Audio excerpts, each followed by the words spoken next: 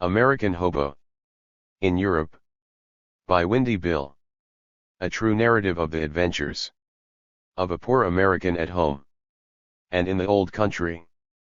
Billy and Me. 1. 2. Frisco. 41. 3. The Journey Overland. 85. 4. New York City. 130. V. Them Bloomin' Publishers. 139.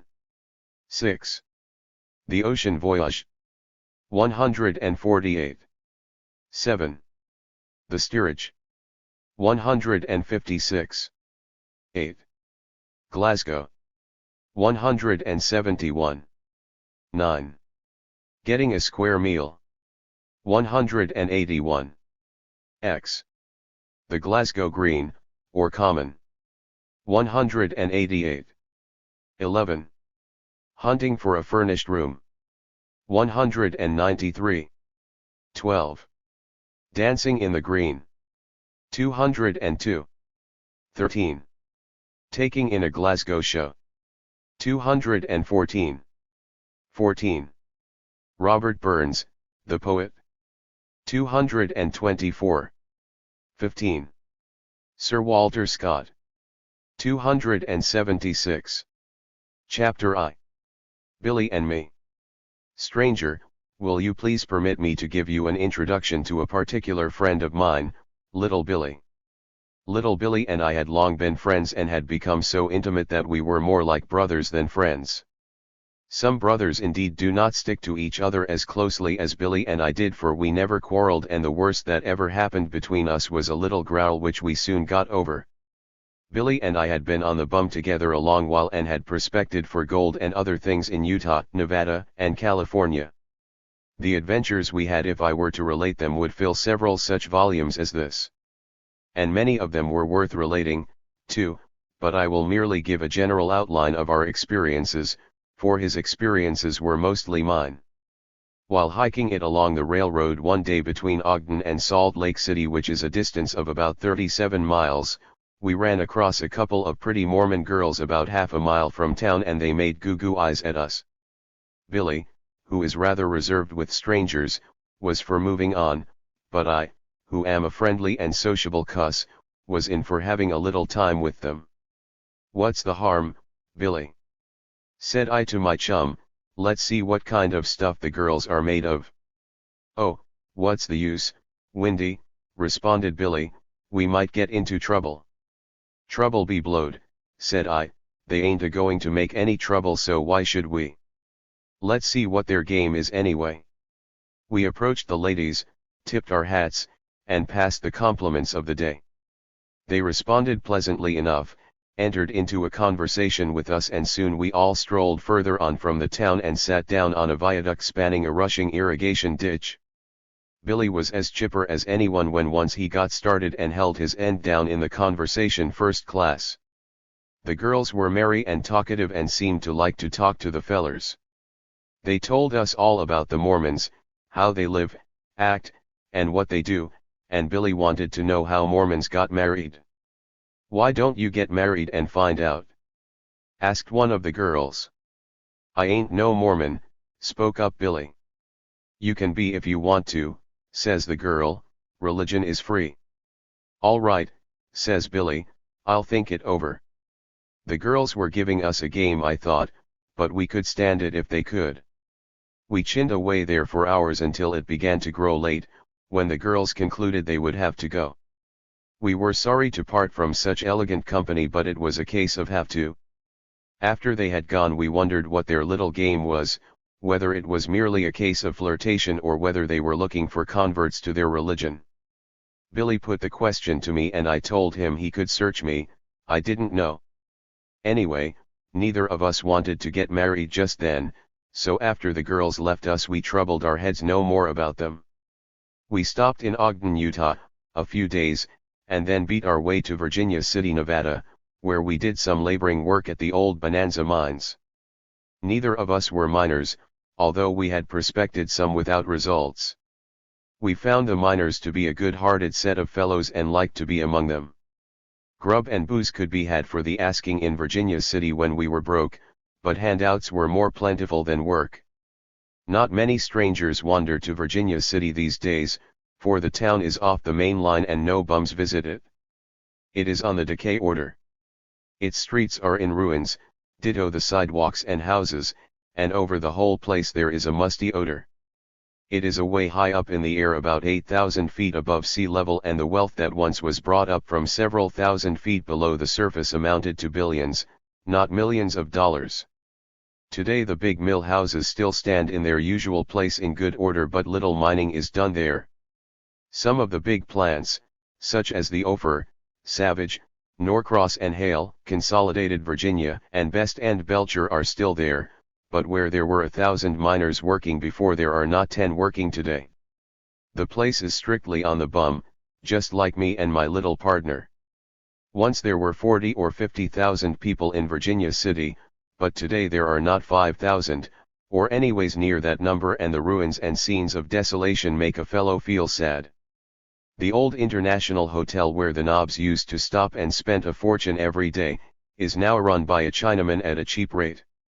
There is plenty of fine scenery around Virginia City, however, and plenty of Paiute Indians, but the Paiutes don't enhance the scenery any. They are a dirty crowd and sit around on decaying lumber piles and hillsides within the town, playing cards and other gambling games. The miners are mostly Cornishmen, Englishmen from Cornwall, England, and as Billy is English he took to them very readily. Carson was our next stopping place, and we found it to be a nice little town. It isn't far from Virginia City and is the capital of Nevada.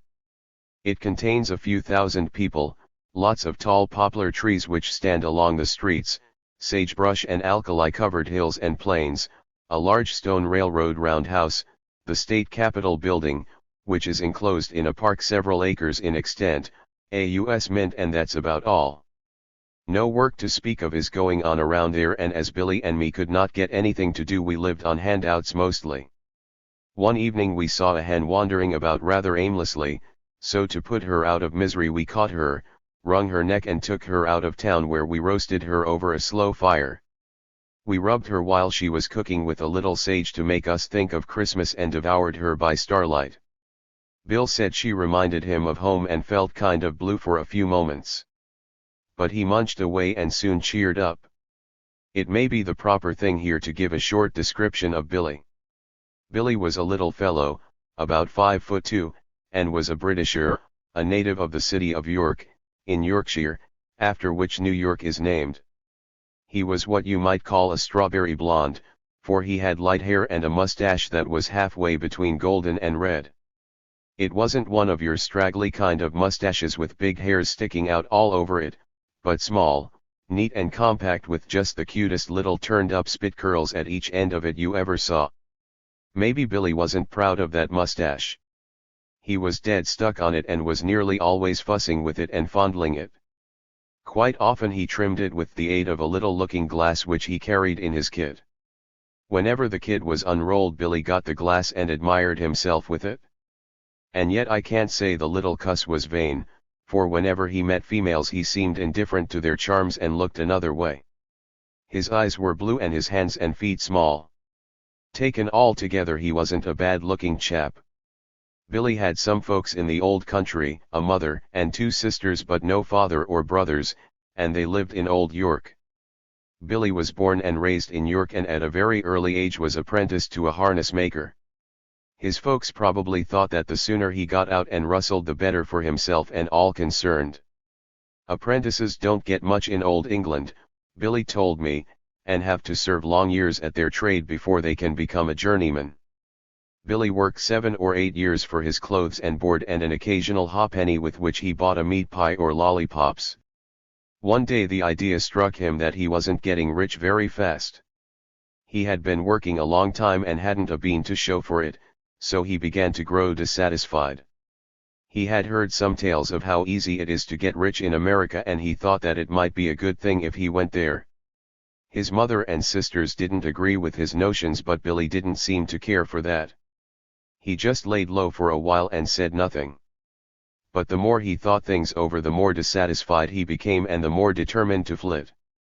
He slept in the back room of his boss's shop and had to arise early every morning to take down the shutters, sweep out, dust off, and get things in shape generally for business. One day the boss came down and found the shutters still up, the place unswept and no Billy. The boss probably wondered where little Billy was, but he had to take it out in wondering, for Billy had flown the coop and was over the hills and far away on his way to London. The boss went to Billy's folks and asked them if they knew where Billy was, but they told him he could search them. They didn't know anything about Billy. The boss probably did some pretty tall cussing just then and made up his mind that something would happen to Billy when he turned up, but he never did turn up and never will until he, Billy, gets rich. Then he'll go back to visit his folks and settle with his master, he told me. Billy says the boss don't owe him any money and he don't owe the boss any, so it's a standoff financially between them, but Billy owes him a few years of service which he says he is willing to put in if the boss can catch him. Billy says he had a hard time of it in London and found it difficult to secure passage to this country. Finally, after many heartbreaking experiences, he secured a job as steward on an ocean liner by a fluke, merely because another chap who had previously been engaged failed to show up. Billy was in luck, he thought. He landed in New York with a little tip money, for the steamship company would pay him no wages unless he made the round trip according to an agreement previously made in London, and with this small sum of money he managed to live until he found work. He secured a job as dishwasher in a restaurant and received $5 a week and his chuck as wages. Out of this big sum he paid room rent and managed to save a little money which he sent home to his mother. Compared with what he had been getting in the old country, Billy considered that he was on the road to fortune and he felt elated. He held down his job for some months but got into a difficulty one day with his boss over something or other and got fired. He took his discharge much to heart and concluded to leave New York.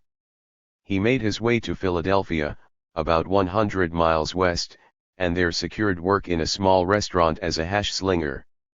When he left this place because of a little argument with another waiter, he concluded to go out west where he was told the opportunities were great. I met him in a camp seated at a fire one evening surrounded by a lot of boss in Wyoming. He didn't look wealthy just then. We scraped up an acquaintance and I took to the young fellow at the first go off as I saw he was not a professional vag, and we joined forces and have been together ever since. Our trip from Carson in Nevada over the mountains into California was a delightful one. From Carson to Reno the scenery is no great shakes, although it was over hill and dale, for the hills looked lone and barren. The crops had just been gathered from these hills and dales. The leaves were turning color on the trees and it was the melancholy season of the year when nature looks blue. Me and Billy weren't melancholy, however, for we were good company to each other and never felt lonely. At Reno early one morning we crept into an unsealed boxcar and rode upward to the high Sierras. The scenery when day broke was so fine that we were enchanted. No barren mountains were here and no sagebrush-covered plains, but well-timbered mountains whereon grew trees and bushes of all kinds. To us it seemed like wakening from autumn to spring. Billy and me couldn't understand this.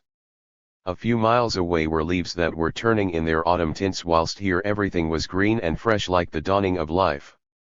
It astonished us but made us feel good all over. We were both as happy and joyous as if we were millionaires. Here was a beautiful sheet of water with a big paper mill near it, further along was a little railroad station entirely surrounded by hills. Nothing but lofty mountains towered all around us, with a canyon running through them, along which we rode. Ice ponds were there with no ice in them just then, for it was the wrong season for ice, but numerous huge ice houses were there, which showed us what the ponds were for. The iron horse wound around and around these lofty mountains and the keen, pure air made us feel as good as if we had been taking a nip. We sure felt gay and happy as larks. By and by we reached a place called Truckee, which seemed to be quite a town. We hopped off to reconnoiter, for we knew the freight train would be there some little time, and noticed that there was only one street in the town, which contained several stores, a butcher shop or two, several restaurants, 2 hotels and about a dozen or more saloons. As we walked along the street we noticed a sign over a stairway leading into a cellar which read, Benny's Grey Mule. We started to go down the steps but found that Benny's Grey Mule was shut up tight. Too bad. A saloon with such a romantic name as that ought to thrive. We went into another saloon and I ordered 2 beers and threw a dime upon the counter in payment. Come again, said Mr. Barkeep, giving me an evil glance. I hesitated. Another dime, partner, all drinks are 10 cents here, says Barkeep. All right, says I, don't get huffy, I didn't know the price. I laid down another dime and this Mr. Barkeep swept into his till nonchalantly. The place seemed tough and so did the barkeeper. Toward the rear of the large room was a lunch counter where a square meal could be had for 2 bits, 25 cents, or coffee and hot cakes for 15 cents, sandwiches for a dime each, a piece of pie and coffee, 10 cents. In convenient places were gambling layouts where a fellow could shoot craps, play roulette, or stud horse poker. It was too early in the day for gambling but a few tough-looking nuts were there sitting around and waiting for a chance to try their luck. We saw all we wanted of this place and sloped. Truckee is the last big town in California going eastward, and it is a lumber camp, railroad division, and icing station. Refrigerator cars are iced there. A pretty rough old place it is. Me and Billy bought a couple of loaves of bread and some cheese and then made tracks for our boxcar. We found it all right and climbed aboard. Our train had done a lot of switching at Truckee and a good many cars had been added to the train.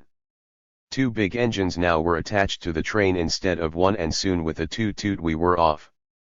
It was uphill all the way and the locomotives seemed to be having a hard time of it for their coughs were loud and deep and the hissing of steam incessant. To Billy and me the work was easy for all we had to do was to listen to the laboring engines and look out at the pretty scenery. The scenery was fine and no mistake, for the higher we went the prettier it got. Mountains we saw everywhere with spruce, fir, pine, and cedar trees upon them. The views were ever changing but soon we came to a lot of snow sheds that partly shut off the views. They must have been 100 miles in length, for it took us an awful long time to get through them. The sheds were huge affairs of timber built over the track to keep off the snow in winter, and I felt like stopping and counting how many pieces of timber were in each shed. It must have taken a forest to build these sheds. Along in the afternoon we began to get hungry, so we jumped off at a place called Dutch Flat, to see what we could scare up in the shape of a handout. The outlook didn't seem promising to us for all we could see of Dutch Flat was a lot of Chinese shacks strung along one side of the railroad track. Billy, I guess we're up against it here, I remarked. I don't see any signs of a white man's house around. Where can we get anything to eat? Let's try the Chinks, we've got to have something to eat, you know, we can't starve, ruefully responded Billy. We were both pretty hungry by this time for the bracing mountain air had given us a hearty appetite. I stepped up to the first hut we came to, rapped at the door and when a Chink opened it told him we were very hungry and would like something to eat. No sabi, says the Chink, slamming the door. I tried other huts with the same result. It was no sabi with all of them. I told Billy that my errand was a failure and his jaw dropped. How much money have you got, Billy? I asked. Billy dug down and brought up a lone nickel. I had a dime. I asked Billy to give me his nickel and told him that as we couldn't beg any grub maybe we might be able to buy 15 cents worth of something. With the 15 cents I strode forth to try my luck once more. I saw a very old Chinaman in front of his hut and asked him if he would sell me 15 cents worth of grub. No goatee anything, only raw, meat. What kind of meat? Pork chop, answered the old man, briefly. All right, here's 15 cents, give me some meat. I handed him the money and he went inside and brought out 2 fair-sized chops. You sabi cookie? Asked the aged celestial. Heap sabi, you bet, me cookie before, remarked I. All lighty, said the celestial, giving me a little salt and pepper. The country around Dutch Flat was hilly, so Billy and me hunted up some secluded spot where we could eat our chops in peace and quietness. We built a rousing fire, for wood around there was plentiful, and put the chops upon long sticks which we hung over the fire. The grass around our camp was pretty dry, and the first thing we knew the fire began to spread all over the country. When we stamped it out on one side, it made good headway on the other side, and do all we could, we couldn't stop it. We got scared, dropped our meat and sloped. It wasn't long before the Chin-A men saw the fire, and then there was a whole lot of loud talk in Chinese. The whole village was out in a jiffy with buckets, pails, empty oil cans and any old thing that would hold water, and at it they went, trying to put out the fire. Not a few of the Chin-A men procured wet sacks with which they tried to beat out the flames, but it was no go. Me and Billy returned and grabbed a sack each, wetted and aided all we could in putting out the fire, but it had gained too much headway and defied us all. I concluded that it was going to burn down all the Sierra Mountains before it got through.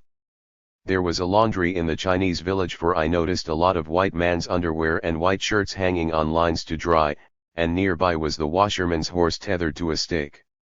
When the horse saw and smelt the flames, he became frantic and was a hard horse to hold. His owner ran up and yelled and shouted at him in Chinese, but the horse either did not or would not understand what was said to him, for he tried to kick the stuffing out of his boss and everything else that came near him. He kicked down every wash line that he could, one after another, and did his best to break loose from his halter, but it was no go. He wouldn't let his boss get any way near him, for his heels flew in every direction, and it made us laugh to hear the Chin-A men swear in Chinese. After the brute kicked down every line within reach of his heels, he finally broke loose and galloped over the hills at a breakneck pace. For all that Billy and I know to the contrary, he is galloping yet.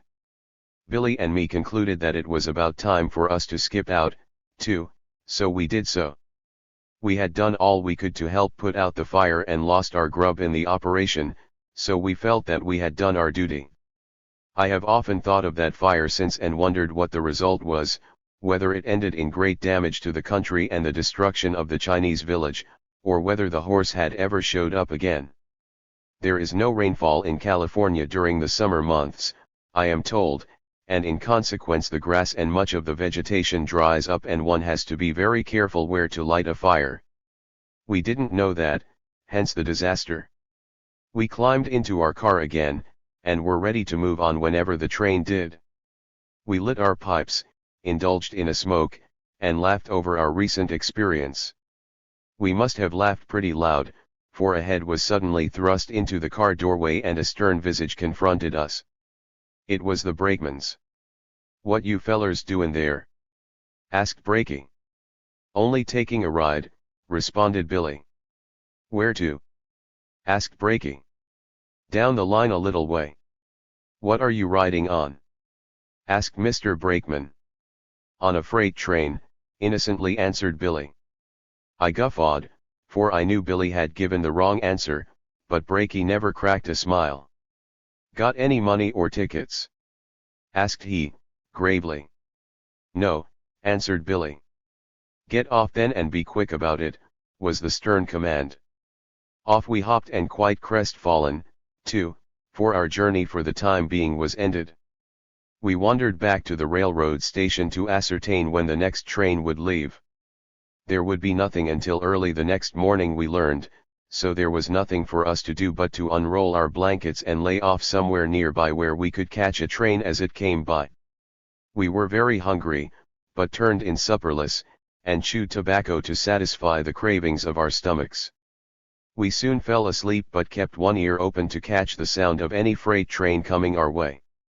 Wayfarers are wonderfully acute, even in their sleep, as regards noticing the approach of trains. No matter how sound their sleep may be, they will wake up at the proper time to board a train 9 times out of 10, unless they are too badly boozed. During the early hours of the morning a long train full of empty cars came our way, and we made it easily. It was mighty chilly at that time of the day, but as we had on heavy overcoats, our bodies did not suffer much. Our feet, however, did. Fellows who beat their way, though, must put up with such little inconveniences without kicking. It belongs to the business. They must bear hunger, cold, thirst, dust, dirt and other trifles of that kind and get used to it. Those who travel in Pullman and tourist cars pay their money and sleep on feathers, but we slept just as well and nearly as warmly, wrapped in our blankets in a boxcar.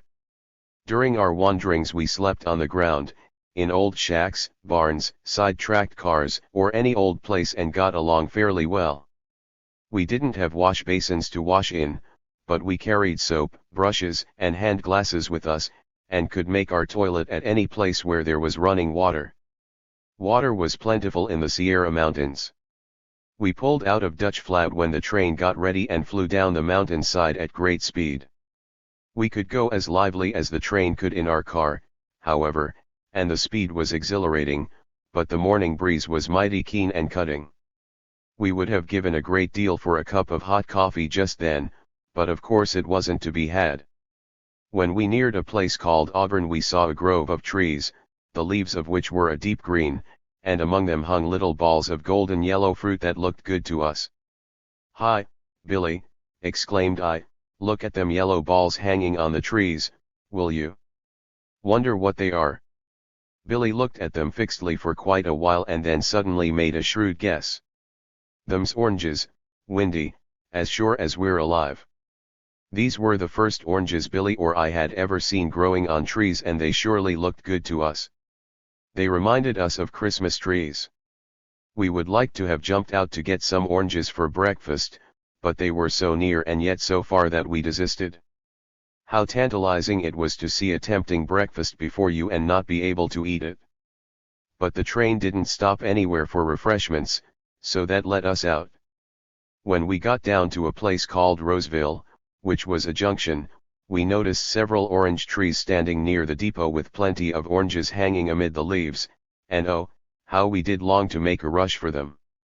The train crew was on that side of the train, however, and there were plenty of people near the depot so we dared not make the venture. Oh, if this train would only stop 20 minutes for refreshments maybe we could get a handout, but it didn't stop, so we had to go hungry till we reached Sacramento.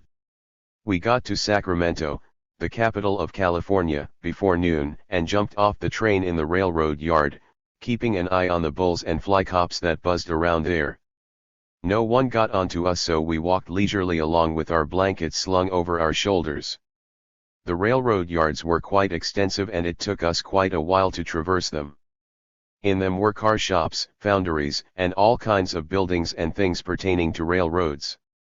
Sacramento is a railroad division, the first out of Frisco, I believe, and we noticed a good deal doing in the way of railroad manufacturing, but we were too hungry to care for such things just then. We got to the passenger train shed which was a large housed-over building of glass and iron, and outside of it came upon a broad street which led into the town. Alongside of the street I noticed a slough with green scum upon it which didn't look good to me for swimming or any other purpose. On the other side of this pond was a big Chinatown and Billy and me thought we might as well see what it looked like. We entered it and saw a young working man come out of a 10-cent restaurant. Billy stepped up to him and boned him for the price of a square meal. He listened to Billy's hungry tale of woe and coughed up a dime with which we bought 2 loaves of bread. We then wandered through the streets looking for a retired spot where we could sit down and eat, but the streets in that locality were so filthy and the Mongolians so plentiful that we concluded to keep a-moving. We came to J and then to K Street, which were broad business thoroughfares full of stores, and then we walked along K Street until we saw a shady green park. To it we wandered and found a comfortable rustic seat under the shade of a spreading oak tree. We threw our blankets behind our seat and sat down and blew off steam. We were tired, hot, dusty, and hungry. While eating we looked about us. The park wasn't a large one but it was a trim one. The lawns were shaved down close, the winding walks were well kept, there were flowers to be seen, palm trees, pampas plume bushes and, oh yeah gods, orange trees with oranges on them. "Say Billy," remarked I with my mouth full of bread, "get onto the orange trees, will you?" "Where?" asked Billy, with wide staring eyes. "Why, right along the walk up that way," said I, pointing. "Sure enough," says Billy, "keep an eye on my grub, will you, while I get a hatful," said he excitedly. "Keep your eyes peeled for cops," admonished I, as Billy rushed off. Billy made the riffle all right and came back with 4 or 5 nice-looking oranges, which were all he could carry. He remarked that they would do for the present. After stowing the bread and getting a drink of muddy water from a fountain nearby, we tackled the oranges and found them dry and tasteless and bitter as gall. "Call them things oranges," sneered Billy, as he threw his portion away with disgust. "Why, they're bitter as gall. I've bought many a better orange than that in the old country for a penny." "I thought they raised good oranges in California," said I, "but if they're all like these, then I don't want any of them," whereupon I threw mine over my shoulder, too, into the shrubbery behind me. "Oh, weren't they bitter, boo." "Billy, we been misinformed," said I, "the oranges in California are ng." "Right you are, Windy, but as they didn't cost us anything we oughtn't to kick." After eating and resting, we took in the town.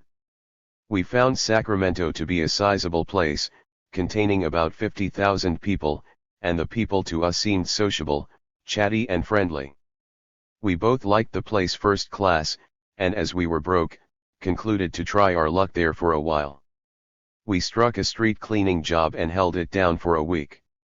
The water used in Sacramento comes from the Sacramento River, we were told, and as it wasn't at all good, we took to beer, as did many others. We were told about a class of people in Sacramento called Native Sons, who monopolized all the good things in the way of jobs. Native Sons are native-born Californians who take a great deal of pride in their state and have an organization which they call the Native Sons of the Golden West. The aim of this organization is to beautify California, plant trees, keep up the old missions, preserve the giant redwood trees, forests, and the like. Lots of fellows spoke ill of the Native Sons, but we didn't, for they weren't hurting us any. The native Californians we met in Sacramento to us seemed a genial sort of people who are willing to do strangers or anyone a good turn, if they can. Lots of them were hustlers and full of business, and their city surely is a snorter. There are several large parks in Sacramento, fruit and vegetable markets, and any number of swell saloons where a schooner of beer and a free lunch can be had for a nickel. Then there is the Western Hotel, State House, and Capitol Hotels, all of which are big ones, and any number of fine stores and lots of broad, well-shaded residence streets, traction cars, electric lights, etc. The city is right up to date. After we had been there about a week, Billy suddenly got a severe attack of the shakes and seemed in a bad way. His lips turned blue, his eyes burned with fever, his teeth rattled like clappers, and his body shook as if he had the jim jams. I went to a dispensary and had some dope fixed up for him, but it didn't seem to do him any good. I then bought a quart bottle of whiskey, and poured the whole of it down his throat. He took to it as naturally as a kid does to its mother's milk, but every day the poor little cuss got worse. "Let's hike out of this place, Billy," said I. "The best cure for the shakes is to go where there isn't any, for as long as we stay here you'll be sick."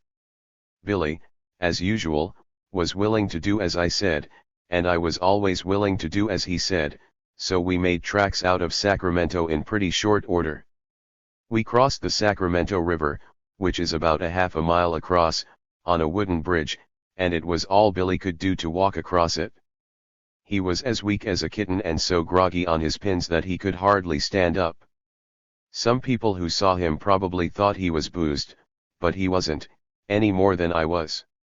I took hold of his arm and led him along, but the little cuss sat down on a string piece of the bridge and told me to let him die in peace.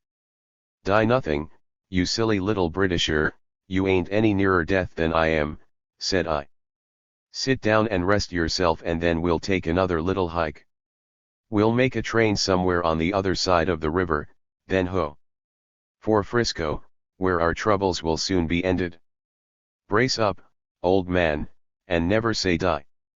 I jollied the little cuss along in that way until we got to a little station where we could catch a train, and we soon did catch one. We rode on to Davis, which was a junction, and close to the station I saw a large vineyard. I pointed it out to Billy. "Stay where you are, Billy, and I'll get you some grapes," said I.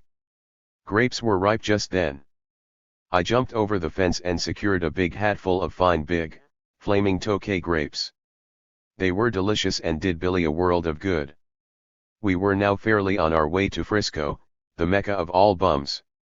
We never saw a bum yet who hadn't been in Frisco or who didn't know all about the city. Billy and me had heard about it, but hadn't seen it, and though we were on the tramp, didn't consider ourselves bums. We worked when we could find something to do, but when there was nothing to do, of course we couldn't do it. Work is something a bum will never do. Lots of the bums we met along the road were criminals, and some of them pretty desperate ones at that. A few were chaps who were merely traveling to get somewhere and had no money to pay their way. Others had money and would not pay. Some were honest laboring men flitting from point to point in search of work, and not a few were unfortunates who had held high positions and were down and out through drink or misfortune of some sort. There were all sorts beating their way, and there always will be. The professional vag is a low-down fellow who has few redeeming qualities. He is agreeable with his chums, and that is about all.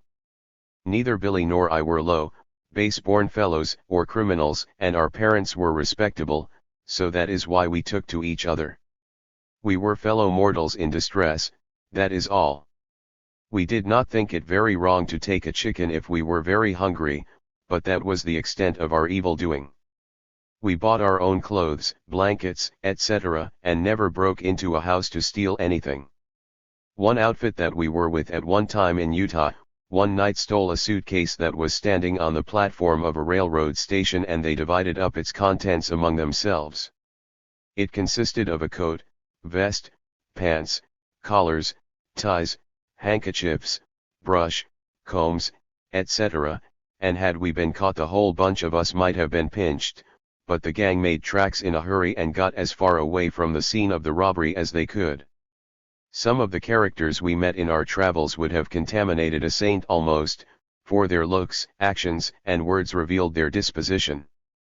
The higher up in crime some of these chaps were, and the abler and more desperate, the more were they admired by some of their fellows. This kind of chaps were generally the captains of the camp, and gave orders that were readily obeyed by the others.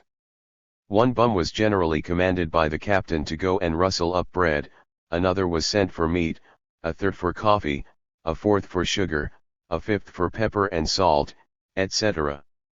No matter how things were obtained, if they were obtained no questions were asked. One fellow returned to camp with a quarter of a lamb one night and boastfully told how he had got it. It had hung up outside a butcher shop and he stole it. The captain mumbled his approval in low tones, for he was too mighty to praise loudly or in many words. The ways of hobos are various, and it would take up a great deal of space to describe them in detail. It was along toward sundown when we made a train out of Davis. Davis, like Sacramento, was a pretty hard town to get out of, and the best we could do was to ride the rods. That was easy enough, even for Billy, who was rather delicate at that time. The rods under some freight cars are many and well arranged for riding purposes. They are fairly thick bars of iron set close together, stretching from one side of the car to the other, underneath the body of the car, and though not very often soft, when an overcoat is strung across them, with rolled up blankets for a pillow, they are the next best thing to a berth in a Pullman car. When one side of our body ached, we just turned over to the other side, and it beat riding on the bumpers or brake beams all hollow. A berth in a Pullman costs about $5 per night, fare extra, so we were saving lots of money. Beating our way on a railroad we considered no crime at all, for to judge from what I can read in the newspapers, the railroads rob the people, so why shouldn't the people rob them? That's a good argument, ain't it? The measly old train must have been a way freight, for she made long stops at every little excuse of a town she came to. About 10 o'clock at night she came to a place called Benicia, and there the train was cut in two, so I hopped off to see what the difficulty was. On both sides and ahead of us was water. I rushed back to Billy and told him to get off in a hurry. "What's the matter?" asked Billy. "There's water all around us, and I guess they're going to carry the cars over on a ferry boat. I suppose our journey for the night will end here." "Not much, Windy," replied Billy. "I want to get to Frisco tonight and maybe we can pay our way across on the boat." We walked boldly on a boat that we saw the cars being pulled onto by a locomotive, and when we got near a cabin a ship's officer stepped up to us and wanted to know where we were going. "To Frisco," said I. "To Frisco," said he with a grin. "Well, you'll have to pay your way across the ferry on this boat." "What's the fare?" asked Billy. "Seeing that you two are good-looking fellows, I'll only charge you 10 cents apiece," said the captain, or officer, jokingly. We both drew a long breath of relief, for we thought the boat was going to Frisco and that we'd have to pay a big price. I handed the good-natured officer 2 dimes for us both and we felt happy once more. The boat wasn't long making the trip, only about 10 minutes or so, and on the other side we found no difficulty in making our train again, after she was made up. We held her down until she reached Oakland, which is opposite Frisco. There we learned there was one more ferry to cross before we could get into Frisco, so Billy and I decided to remain where we were for the night, for it was late. We prowled around until we found an open freight car, and turned in for a snooze. The next morning was a beautiful one, and we were up and out by daylight. The weather wasn't cold, the sun was bright and cheery, but over Frisco we could see a sort of fog hanging. It was easy enough to see across the Bay of San Francisco, for the distance is only about 5 miles, but the length of the bay we could not determine, for it stretched further than the eye could reach. We noticed an island in the bay not far from Oakland, and from Oakland a long wharf extended far out into the harbor, maybe a mile or so. We walked along this wharf until we came to a big train shed and ferry house combined, where we coughed up 2 more dimes and got upon a large ferry boat. As it was very early in the morning, very few passengers were on the boat. We walked to the front of the boat and drank in the delicious morning breeze. The ferry boat was as large and fine a one as I had ever seen. It was a double-decker with large cabins below and aloft, and with runways for vehicles between. The cabins were very spacious and handsomely fitted up. At about 5:30 the boat started on her way across, and now we were making a straight shoot for Frisco. Talking of Frisco, by the way, permit me to say a word about the name. The people of San Francisco don't like to have their city called Frisco, but prefer to have it called by its full title. They think the abbreviation is a slur. I can't see it in that light. Frisco is short and sweet and fills the bill. Life is too short to call it San Francisco. The ride across the bay was fine and lasted about half an hour. We passed an island which someone told us was Goat Island, and Billy and me wondered whether there were any Billies or Nannies on it. We didn't get close enough to see any. Further on we saw another island which was hilly like Goat Island. It was called Alcatraz. It contained an army post and was fortified. It looked formidable, we thought. Not very far away, and straight out, was the Golden Gate, which had no gates near it that we could see, but just 2 headlands about a mile or so apart. Outside of the Golden Gate is the Pacific Ocean. We were now nearing Frisco, which lay right ahead of us. Nothing but steep hills could we see. They were built up compactly with houses. As we got close to the shore we saw plenty of level streets and wharves, and alongside of the wharves, ships. We steered straight for a tall tower on which there was a huge clock, which told us the time 6 o'clock. We entered the ferry slip, moored fast and soon set foot in Frisco. Chapter 2. Frisco. Our first glimpse of Frisco made us like the place. Near the ferry slip were eating joints by the bushel, more saloons than you could shake a stick at, sailors' boarding houses, fruit stands containing fruit that made our teeth water, oyster houses, lodging houses, in fact there was everything there to make a fellow feel right at home. Frisco is all right and everyone who has been there will tell you so. What she ain't got ain't worth having. Every bum that I ever saw spoke well of the town and gave it a good name. It is a paradise for grafters. You can get as good a meal there for 10 cents as you will have to pay double for anywhere else. Fruit is fine, plentiful, and cheap. Vegetables are enormous in size and don't cost anything, hardly. Any and every kind of fish is there. Meats are wonderful to behold, and not dear, and say, it's an all-around paradise, sure enough.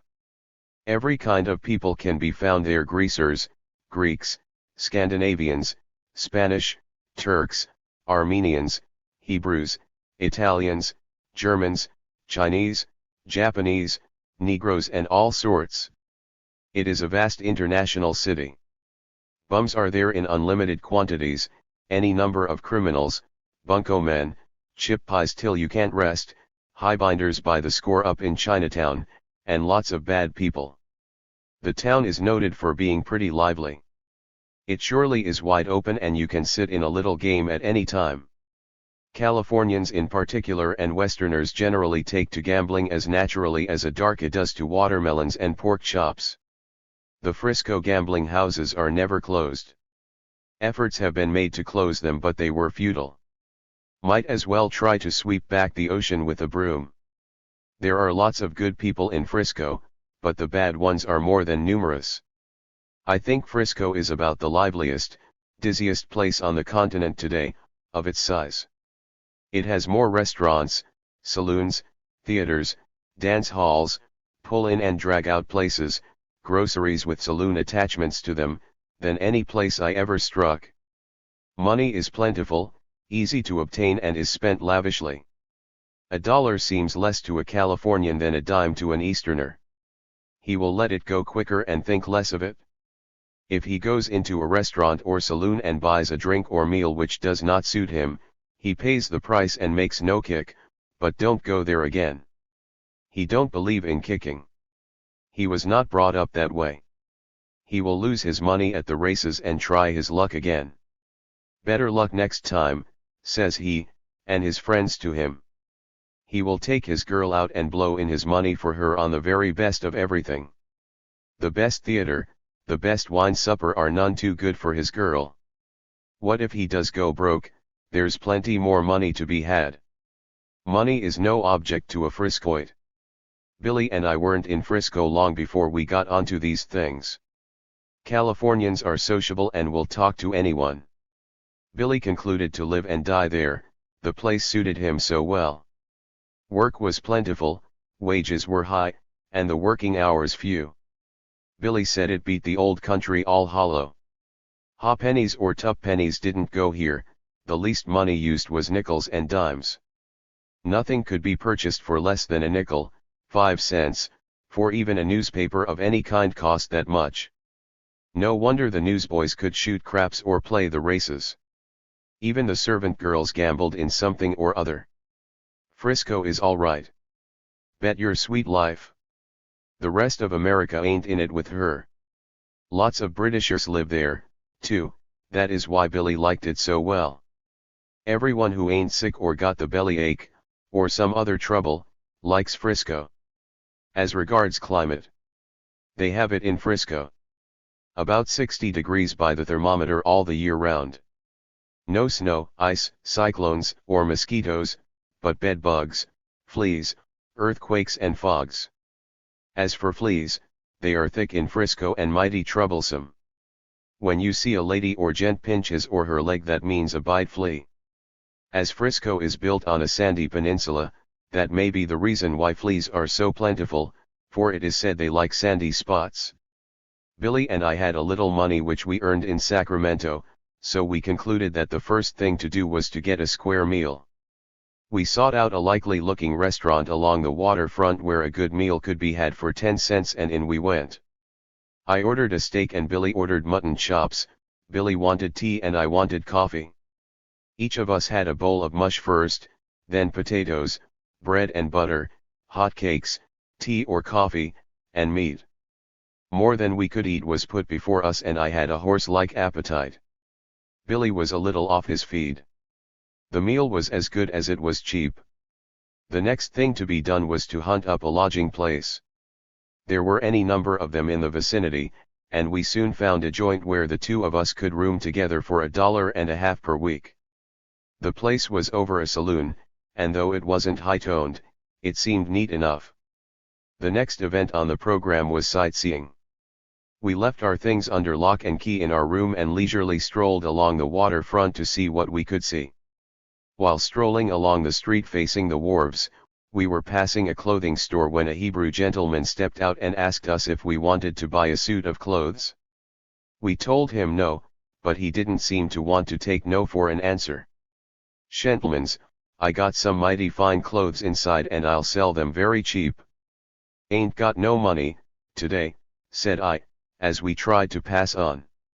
"Don't be in a hurry," said the Hebrew gentleman, "come in and take a look, it won't cost you nothings." I was for moving on, but Billy said, "What's the harm? Let's go in and see what he's got." In we went, slowly and cautiously, but we knew the old Jew couldn't rob us in open daylight. "What size do you wear?" asked he of Billy. "Damn fino," says Billy, "I didn't come in to buy any clothes today." "Let me measure you," says the Israelite, "I got some clothes here that will make your eyes water when you see them." Billy stood up and let his measure be taken. This done, the vendor of clothes made an inspection of the clothing piles, calling out to Jackie in a back room to come forth and assist. Jackie appeared, and seemed a husky chap of 25 or so. Jackie had been eating his breakfast. The two storekeepers went through the clothing piles. "Aha!" triumphantly exclaimed the old Hebrew. "I've got a fine suit here. They'll make you look like a gentleman. Try 'em on," turning to Billy. He brought forth the clothes where Billy could examine them, but after examination Billy shook his head. "You don't like 'em?" exclaimed the old gent, "What's the matter with 'em?" "Oh, I don't fancy that kind of cloth," said Billy. "It looked like gray blotting paper." "What kind do you like?" asked the Hebrew, rather aggressively. "Oh, I don't know," answered Billy. The Jew was getting mad, but he brought forth another suit after a short search. "Here is something fine, you can wear 'em for every day or Sunday." Billy examined the clothes, but shook his head. "Try 'em on. Try 'em on. You'll see they'll fit you like der paper on der wall." "What's the use trying 'em on?" said Billy, quietly, "I don't like 'em and they wouldn't fit me anyway." "Not like 'em?"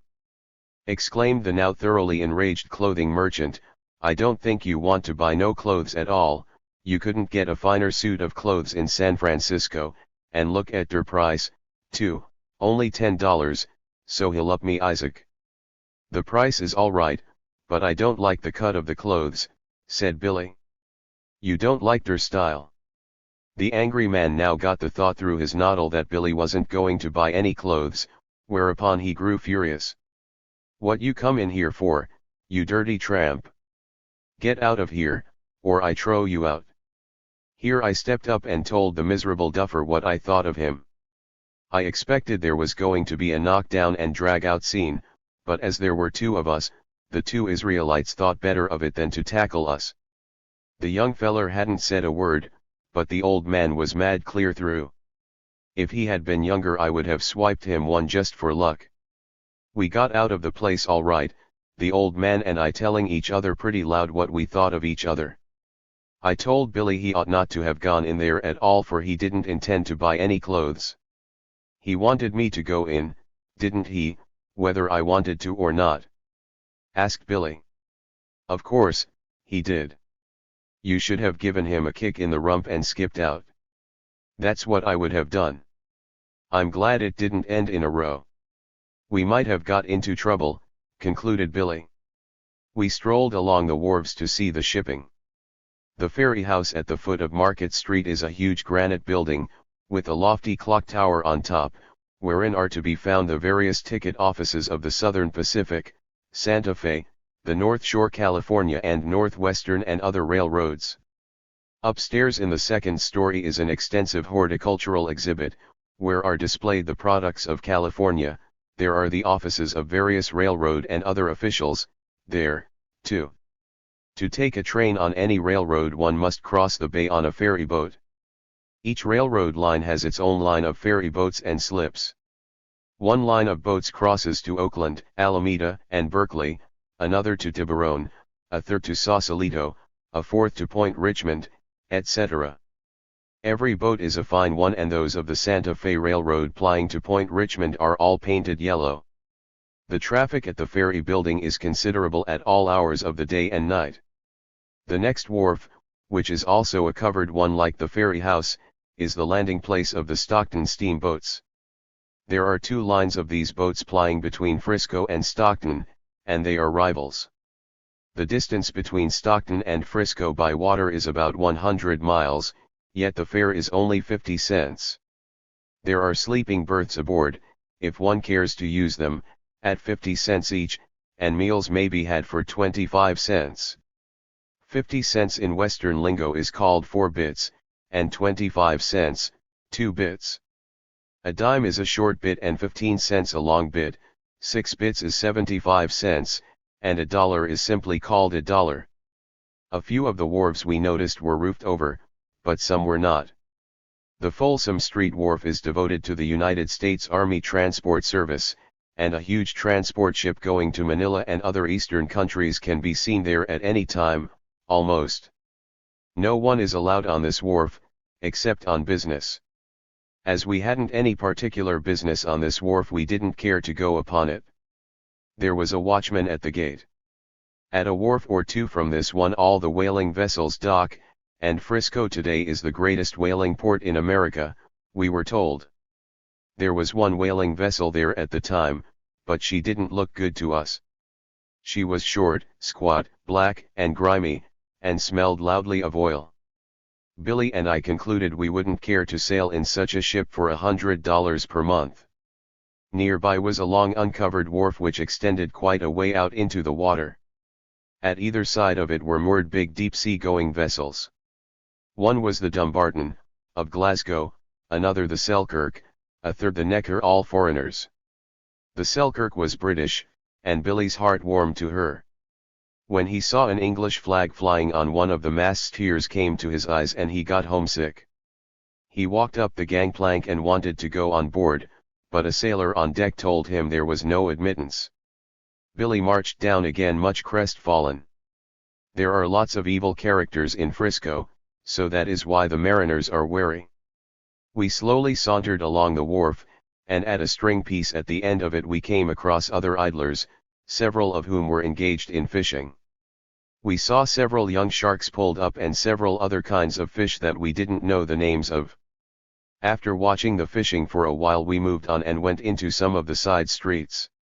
They were full of saloons, some of which were fitted up very handsomely with plate glass, fine woodwork, marble floors and elaborate bars with free lunch counter. Other saloons were mere groggeries in which we could see and hear sailors and longshoremen singing and dancing. Steam beer and lager was 5 cents a glass and whiskey 10 cents. Sailors' boarding houses were numerous in these localities, as were hotels, stores of all kinds, ship outfitting shops, lumber yards, coal offices, foundries, iron works and the like. We now strolled up Market Street, which is the main thoroughfare of Frisco.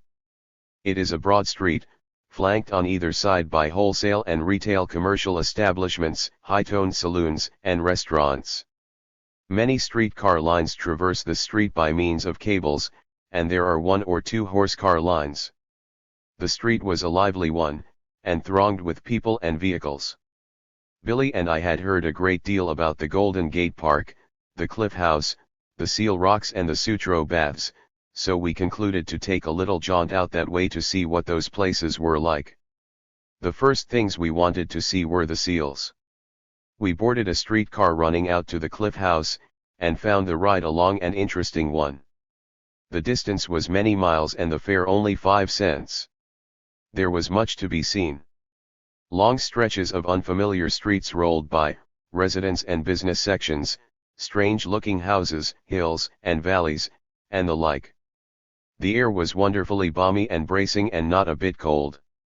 The car whirled us along very rapidly and revealed to us a great deal of Golden Gate Park, and further on lofty tree-covered hills, bare sand hills, and a very extensive public building of some sort which was perched on a tree-clad hillside, and then it schemed along parallel with the ocean. We saw no ships on the ocean, but it was a grand sight nevertheless. We rushed by a life-saving station at railroad speed, which we regretted, for we should like to have seen more of it, and after riding about a mile or so more, finally stopped alongside a shed, which was the end of the car line. Here we hopped off with the rest of the crowd, and walked along a wooden sidewalk which was laid over the sands. 2 or 3 restaurants and saloons were to be seen in the vicinity, and about a half-dozen booths. There was a picture gallery or two, and fruit and peanut stands. We bought some candy and peanuts to keep from getting hungry, and then followed the crowd to the beach. We walked along the beach and then up a hill leading to the Cliff House. The views along this road were fine. We came to the Cliff House and saw it was nothing more nor less than a large hotel built on a cliff. It looked pretty high-toned to us, so me and Billy hesitated about going in. "They'll soak us when we get in there, Windy," warned Billy. "Nary time, Billy," retorted I. "We'll go in, and if they try to hold us up we'll skip." "All right, then, let's try our luck," said Billy. In we went, and saw a bar room, which we didn't enter.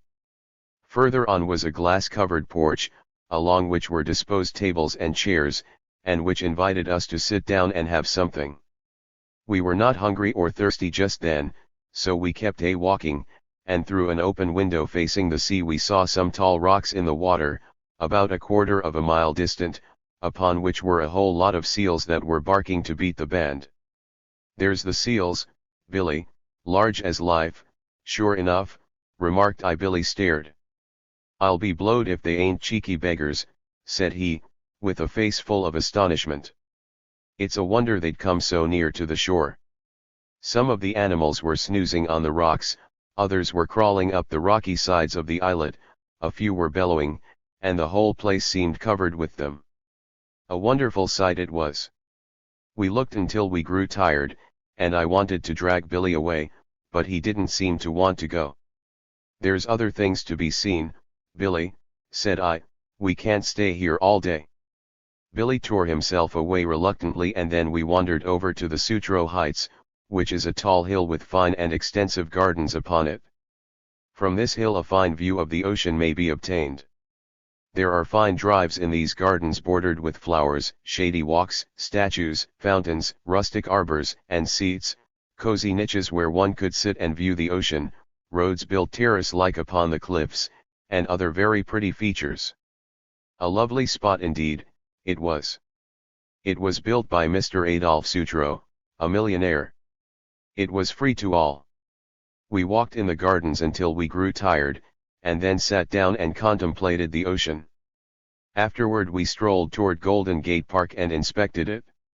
It was close by and we found it a very extensive one. It seemed endless, indeed, to us, for long before we reached an entrance where we could take a car, we were dead tired. We took another route going cityward, for we wanted to see as much of the city as we could. The more we saw of Frisco, the better we liked it. It must be seen to be appreciated. We reached Market Street all right, and then we knew where we were. We strolled down toward the Ferry House, near which we knew our lodging house to be, and after having a good supper, we went to our room to lay off until evening, when there would be more sightseeing. "What do you think of Frisco, Windy?" asked Billy. "Suits me to a T, Billy. Believe I'll camp here for a while." "Same here, Windy. I never struck a place I like better. I think a fellow can get on here. I'm going to try it, anyway." "I'm with you, Billy," said I. "Where'll we go this evening?" "I've heard a lot about Chinatown. Suppose we go there." "Good idea. Let's take it in." Accordingly, about 8 o'clock that evening we strolled forth, bent on seeing Frisco by gaslight. The streets were well lighted, and we found no difficulty in moving about. By making inquiries we readily found our way to the Mongolian district. What we saw there filled us with amazement. Street after street we saw, and long ones at that, inhabited solely by slanty-eyed Asiatics. There were thousands of them, and it seemed to us that we were transplanted into a Chinese city. All kinds of Chinese establishments were located in this quarter: barber shops, drug stores, furnishing goods stores, butcher shops, cigar manufacturing establishments, restaurants, chop suey, temples, theaters, opium joints in back alleys and basements, street vendors who sold fruits, street cobblers, open-air fortune tellers, newspapers, bookbinderies, vegetable stores, and not a few high-class curio establishments. Any number of Chinese children were noisily playing in the streets, Chinese women were walking about the streets, and all over the quarter was an oriental atmosphere. It made us feel mighty foreign-like. Billy wanted to know whether he was in Asia or America, and I told him Asia. The Chinese women and children interested us considerably. The women were habited in loose flowing robes and trousers, and their lips and faces were painted scarlet. Their hair was done up in thick folds, with long golden pins stuck through them. They were mighty gaudy, I thought. The kids were noisy but interesting. They played all kinds of games like white children. Of course the games they played were Chinese, and what kind of games they were, I don't know. The articles of food and wear displayed were very curious. So were the books, photographs, etc. Billy and I took in the sights, and felt mighty interested in it all. It was better than a circus to us. At about 10 o'clock we meandered homeward. We talked late that night about what we had seen, and it was after midnight before we fell asleep. Billy was unaccountably restless that night and kept a-tossing and a-rolling. He kept this up so long that finally I got huffy and asked him what the trouble was. He kept quiet for a while, but suddenly he rose up and said he'd be if he didn't think there were bugs in the bed. I felt a bite or two myself, but didn't mind it. "I'm going to get up and see what's in this bed," said Billy. He got up, lit a candle, and I hopped out too, so as to give him a chance to examine things. Billy threw back the clothes and saw 3 or 4 good-sized fleas hopping about and trying to escape to a safe shelter. We both went for them bodily, but they were too swift for us. We did a pile of cussing and swearing just then, but the fleas were probably laughing at us from some safe retreat. We couldn't catch a one of them. We went to bed again and I slept soundly, but Billy put in a bad night. I told Billy the next morning he oughtn't to mind such trifling things as fleas. "Trifles, are they?" snorted he, and showed me his bare white skin, which was all eaten up. "Look at that, call them trifles. What are you going to do about it, Billy?" inquired I. "Do?" retorted he, with disgust. "Why, grin and bear it, of course. What else can I do? But those bites itch like blazes." Billy had to do what all Frisco people do when they are bitten: grin and bear it, or cuss and scratch. The Frisco fleas sure are lively, and the best way to catch them is to wet your finger and bear down on them suddenly. They'll wiggle away from a dry finger. The next morning was a fine one, balmy and sunny. We arose, dressed, breakfasted, and then felt happy. "How are we going to put in the day, Windy?" asked Billy, after we emerged from a restaurant and stood picking our teeth in front of the place. "Blessed if I know," responded I. "Suppose we put it in sightseeing?" "I'll go you," said Billy. "We haven't seen much of Frisco yet. Suppose we take a stroll up Market Street and see what there is to see up that way?" Accordingly, up Market Street we leisurely strolled, taking in the sights by the wayside.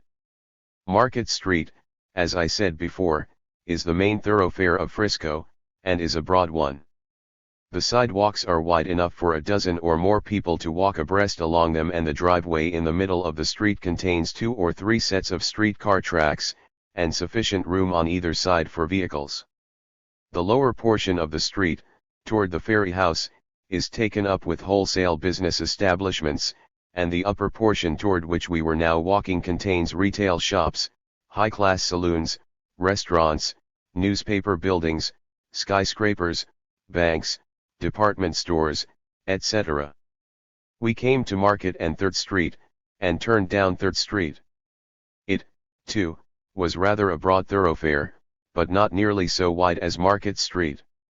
It wasn't high-toned like Market Street, nor were the buildings on it of a high class, for they were mostly of frame, 1 and 2 stories in height. The ground floors of these buildings were used as stores and the upper portions as dwellings. Fruit, fish, and vegetable stores abounded, and saloons were more than numerous. The size and varieties of the fruit, fish, and vegetables in the stores pleased the eye. Fine crabs and clams were there, but the California oysters seemed small. We stepped into a saloon called the Whale, where a fine free lunch was set out on a side table. There were huge dishes of cheese on the table, tripe, various kinds of sausage sliced up thin, pickled tongue, radishes, cold slaw, pickles, sliced tomatoes and big trays of bread of various kinds. The layout was generous. Having had breakfast but a short time before, all these dainties did not tempt us, but we sat down for a while and indulged in a smoke, in the meanwhile observing the ways of the patrons of the place. Some seedy-looking bums were lined up against the bar chinning whilst others were sipping beer and paying their best respects to the lunch counter. They were a dirty lot, and if some of them weren't hobos, I miss my guess. We didn't remain in the place long, but strolled into a similar establishment further on. In one saloon we noticed a sign over the lunch counter which informed the hungry one to please regulate your appetite according to your thirst, this is not a restaurant. Notwithstanding the gentle hint conveyed on the sign, the place did a roaring trade, for the liquids as well as the solids were excellent. Beginning from Market and running parallel with Market were Mission, Howard, Folsom, Bryant, Brannan, Bluxome, Townsend, Channel, and other streets. Nearly all of them were broad, but a few were narrow, such as Stevenson, Jesse, Minna, Natoma, Tehama, etc., being hardly more than alleys. This was the poorer residence section, inhabited by the working classes. Some of the alleys were tough and contained cheap lodging houses wherein dwelt many a hard case and criminal. We walked down 3rd Street as far as the railroad depot and saw lots of things to interest us. All the goods displayed in the store windows seemed dirt cheap. How they did tempt us, but as we were not overburdened with wealth just then we didn't feel like buying. Silk pocket handkerchiefs, dandy hats, elegant trousers, mouth harmonicas, pistols, knives, razors, accordions were there in great variety. Why were we born poor? Had we been rich we would have blowed ourselves for fare. The display was too tempting. We walked to 4th Street, which is the next one to 3rd, and then slowly sauntered up toward Market again. The blocks along 3rd and 4th Streets were long ones, and from Market Street down to the railroad depot the distance is a mile or more. But we were not tired, so on we kept. 4th Street was about like 3rd Street, and afforded many interesting sights. Billy and me liked everything we saw. When we finally reached Market Street again we crossed it and took in another quarter of the city. Where we had been was called south of Market, so this must be north of Market. We didn't like it half as well as we did south of Market. Here were pretentious shops and restaurants, and a fine class of dwellings, but even here the buildings were all of wood and hardly two were alike. In this quarter is located what is called the Tenderloin, which means gambling joints, fast houses, and the like. We, being strangers, could not locate them. It was now nearing noon and as we had become hungry, we concluded to step into a saloon to have a beer and a free lunch, but the free lunch establishments in that neighborhood seemed few and far between. Some saloons had signs on them which stated that free clam chowder, beef stew, roasted clams, or a ham sandwich with every drink was to be had today, but those were not the kind of a place we were after. We were looking for some place like the Whale, but couldn't find one. We finally got tired of hunting for such a place, and stepped into a 10-cent restaurant, where we had a bum meal. After dining we strolled back to our lodging house, where we laid off the rest of the day. What'll it be tonight, a 10-cent show or Chinatown once more? A 10-cent show, answered Billy. We did Chinatown last night, and can do it again some other night, so let's take in a show. Accordingly we went to a fine big theater that evening where the prices ranged from 10 to 50 cents, and went up to Nigger Heaven, price 10 cents, from whence we saw a pretty fair variety show. The show consisted of singing, dancing, moving pictures, a vaudeville play, Negro act, monologue speaker, and an acrobatic act. The performance lasted about 2 hours. The Negro act made Billy laugh until he nearly grew sick, and we both enjoyed ourselves hugely. One singer, an Australian gentleman, sang The Holy City, and he sang it so well that he was recalled many times. The little vaudeville play was good, and so were the moving pictures. It was about 10 o'clock when the play let out, and it was after midnight when Billy and I turned in. We continued our sightseeing tour about a week and saw about all worth seeing of Frisco, and then as funds began to run low, we concluded it was about time for us to look for work. I struck a job as helper in a foundry the very next day, but Billy was not so fortunate. He did not find a job for several days. Of course I went snooks with him when he wasn't working, and saw to it that he had a bed to sleep in and something to eat, for he would have done as much for me. Billy struck a job a few days afterward and it was one that seemed to please him mightily. It was in a swell hotel run by an Englishman and Billy was installed as pantryman. His duties were to take good care of and clean the glassware and silverware. The job was an easy one, with the pay fairly good. Billy said it was like getting money from home. He worked from 7 o'clock in the morning until 8 at night, and had 3 hours off in the afternoon. The waiters took a shine to him, for they, like himself, were English, and brought him all kinds of good things to eat in the pantry, which was his headquarters. They brought him oysters, roast fowl of various kinds, game, ice cream, water ices, plum pudding, the choicest of wines, etc., and were sociable enough to help Billy eat and drink these things. No one molested them so long as they did their work, for the cast-off victuals would have gone into the swill barrel, anyway. Billy was in clover and had the best opportunity in the world to grow stout on the fat of the land. I was glad to know that he was getting along so well, for he sure was a true and steady little pard.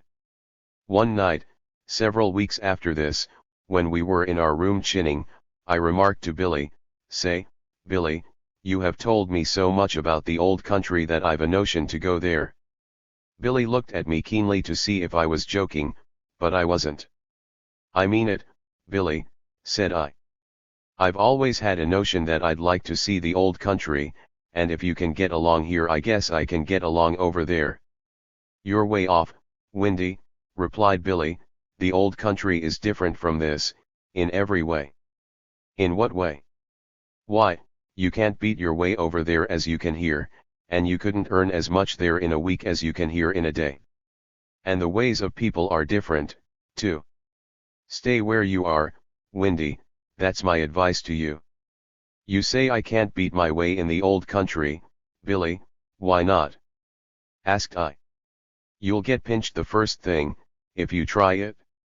In the first place there are no railroad trains running across to Europe, so how are you going to cross the little duck pond, swim across? How do others cross it?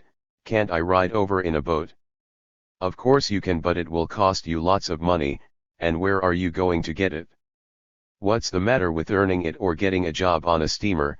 Didn't you do it?" "Of course I did, but the steamship companies hire their help on the other side of the ocean, not on this side." "Go on, Billy, you are giving me a fairy tale." "No, I'm not," earnestly responded Billy, "it's true as preaching." I doubted just the same. "You say I can't beat my way when I get across to Europe, why not?" "Because they won't let you. The towns are close together, for the country is small, and if you beat your way on a train you'd be spotted before you traveled 10 miles. And another thing, there are no brake beams on the other side, no blind baggage and no bumpers, So where are you going to ride? And another thing, too, the railway cars over there are totally different from those here. The coaches are different, the engines are different, the freight cars are different, everything is so different, said Billy with a reminiscent smile. Go on, Billy, you're only talking to hear yourself talk, said I, thinking he was romancing.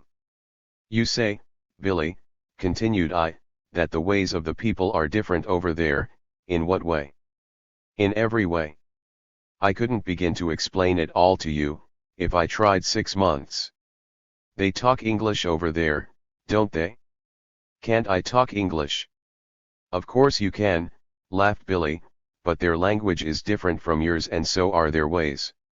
Their victuals are different, their dress, their politics. Cut out the politics, Billy, I ain't going over there to run for office. They must be a queer lot on the other side of the pond to judge from what you say. Not a bit queer, warmly responded Billy. They are just different, that is all. We will suppose you are over there, Windy. What will you do? Do the Britishers, of course, what else? Better stay at home and do your own countrymen. You'll find it easier, gravely admonished Billy. You are on your own ground and know the country and the ways of the people. You'd have a hard time of it over there, mind now, I'm giving it to you straight. I don't think you're serious about going. Serious and sober as a judge, Billy. I've been thinking about this thing for a long time. Let me tell you something else, Billy, that I haven't told you before. I intend to keep a diary when I get on the other side and write down everything I see worth noting.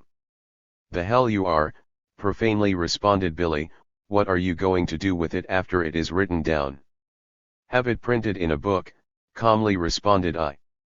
Billy regarded me intently, as a dog does a human being whom he is trying to understand and cannot, and then when the full force of my revelation struck him he dropped on the bed and laughed until I thought he'd split his sides.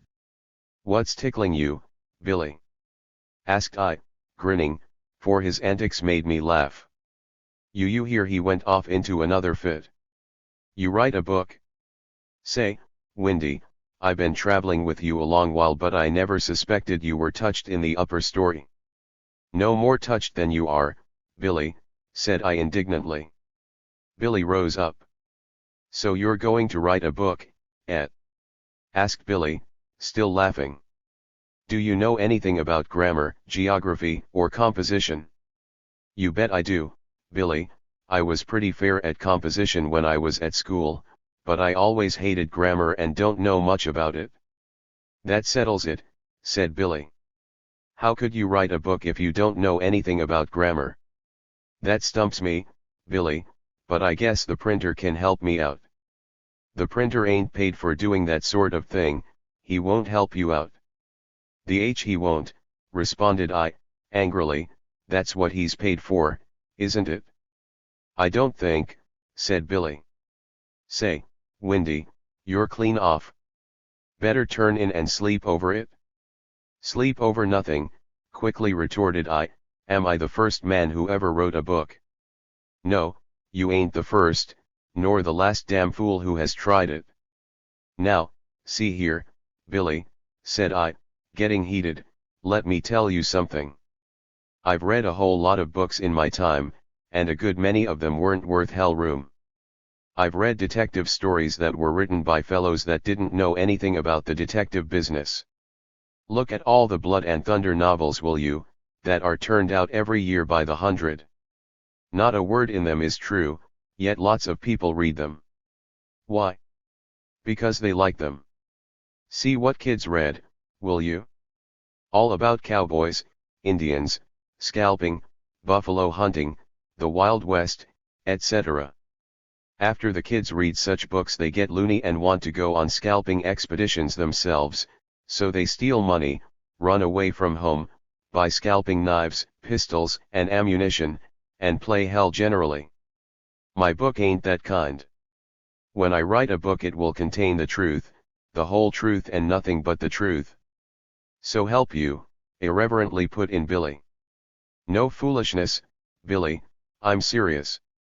Oh, you are you? Answered Billy. Well, let's hear something serious, then. Did you ever read The Life of the James Boys, Billy? No, I never did. Who were they? They were outlaws and robbers, and the book I read about them was the most interesting one I ever read. It was all facts, solid facts, and no nonsense about it. That's what I want to write, solid facts. About the James Boys? No, you little ignoramus, about what I see in the old country. There are many smarter men than you are that have written books about the old country, Windy, and some of these writers were English and some were American. Are you going to go in opposition to them? Opposition your grandmother. Haven't I got as good a right to write a book as anyone else? Who says you haven't? After you get the book printed, who's going to sell it for you, going around peddling it? No, I expect the printer to print what I write, and buy the book from me. Who gets all the money from the sale of the book? Asked Billy, with a huge grin on his face. Why, I expect that the printer and me'll go snooks. He gets half for printing it, and I get half for writing it. Oh, that's the game, is it? I think you'll have a sweet time of it finding a printer on that sort of a deal. Don't you think that would be a fair divvy? No, the printer is taking all the chances and you're taking none. He puts up the dough, and what do you put up? My time and ability. Your ability? Shouted Billy as he went off into a spasm. Well, you've got lots of time, but I never knowed you had any ability. Laugh away, old boy, said I, considerably nettled. It takes ability to write a book. Of course it does, said Billy, meaningly. Maybe you think I ain't got any. Maybe you have, but you'll have to show me. Well, Billy, said I, we've discussed this matter long enough, suppose we go to bed. Nothing more was said on the subject that night. The next morning we went to our separate jobs as usual, and I did a good deal of thinking during the day over some of the information Billy had given me about the old country. It made me waver at times about going, but at other times it did not. That night, after we came home from work, Billy and me took a stroll as usual through Chinatown, and every time we went through it we found something new to see. The streets were always thronged with celestials and sightseers, the stores of the Chinese and Japanese were all lit up, the queer goods in the windows still riveted our attention, and the ways of the Orientals proved a source of never-ending interest to us. There were several Chinese theaters in the quarter, too, in which the beating of gongs and the high-toned singing could plainly be heard by us, but as the admission fees to these theaters to the Melican man was 50 cents, we didn't go in. Some of the plays lasted about 6 weeks. We were strolling along quietly enjoying ourselves, when suddenly Billy banteringly remarked, by the way, Windy, when are you going to take that little flyer across the duck pond? Don't know, Billy, haven't decided yet. What are you going to do with all the money you make out of that book of yourn?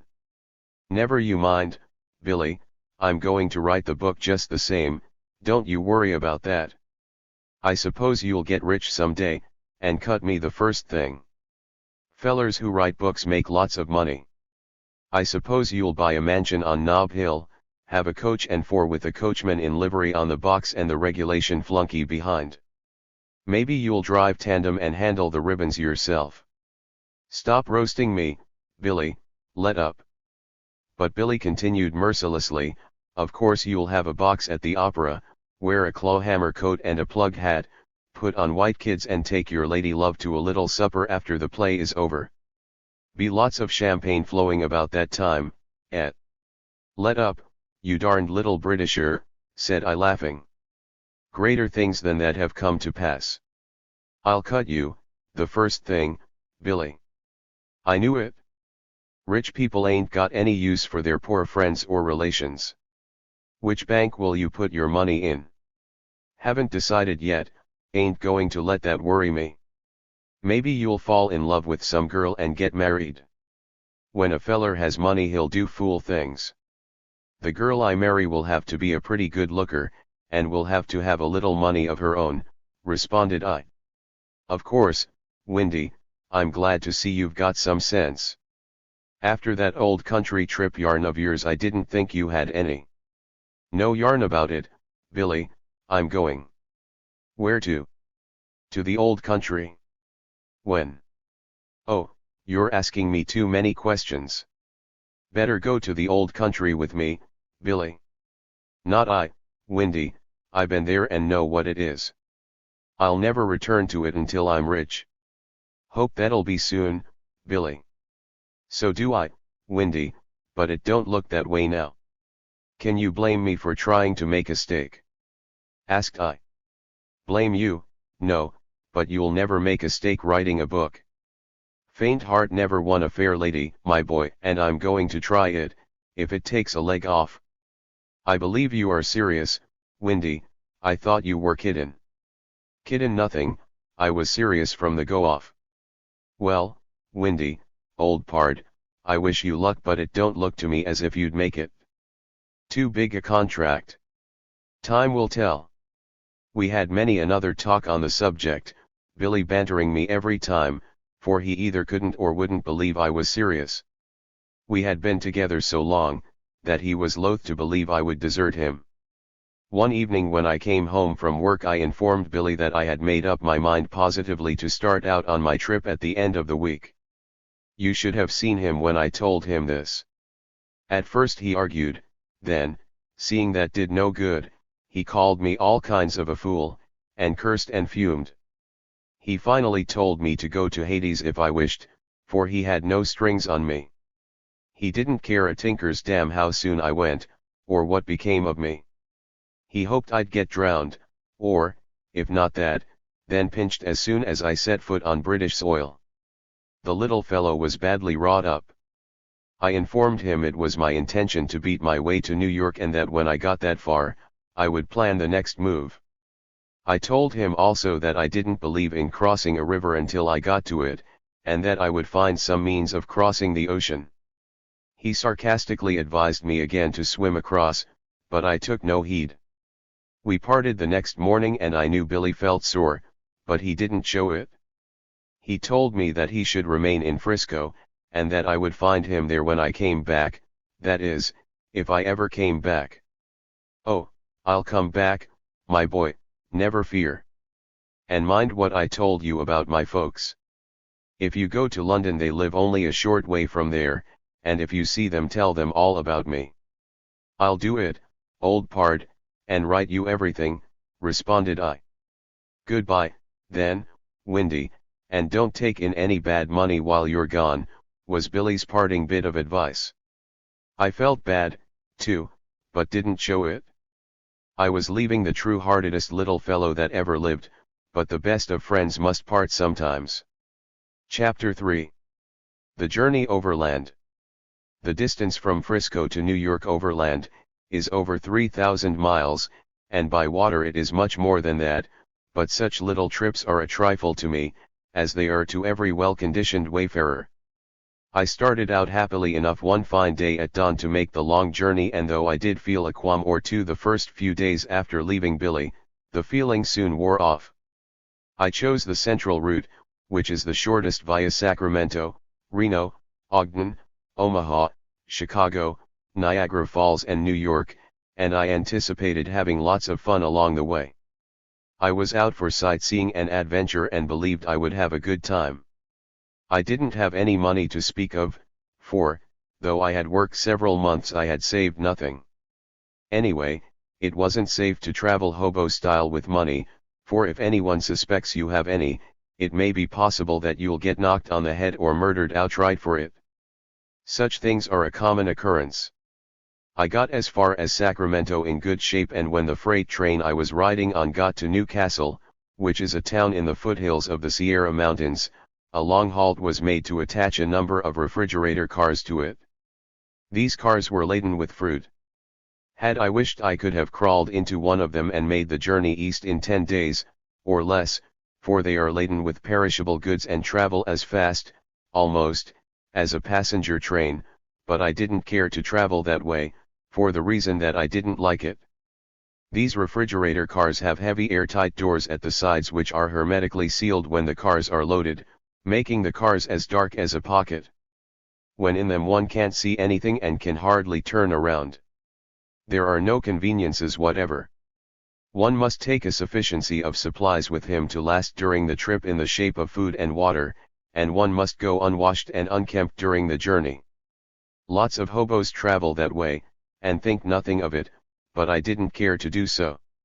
It is almost as bad, if not worse, than being in jail, for one can take little or no exercise, and the only light and ventilation afforded is from the roof, where there is an aperture about 2 feet wide, over which there is a sliding door.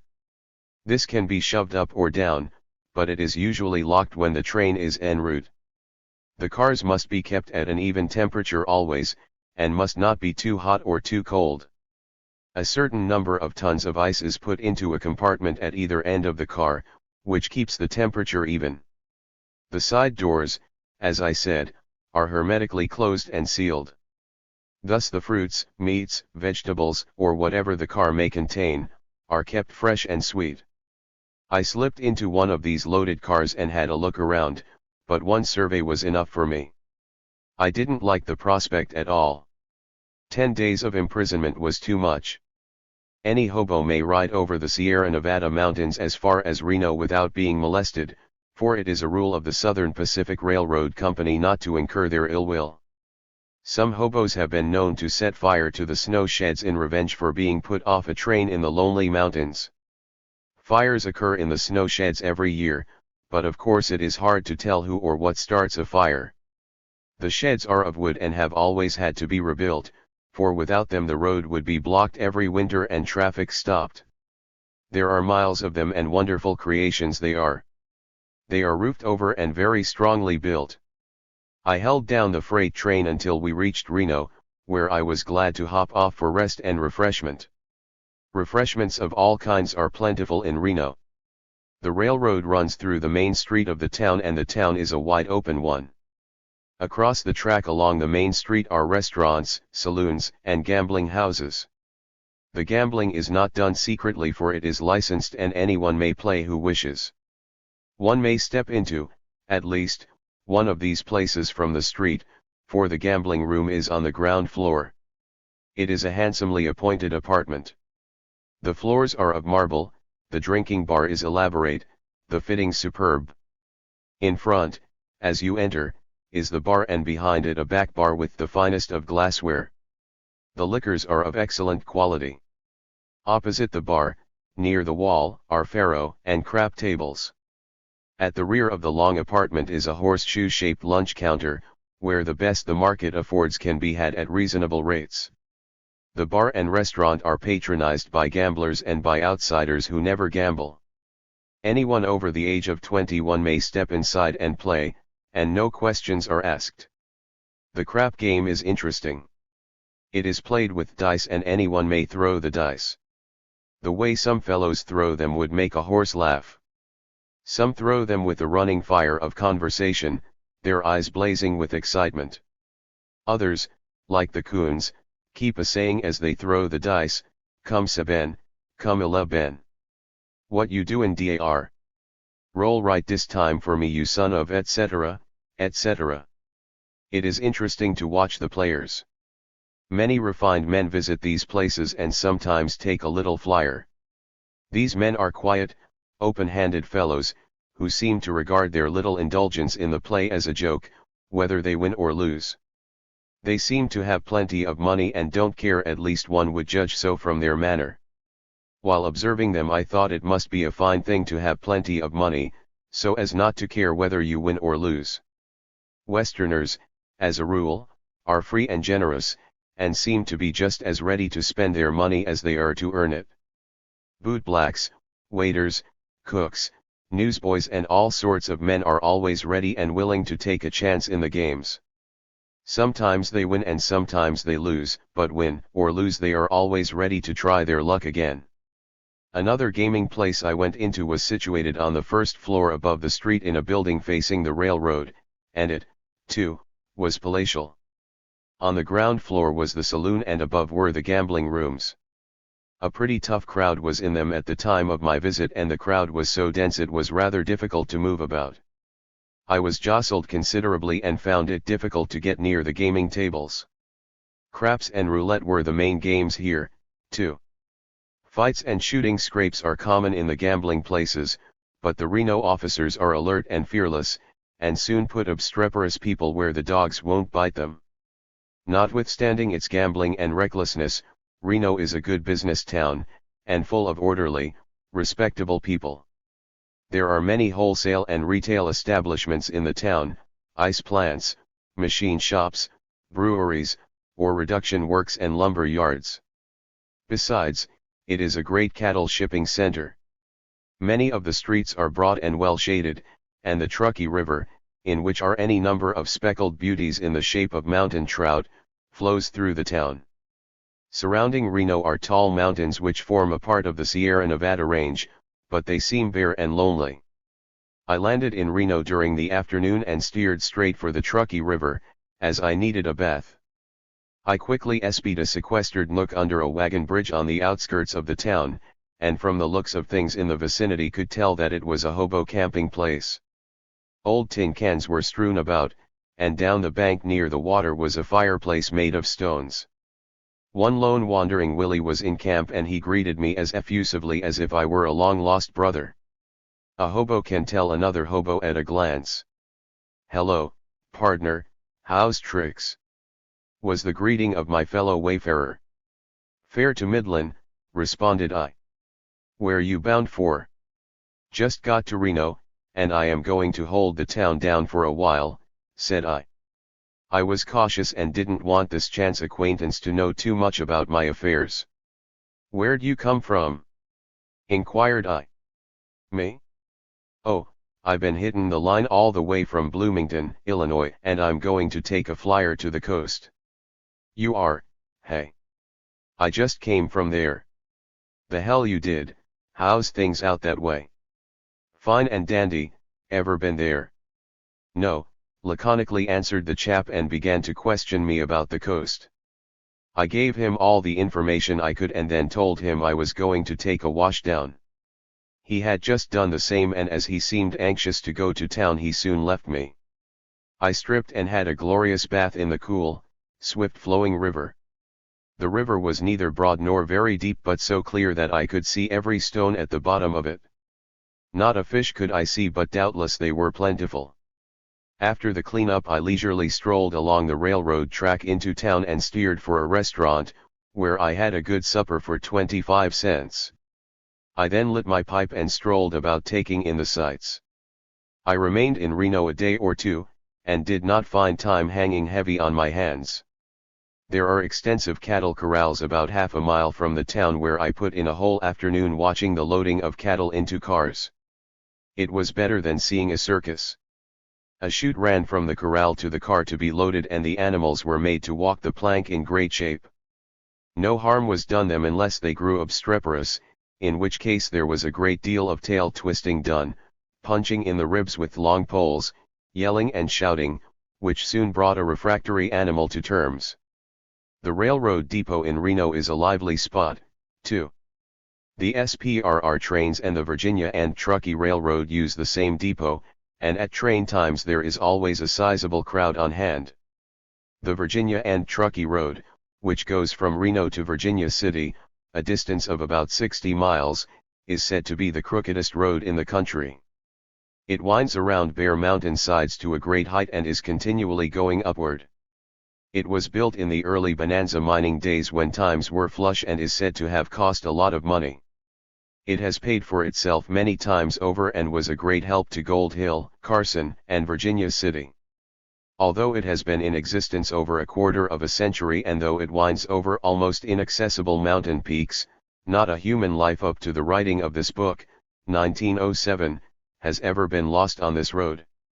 Indians may ride on the road free, and as they are aware of the fact, hardly a day passes but they may be seen in the smoking car or on the platform of a car taking a little flyer to Carson, Virginia City, Washoe, Steamboat Springs, or any other place along the line they care to go to. There is a state law in Nevada which permits any Indian to ride free on any railroad. What the object of this law is, I don't know.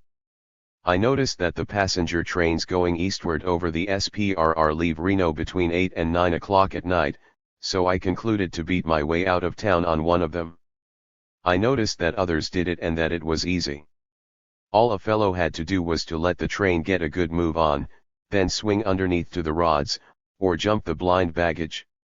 The blind baggage is good enough for you, Windy, says I to myself. Accordingly, one very fine evening I permitted a passenger train to get a good move on, and then boarded her a little way out, before she began to go too fast. I was onto my job pretty well. I made it all right, but as soon as I swung onto the steps of the blind baggage I found I wasn't the only pebble on the beach, for a number of other non-paying passengers were there who must have got on before the train pulled out. There were just 7 deadheads on the car, excluding myself, and they were not a bit glad to see me. 7 on the platform of a car is a good many, but 8 is one too many, so my fellow voyagers assured me by black looks. They were greasers, every one of them, and cowpunchers at that, most likely. I was an American. There was no welcome for me. The greasers jabbered among themselves about me, but what they said I could not understand, for I don't understand Spanish. Finally one of them said to me in fairly good English, "It's too much crowded here, you better jump off." Jump off while the train is going like this? Not much. Jump off yourself and see how you like it, said I angrily. Not only was I angry but apprehensive, for I felt there was going to be trouble. I was not armed and had only a pocket knife with me. Even had I been armed, what could I have done against 7 men in close quarters? Nothing was said to me for quite a while after that, and the train clattered along at a great rate. The cold, swift rushing night wind blew keenly against us, making the teeth of some of the greasers chatter. They could stand any amount of heat, but a little cold made them feel like hunting their holes. After riding along for an hour or so through the bare, cheerless plains of Nevada, the engine whistle blew for the town. The cowpuncher who had addressed me before spoke up and said, "It is more better you get off at the next station." "No, I won't, get off yourself," said I. Before I knew what had happened, 2 of the greasers grabbed me around the throat so I couldn't holler, and 2 others pulled off my coat, which they threw from the train. The fellow who had spoken to me told me that if I didn't jump off the train as soon as she slacked up they'd throw me off. I knew they would do so when opportunity offered, so off I hopped, mad as blazes. As I didn't want to lose my coat I walked back to get it, and I had to walk a mile or so to do so. Luckily, I found my coat not far from the track, and after putting it on, I faced eastward again toward the station. It is no joke to hike through an unfamiliar wilderness at night with no habitation or human being in sight or anyways near.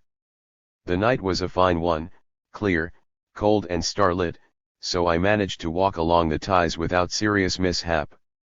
In the sagebrush, as I walked along, I could hear the sudden whir of birds as they flew off startled, and the suddenness of the noise startled me at first, for I didn't know what made the noise. But I quickly caught on. In the distance I could hear the melancholy yelp of a coyote, which was quickly answered from all points by other animals of the same species. 1 or 2 coyotes can make more noise than a pack of wolves or dogs. They are animals of the wolf species and are death to poultry, sheep, little pigs, and small animals generally.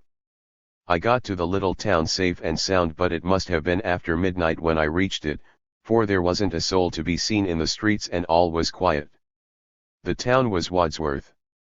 I walked to the pump house of the railroad, which was situated along the tracks and where I could hear the pump throbbing, and talked to the engineer, who didn't seem averse to a chat. His vigil was a lonely one, and anything to him was agreeable to vary the monotony.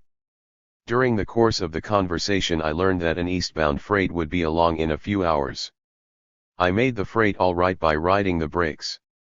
The train was made up of closed boxcars and there was no other way to ride except on the bumpers. I preferred the brakes. It was pretty cold riding during the early morning hours, but luckily I had my overcoat with me once more, which helped to keep me warm. Beating one's way is a picnic sometimes, but not always. During the summer time there is dust and heat to contend with, according to how one rides, and in winter time there are cold winds, snow, and frost. I rode the brakes all night and was glad when day broke. I was quite numbed. The scenery was still the same, plains and alkali. At Lovelock I had time to get a bite of breakfast and a cup of hot coffee, and then the train was off for Humboldt. The distances between towns were great, about 100 miles or so. Finally the train stopped at Winnemucca, a town which, for short and sweet, is called Winmuck by the knowing ones. At this place I concluded to hop off for a rest. Winnemucca is quite a sizable town, and is the county seat of some county.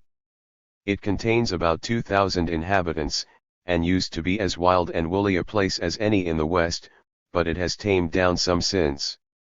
Saloons are plentiful and all drinks are 10 cents straight, with no discount for quantity. A pretty good meal can be had for 2 bits, but short orders and such things as life preservers, sinkers, or a bit of mystery with coffee, are all the same price, 2 bits. I found no place where I could get anything for less. There was a river or creek at the further end of town wherein I wished to bathe, but the water was so intolerably filthy that I deemed it wise to wait until I found a more suitable place along the route. I noticed a bank in Winnemucca and was informed that it had been robbed recently of many thousands of dollars by bandits. Soon after the robbery a trellis work of structural iron was put up from the money counters clear to the ceiling with mere slots for the receiving and paying out of money, so that the next set of bandits who call there will have to crawl through mighty small holes to make a raise. The next town along the line which amounted to anything was Elko, and I made it that same day on a freight. I found it a pretty little town with good people in it, who treated me well. I learned there were some wonderful natural hot springs about a mile or so from town, so that afternoon I hiked out to see them. I shall never regret having seen them, for they are one of nature's wonders.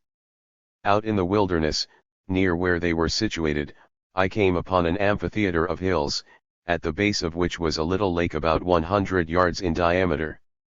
The hills were bare and lonely, and near them was no house or habitation. All was wild, lone, still. I climbed down one of these hills to the lake and had a good survey of it. The water was clear and pure as crystal, but near the banks were sulphur springs which bubbled up now and then. The water was so hot it was impossible to put a finger in it. I walked around the banks, and at one end of the lake there was a hole so deep I couldn't see bottom. This is a crater hole so deep that bottom has never been found, although it has been sounded to a depth of several thousand feet. The entire place looks like the crater of an extinct volcano. A single glance would lead anyone to suppose so. Indian men, women, boys, and girls go to the lake during the warm seasons to bathe, and many a daring buck who has swum across the crater was drowned in it, and his body has never been recovered. I needed a bath myself, so I disrobed and plunged in. The water was neither too hot nor too cold, but halfway between the two. It was just right. Where I swam was not in the crater but near it. The water there was part crater water and part sulphur water from the springs. The bath was delicious.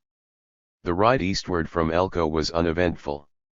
There was nothing to see but bare plains and mountains and a few border towns. The towns were very small, and hardly more than railroad stations. They were composed of a general store or two, several saloons, a blacksmith shop, drugstore, bakery, butcher shop, barber shop, and that is all. I boarded a freight train at Wells and rode the brakes through the Lucin cut-off to Ogden. The trains used to run around Salt Lake, but now a trestle has been built through it, which saves many miles. The trestle is 40 or 50 miles long, I should judge, and as I clung tightly to my perch on the brake beam and looked down into the clear blue water through the ties, I got kind of dizzy, but met with no disaster. After a long and tedious ride of several hours I reached Ogden, the end of the SP line. As funds were low I remained in Ogden several days and went to work. Ogden is in Utah and full of Mormons. It is a beautiful city, surrounded by lofty mountains, the Wasatch Range, and contains about 50,000 people. It has a Mormon tabernacle, tithe house, broad streets, fine stores, elegant public buildings and is quite a railroad center. I happened to discover a Mormon lady who had a woodpile in her backyard and she was needing a man to chop the wood, so we struck a bargain. I was to receive $1.50 per day and my board for my work and was given a room in an outhouse to bunk in. The terms suited me. The board was plentiful and good, and the sleeping quarters comfortable. I never saw a man about the place and wondered whether the lady was married or not. She was old enough to be. I knew she was a Mormon because she told me so, and possibly she was the plural wife of some rich old Mormon. I didn't like to ask too many questions for I might have got fired for being too nosy. The lady was sociable and kind-hearted and treated me well. The Mormons like apples, cider, and ladies, and they are an industrious people. The Bible says they can have all the wives they want, but the United States law says they can't have 'em, so what are the poor fellows to do? They have 'em on the sly. Don't give me away. Can you blame a rich old Mormon for having a big bunch of wives if he can support them? If I had the price I'd have two, at least, one for weekdays and one for Sundays, but if the mother-in-law is thrown in, I pass. One good healthy mother-in-law of the right sort can make it mighty interesting for a fellow, but a bunch of them, Excuse me. During my stay in Ogden I didn't see any funny business going on, and wouldn't have suspected there was any, but from what I could learn on the outside, there was something doing. I saw lots of rosy-cheeked Mormon girls in the tabernacle one day when I was there, but they behaved just like other girls. The tabernacle is a church and it ain't. It is an immense egg-shaped building arranged very peculiarly, yet it is snug and cozy inside. It can hold thousands of people. It must be seen to be appreciated. I liked Ogden very much and would like to linger there longer, but I deemed it best to keep moving. After leaving Ogden the scenery became interesting. The country is mountainous going eastward, and we struck a place called Weber Canyon, which is a narrow pass between high mountains through which the railroad winds. The mountains were pretty well wooded. In one spot I saw a place called the Devil's Slide, which was made by nature and consists of two long narrow ledges of rocks that begin high up on a mountainside and run down almost to the bottom of the mountain where the car tracks are. These rocks form two continuous lines that run down side by side with a space of several feet between them, and they are rough and raggedy on top. Imagine two rails with about 4 or 5 feet of space between them running down a mountainside several hundred feet, and then you will have some idea of the formation of the slide. How in the devil rode it, gets me. He must have been pretty broad in the beam, and I would like to have seen him when he performed the act. He must have come down flying, for the slide is nearly perpendicular. This kind of scenery, though wild, was a relief from the bare and lonely plains of Nevada, and I appreciated it. A little variety is the spice of life, they say, and after seeing dullness it is nice to see beauty. I was now on the Union Pacific Railroad and was in an empty cattle car, through the slats of which I could see the scenery on both sides of me. During the daytime it was nice, but at night the weather grew cold and the long watches of the night were dreary. A companion then would have been agreeable. I missed little Billy. At a small station in Wyoming called Rock Creek, I was put off the train one afternoon, and as I hadn't a dime left, I felt it was incumbent on me to go to work.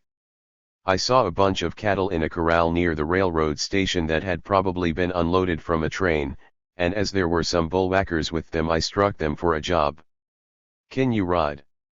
asked a chap who looked like the boss. "Ride anything with hair on," replied I. "Ever herd cattle?" asked the boss. "I'm an old hand at the business," answered I. "Where'd you do your herding?" "In California." I never herded cattle in my life, but I could ride all right, and as I didn't consider bullwhacking much of a job, I thought I could hold it down easily. The boss hired me then and there at $20 per month and chuck, and while on the range my bedroom was to be a large one, all Wyoming. It didn't take the cowboys long to get onto the fact that I was a tenderfoot, but as I was a good rider they said nothing. They were a whole-souled, rollicking, devil-may-care set of fellows, and the best they had was none too good for me. They treated me like a lord. They knew, and the boss soon found out that I didn't know any more about roping a steer than a baby did, but as they were not branding cattle just then, that didn't matter so much. I got onto their way of herding quickly enough, and that was all that was necessary just then.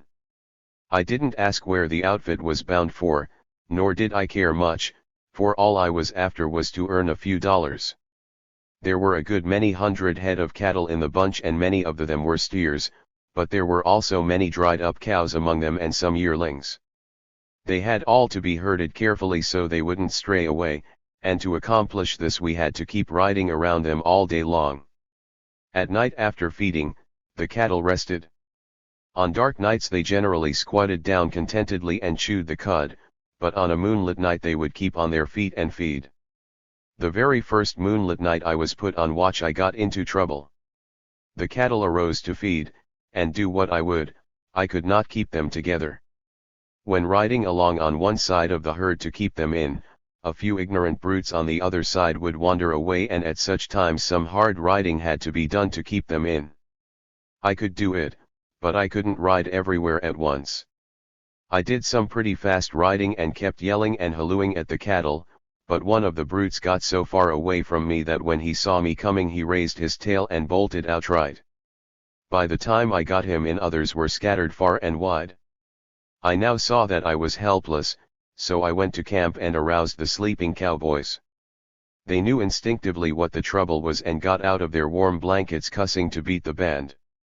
They mounted their ponies and off we all rode to gather the scattered herd. It was no picnic. There were 4 of us, and as the cattle had strayed off in all directions, it is easy to imagine what our task was. One of the boys and myself traveled together in one direction and made for an ornery brute that shook his head when we gently told him to get in there. Off he shot like a rocket with a bellow of defiance, and his tail in the air. "I'll fix the ugly son of," yelled my comrade, as he uncoiled his rope from his saddle and got it ready for a throw. His pony was after the steer like a shot, for it knew its business, and got in range in a jiffy. Out flew the rope and settled around the steer's neck. Quick as a flash the steer flew in the air, turned a complete somersault and landed on the turf with a jar that shook the earth. "You will run away, you!" exclaimed the irate cowboy. "I guess you won't do it in a hurry again, gol darn your ugly hide." The animal got up meek as a lamb, trembled in every limb, shook his head in a dazed way, and probably wondered what had struck him. We had no trouble with him after that, and made off after the rest. It was long after midnight before all the cattle were rounded up. The boss was mad clear through. The next day he politely told me that I didn't understand my business, that I didn't know any more about herding cattle than a kid, that I had lied to him about being a cowboy and that I had better skip. He cursed me up and down and kept up his abuse so long that I finally got tired of it and fired back. That made matters worse. We soon were at it, tooth and nail. He struck me with his fist and it was a hard blow. I was taller and longer in the reach than he and kept him off from me. The first blow was the only one he struck me, but it was a good one and dazed me for a moment. "I knowed you was a greaser," yelled he as he danced around me, "and I'm going to put you out of business." "Come on, you," yelled I. He wasn't in the mix-up at all. I was younger, stronger, and longer in the reach than he, and one of the blows I put in was a tremendous one, for it knocked him down and he lay still for a while. When he got up I knocked him down again. I saw he was my meat. "Now, pay me off, you, and I'll get out of here pretty darn quick. If you don't, I'll beat the life out of you," yelled I. The cowboys stood by and said nothing. It wasn't their funeral. The boss paid me off and I got out. At Cheyenne, Wyoming, I ran across a gassy little red-headed Hebrew who put me onto a good, money-making scheme. He had a lot of pasteboard signs with him on which were neatly printed such things as, "Our trusting department is on the roof, take the elevator, every time you take a drink things look different, in God we trust, all others must pay cash, we lead, others follow, razors put in order good as new," etc., etc. The young fellow told me that he was beating his way to the coast and that he sold enough of these signs to pay expenses. He told me also that the signs by the quantity cost him only 5 cents each, and that he sold them readily for 25 cents each.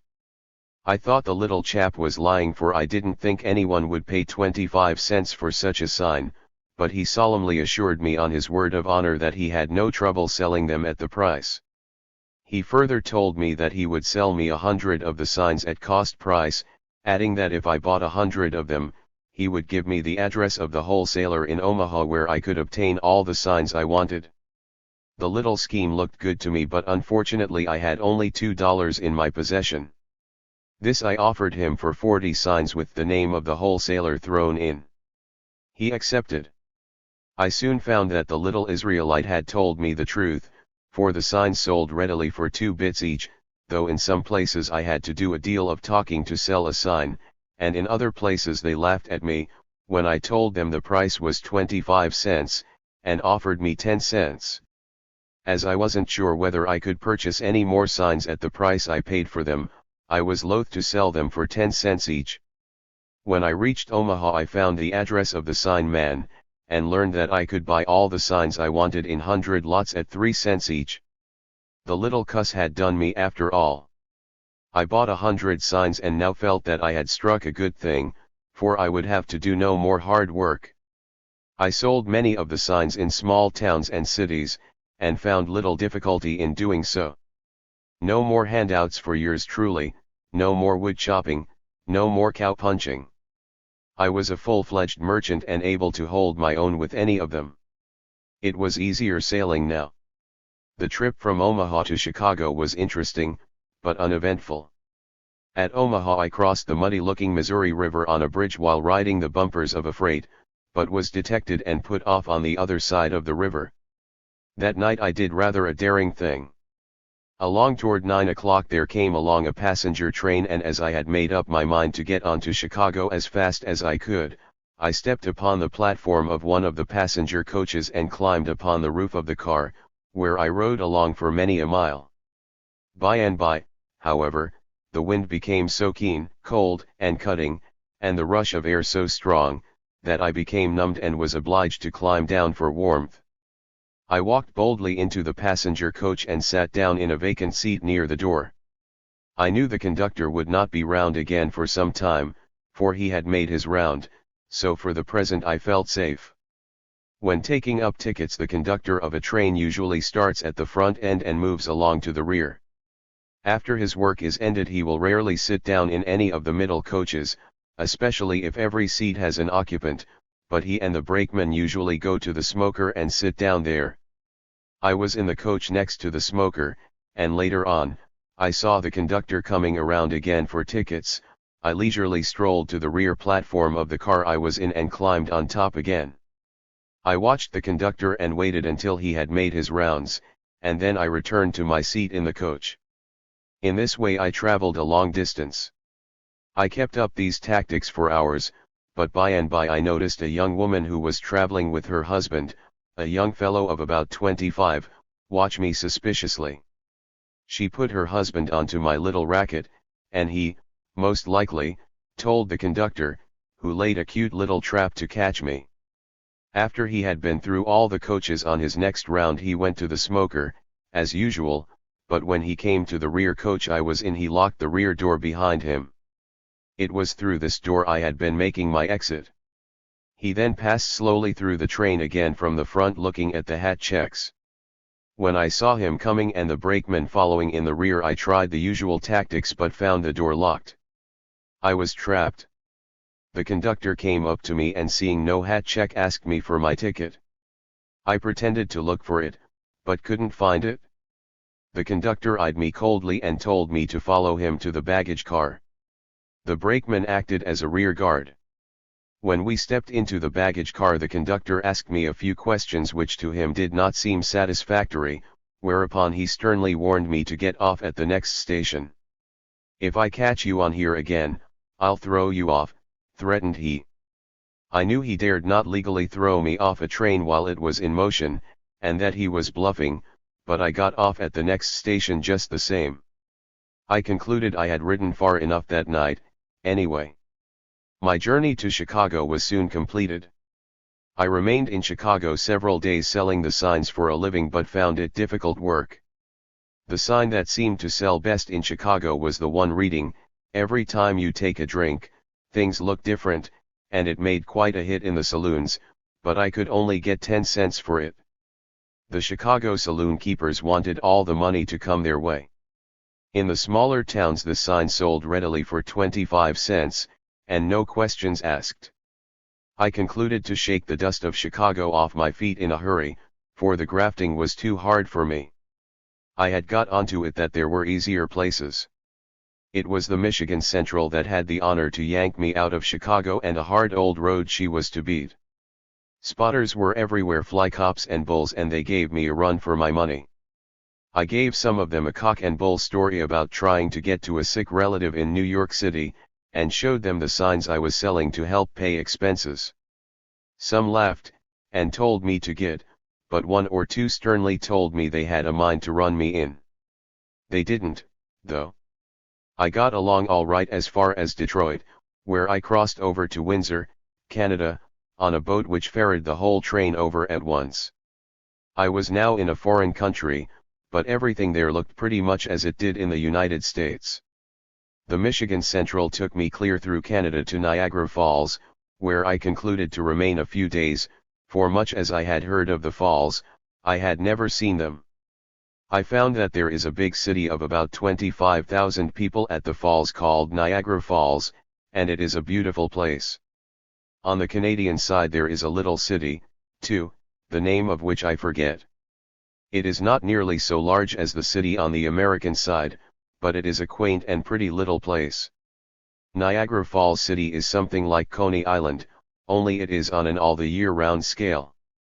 Ordinary electric cars run through the place, electric tourist cars that will take one over the gorge route for $1 are there, and so are hotels, boarding and rooming houses, plenty of stores, an extensive government reservation called Prospect Park, a Ferris wheel, shoot the chutes, candy and ice cream booths, a hot Frankfurter booth, picture galleries, beer gardens, etc. The place is lively and pretty, but full of grafters. Why wouldn't it be, when suckers by the million flock there every year from all over the world? I got to like the place so well that I remained there nearly a week and learned a whole lot of things. I wasn't a sucker and didn't get catched, for I wasn't worth catching. Small fry ain't wanted. Did I see the falls? Did I?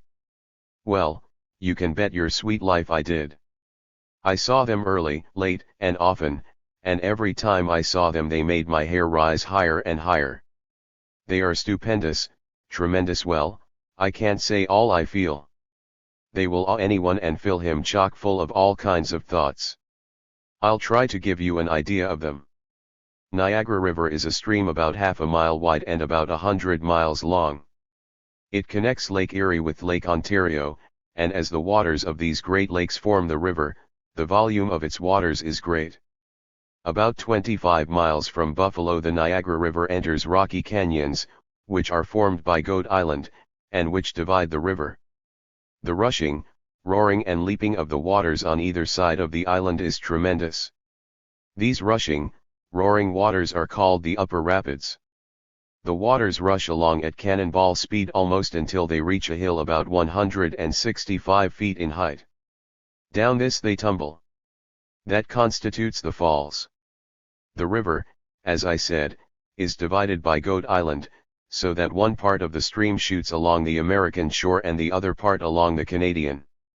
By far the greater part of the river rushes along the Canadian side, hence the falls on that side are much greater than on the American. In fact, the American falls ain't a marker to the Canadian. I saw the falls from both sides, and when viewed from the Canadian side they are indescribably grand. No words of mine can describe them. You can hear the thunder of the rushing, roaring, falling waters a mile off, and the spray that arises from the depths below after the fallen waters have struck the rocks can be seen at a great distance. While the Great Lakes flow and the Niagara River runs, this scene of rushing, roaring, tumbling waters will never cease. After the waters take their tumble they flow on placidly enough until they strike another narrow gorge or canyon, about a mile below the falls, which is called the lower rapids. In them may be seen a wicked whirlpool, the devil's hole, and other uncanny things. Niagara is great, but the grafters who are there are greater. They will fool the stranger who goes there so slick that he won't know he has been fooled. The majority of visitors don't care, for they go there to spend their money, anyway. Some do care, however, for their means are limited. The grafters, who are not only hackmen but storekeepers and others, lie awake nights studying how to do you. It is their business to make money, but how they make it don't worry them. If you go to the falls, beware of them.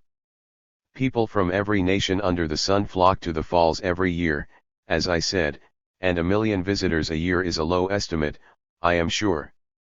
There are some people who believe that this great work of nature ought to be preserved intact, but there are others who do not think so. The latter think the falls were created for their benefit, so they can make money. I am not now speaking of the grafters, but the manufacturers who have established factories along the banks of the Niagara River and utilize its waters for running their machinery, etc. These people would drain the river dry were they permitted to do so, and were doing so until stopped by the government. I make no comments on this but simply state the facts and let others do the commenting. After I had done the falls pretty thoroughly I concluded to go to Buffalo, the beautiful city by the lake, Erie. It can be reached in several ways from Niagara Falls by trolley and by several lines of railroads. It cannot be reached by water, however, for the reason that the upper rapids in the river extend a mile or so from the falls toward Buffalo, rendering navigation impracticable. The trolley line running from Buffalo to the falls is one of the best patronized roads in the country, and is crowded every day and overcrowded on holidays and Sundays. The fare is 50 cents the round trip and the scenery, through which a part of the road passes, is very fine. The road runs pretty close to the Niagara River for quite a distance, and along the banks of the river may be seen manufacturing establishments, such as cyanide plants, paper mills, chemical works, etc., nearly all of which empty their refuse into the stream, polluting its waters considerably. All of these establishments can easily be seen near the river as you ride along in the trolley. In the town of Niagara Falls itself are quite a number of very large manufacturing plants, which use the waters of the river for their purposes. Buffalo is one of the handsomest cities in the United States, to my notion. Its waterfront along the business section of the town is pretty punky, for there is a vile-smelling canal in the vicinity, and malodorous streets and alleys, but otherwise the town is a way up in G. She's a beaut, and no mistake. Delaware Avenue is a corker. Imagine a thoroughfare about 150 to 200 feet wide, with driveways in the center shaded by fine old trees, and ample sidewalks also shaded by fine trees. Along the sidewalks, but set far back, are roomy mansions that are set in ample gardens, and then you will have a faint idea of the beauty of Delaware Avenue. And there are many other streets in the vicinity of Delaware Avenue that are just as beautiful. Boulevards and fine streets abound in this fair city. The people of Buffalo are quite like the Westerners in disposition, for they are sociable and free, and not too busy or too proud to talk to you. They are like their city, lovely, and I speak of them as I found them. There are many Canadians in the city, for Canada is only across the Niagara River and can be reached by ferryboat, and I think they are a very desirable class of citizens. There are all sorts among them, of course, as is the case with Americans. My signs went well in Buffalo, especially the one reading, "Every time you take a drink," etc. It went well in the saloons along the waterfront and on Main Street, the leading thoroughfare. Lots of people laughed when they read it and said it was a good one. There is nothing like a laugh to put people in good humor. I like some of the Canadians very well and love to listen to their queer accent. It is nothing like the American, but peculiarly their own. I thought some of the Canadian ladies were very nice. I liked Buffalo so well that I concluded to remain there until I grew tired of it. After I had been there a day or so, I became acquainted with a young girl whose front name was Rose. She was of an auburn type and very artless.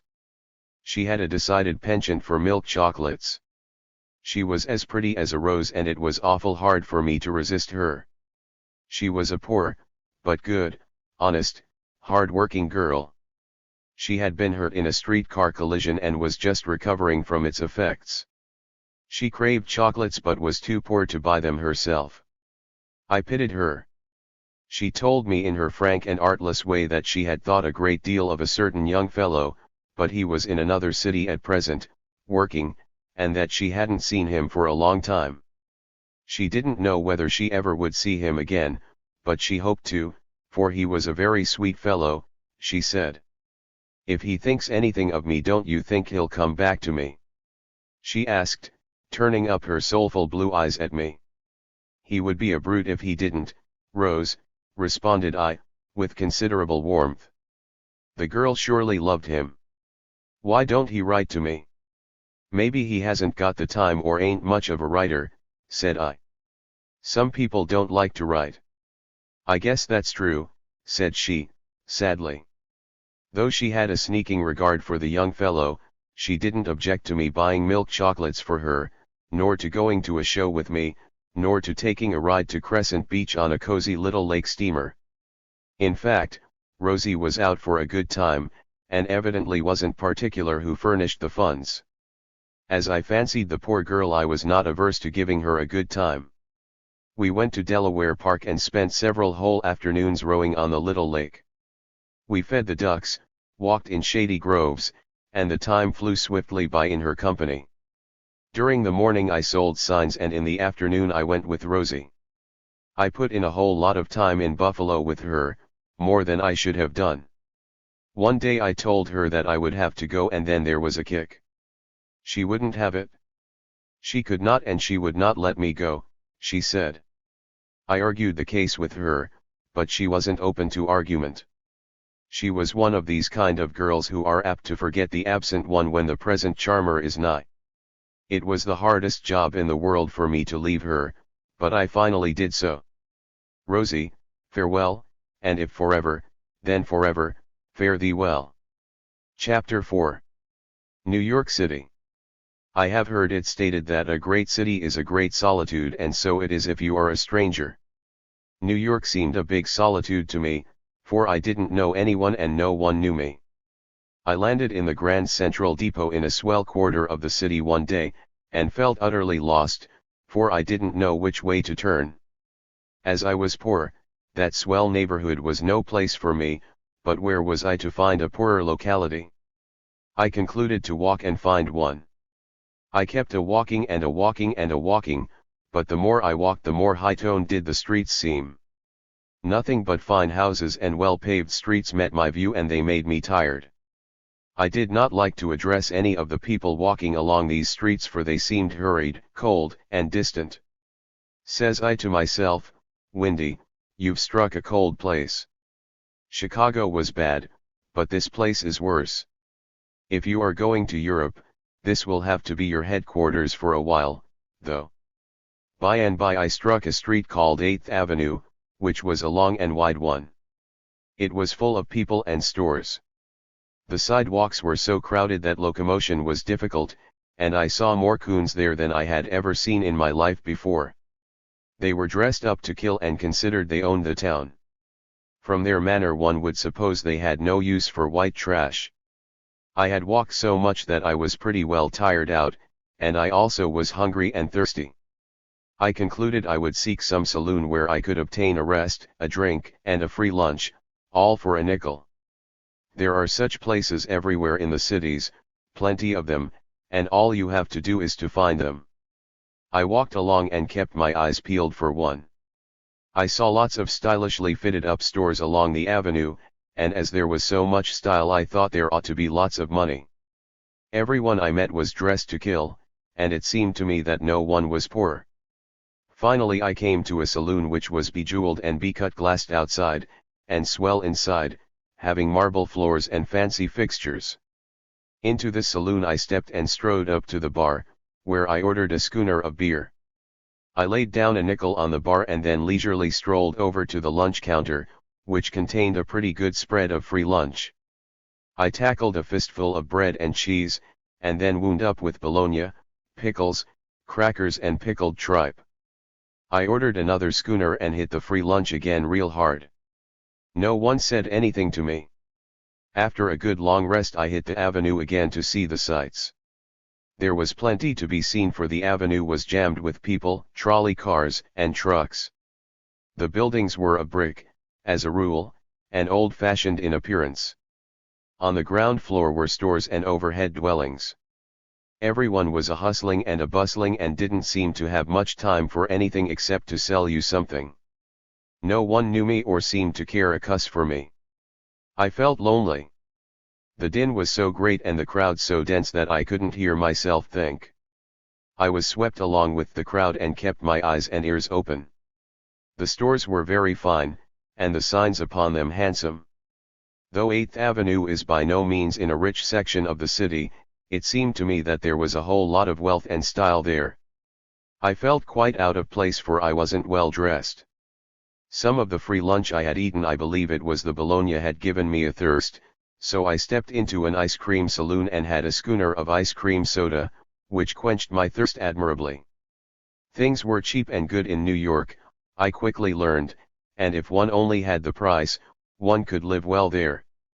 One could have all kinds of fun, too, for there are so many people. The city is like an overgrown beehive, it more than swarms with people. I believe that New York City today has over 4 millions of people, with more a-coming every year, thousands of them. I had heard a great deal about the Bowery in New York, so I concluded to see it.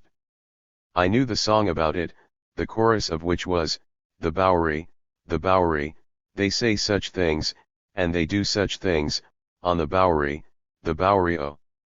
I'll never go there any more. And I was wondering what kind of things they said there and what they did. Well, they didn't say much when I struck it, and there was nothing doing to speak of, except people rushing along minding their own business. It may have been wicked, but it isn't now. It is a business street, and that is all. There is an elevated over the street, which makes noise enough to raise the dead, and a lot of cheap-looking stores and restaurants.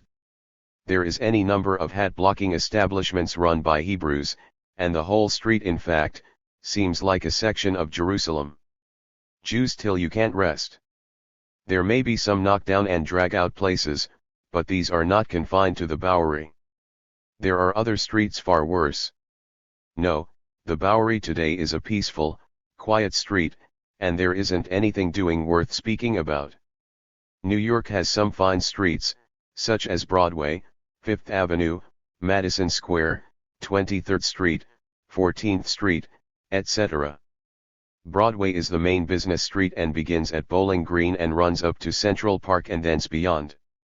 It is several miles long, its lower portion from Bowling Green to 14th Street being lined on either side by many skyscrapers and massive wholesale business establishments, and from 14th Street up, by retail stores.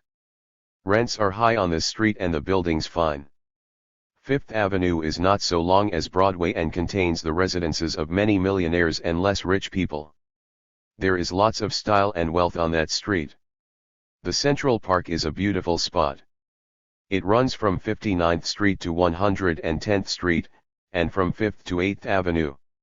It is 2.5 miles long by about 2 miles wide, and isn't big enough sometimes to contain the crowds of people that flock into it. It contains shady walks and trees, lawns, baseball grounds, lakes, casinos, stately malls, avenues, a large zoological collection, a great art gallery, an immense natural history building, extensive drives, secluded nooks for love-making, and lots of other nice things. Around its grand entrance at 5th Avenue are some of the largest and swellest hotels in New York. As everyone knows, of course, New York is the largest city in the country and the most cosmopolitan. It is the center of art, trade, and finance, and its population is composed of all sorts. There are as many Irish as in the largest city in Ireland, as many Germans, almost, as in Hamburg, as many Jews as in Jerusalem, and a big crowd of almost every nationality under the sun. The main part of the city is situated on Manhattan Island, and it is overcrowded, compelling the overplus to seek the suburbs and other nearby localities. Even these are becoming too well populated. Jersey City, Newark, Brooklyn, Patterson, Kearny, Harrison, Staten Island, Coney Island, etc., are increasing in population all too rapidly. New York is one of the lively towns, and you are expected to hustle there, whether you want to or not. It is all your life is worth sometimes to cross a street, and a car won't stop long enough to enable you to get on or off. The tenement sections are studies in human life, and malodorous ones at that. The throngs are wonderful to behold. If you have plenty of money, New York is an interesting place to live in. You will never feel dull there. You can live in some pretty suburb and go back and forth every morning and evening, as thousands do, or you can live in the city and ride out into the country every day by carriage, train, or boat. In the good old summertime, if you live in the city, you can go to Manhattan or Brighton Beach, Coney Island, North Beach, South Beach, Rockaway, Fire Island, Long Branch, the Highlands, Shrewsbury River, and 1,001 other resorts in the vicinity. There is no lack of amusement or pleasure places. Even the very poor can find lots of pleasant places to go around New York, for the fares are low. For 10 cents one can ride from New York to Coney Island, a distance of over 20 miles, to Fort George for 5 cents, 15 miles or more, to Manhattan Beach, South Beach, Staten Island, Newark, up the Hudson, and lots of other places.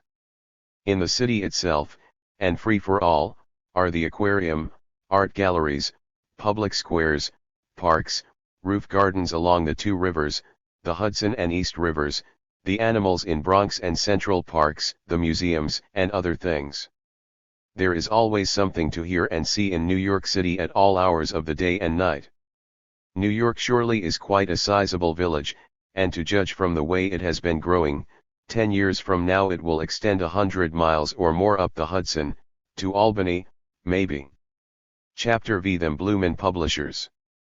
Before I say much more about New York, I want to say a word about the book publishers of that city, for I got to know a little something about them. I will relate my experiences among them, which will enable others to judge what they are like. I wanted to find a publisher for this book, and was told that New York is the proper place to do business of that kind. The first publisher I attempted to do business with has a large establishment on Vandewater Street, which is not far from the Brooklyn Bridge. I asked an elevator man who stood in the hallway of this building where I could find the boss. "Which boss?" asked he, with a huge grin, for he probably deemed me some country jay looking for a job. My appearance was not very respect-inspiring, to say the truth, not for New York, anyway. "The head of this establishment," answered I, placidly. "What do you want to see him about? Are you looking for a job?" "No, I'm not, I want to have some printing done." "Oh, that's the ticket, is it? The superintendent is the man you want to see. He's on the top floor. Come with me and I'll take you up to him." I stepped into the elevator and up we shot. We never stopped until we struck the top landing, where a door confronted us which opened into a huge apartment that was full of type stands, presses, paper cutters and printing machinery of all sorts. At the furthest end of this huge apartment were some offices. Upon my entrance into the large apartment, a man stepped up to me and wanted to know what I wanted. "I'd like to see the superintendent." "Looking for a job, Cully?" asked this gentleman. "Well, hardly," responded I. "I want to have some printing done." "Oh, you do, eh? You'll find the super in the rear office, away in the back," and he waved his hand toward the rear. I walked toward the rear and was met by a small boy, who came out of an office and wanted to know my business. "I want to see the superintendent, Sonny," said I. "What do you want to see him about?" asked the kid. "Never you mind, I want to see him." "Will you please let me have your card?" "My card? What do you want my card for? So as to let the boss know who you are. He don't know me, anyway, I haven't got a card. Will you please write your name and the nature of your business on this tablet? And I'll take it to him, said the boy, handing me a writing tablet and pencil. I didn't understand this method of doing business, but I did as requested. The boy took the card in and presently the superintendent appeared. His name was Axtell. What can I do for you? Promptly asked Mr. Axtell, without any preliminaries. Probably he was a busy man. I have written a book, sir, and I want to have it printed. The gent looked at me contemplatively. What his thoughts were I don't know. What kind of a book is it you've written? History, travel, poetry, novel, or what? I told him it was a novel. How many pages will the book contain? Asked the superintendent. There will be 400 or 500 pages, I guess, as near as I can figure it, responded I. How many copies will you want? I'll leave that to you, sir, for you know best. This is my first book, and though I don't think it is going to set the world on fire, said I modestly, I think a first edition of about 10,000 copies would be the thing. Don't you think that would do for a starter? It might, said he contemplatively. Excuse me, continued he as he sat down at his desk and began to do some figuring. When he got through he turned to me and said, 10,000 copies of the book in paper cover will cost you in the neighborhood of $1,000. Cost me $1,000, almost shrieked I. I wanted to know what you'll give me for the manuscript and print it yourself. A cold glare froze in the gent's eye. We only reprint here, we do not buy manuscripts. I did not understand, and the gent judged so from my demeanor, for he added, you want to see a publisher? Go up to 23rd Street, you'll find lots of them up that way. I did not know the difference between a printer and a publisher at that time, so that is how I came to make the mistake. Up 23rd Street way I went. 23rd Street was a pretty swell one, far too swell for rather a seedy-looking chap like me. I came upon the establishment of Messrs. Graham and Sons, which was one of the swellest on the street. It was contained in a 6-story marble building, all ornaments and furbelows in front, and it was so swell that it made me feel small. The store must have been at least 200 feet long and nearly as wide as it was long. A small part of this vast space was divided off into offices, but by far the greater portion was devoted to the exposure of books. Books were piled around till you couldn't rest on counters, shelves, in elaborate glass cases, and on the floor, even. All were handsomely bound and good to look at. When I saw the conglomeration my heart sank. Look at all this array, Windy, said I to myself, where are you going to get off at? You want to add another book to this little pile, do you? You are all kinds of a fool. For a few moments I was discouraged, but the feeling did not last long. I am an optimist, a fellow who never gets discouraged. Instantly I mustered courage and walked up to a white-haired old gentleman whom I told that I would like to see the proprietor.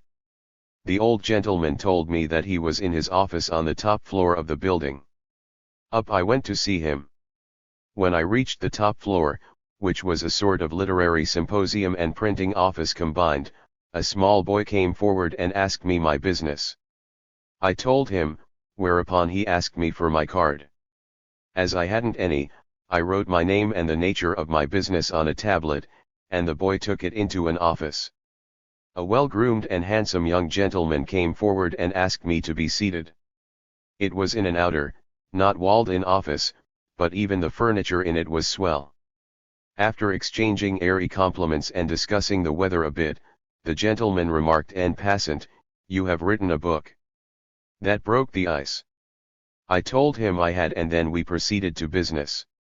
He wanted to know the nature of the book and such other things as were well for him to know. I then asked a few questions myself. "What do you pay authors for their books, Mr. Graham?" "That depends," replied he. We usually pay a royalty of $500 down and 10% on every book sold.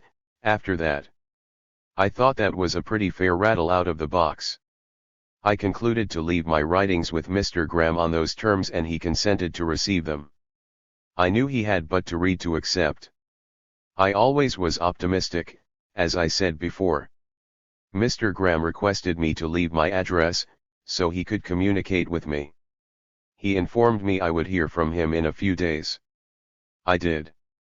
In a few days I got a note from him in a high-toned, crested envelope, which stated that the first reader of the house had read the book and found good points in it, but that the second reader was dubious. To make sure he, Mr. Graham, had read the book himself and wasn't certain whether there was any money in it. Under these circumstances he was constrained to forego the pleasure of publication, etc., etc., etc. These were not his exact words, but their substance. After reading the kind note I concluded to jump off the Brooklyn Bridge, but thought better of it. Messrs. Graham and Sons were not the only pebbles on the beach, so why not see what I could do elsewhere? That's what I did, tried my luck elsewhere. There were other publishers on 23rd Street, and if Graham and Sons did not know a good thing when they saw it, others might. On the same block, only a few doors distant, was another large firm. To them I went. A small little man with a Scotch accent sat in the anteroom and asked me what I was after. He wanted my card, too, but didn't get it. He went in to see Mr. Phillips, the editor of the publishing house, and this gentleman turned me down in short order. He told me that there are too many books published nowadays, and that books of travel were a drug on the market. The cuss told me everything in the world to discourage me, but he couldn't do it. I just went around to see some of the other publishers, but none of them would touch the story at any price, and each one had a different reason for refusing. I was unknown, poor, and obscure, and that settled it. There was no show there for me. To get along one must be rich or have a pull. Chapter 6. The Ocean Voyage. I put in the winter in New York working at Barry's, one of the swellest catering houses in the city. It is situated on Fifth Avenue and is a rival of the great Delmonico establishments. The knobs of New York, when they want to give a little dinner or supper at home, see Barry, who furnishes all the fine grub, cooks, waiters, dishes, plates, etc., or if they want to eat at his place they can do so, for he has private dining rooms, ballrooms, etc., where they can have anything they want, providing they have the price to pay for it. He employs a lot of people in his establishment, in the shape of a housekeeper, chambermaids, male chefs and assistants, waiters, omnibuses, porters, headwaiters, superintendents and a window cleaner. I was the window cleaner. It was the softest snap I had ever struck. I worked from 8 in the morning until about dusk, and all I had to do was to keep every window in the house as bright and shiny as a new dollar. The building is a large one and the windows are many, but it was no trick at all to keep them clean. I cleaned a few windows every day and put in a whole lot of unnecessary time at it. I got $25 a month for the job with board thrown in. The board was extra fine. Roast goose and chicken for dinner every day, leftover victuals, of course, crab, shrimp, and potato salads, oysters in any style, rich puddings, pies, and cakes, wines of all vintages. Say, Sonny, we lived there and no mistake. I had struck a home. I held the job down all winter and saved a little money. I told some of my fellow workers, both male and female, that I intended to take a little flyer to the old country in the spring, and they laughed at me and guyed me unmercifully. One fine spring day when fancy lightly turns to thoughts of love, as I once saw it stated in a novel, I strolled down Bowling Green where the steamship offices are located and got pointers for my little trip. I learned that I could go to London direct, to Amsterdam, Rotterdam and several other dams, to Hamburg, Southampton, Liverpool, Havre, Glasgow, and to so many other places that I grew bewildered. As I stood in front of the Cunard Line office, a young fellow stepped up to me and asked, "Say, mister, are you thinking of going to Europe?" I didn't think it was any of his business, so I said, "What do you want to know for?" "Who, me?" replied he, taking time to gather his wits. "I'm connected with a ticket agency around on Greenwich Street, and if you want a ticket cheap, come with me and I'll get you one." "How cheap?" asked I. "That'll depend on where you want to go to. We sell tickets to all places mighty cheap." "Where do you want to go?" "Don't know yet, haven't decided." "Let me sell you a ticket to Glasgow on the Anchor Line. That line will take you to Ireland and Scotland and is the finest trip in the world." "What's the fare?" inquired I. "Only $30, answered he, "and you will get your money's worth." I didn't think I'd see much of Ireland or Scotland if I bought a ticket from him, so I told him I'd see him later. I wandered into the Anchor Line office and asked the ticket agent what the price of a ticket to Glasgow would be. "Cabin or steerage?" inquired he. "Steerage, of course, I'm no Vanderbilt." The agent looked at me quizzingly and then remarked, "From $27 upward, according to accommodation." I didn't know what he meant by accommodation, but I thought $27 was enough for me. "Do you want a ticket?" asked the agent, as if he were in a hurry. "I haven't the price with me now," said I. "What did you come here for then?" snapped he. "For information," snapped I. He saw that I was getting huffy, so he pulled in his horns and said, "We can take you to Scotland in pretty good shape for $27.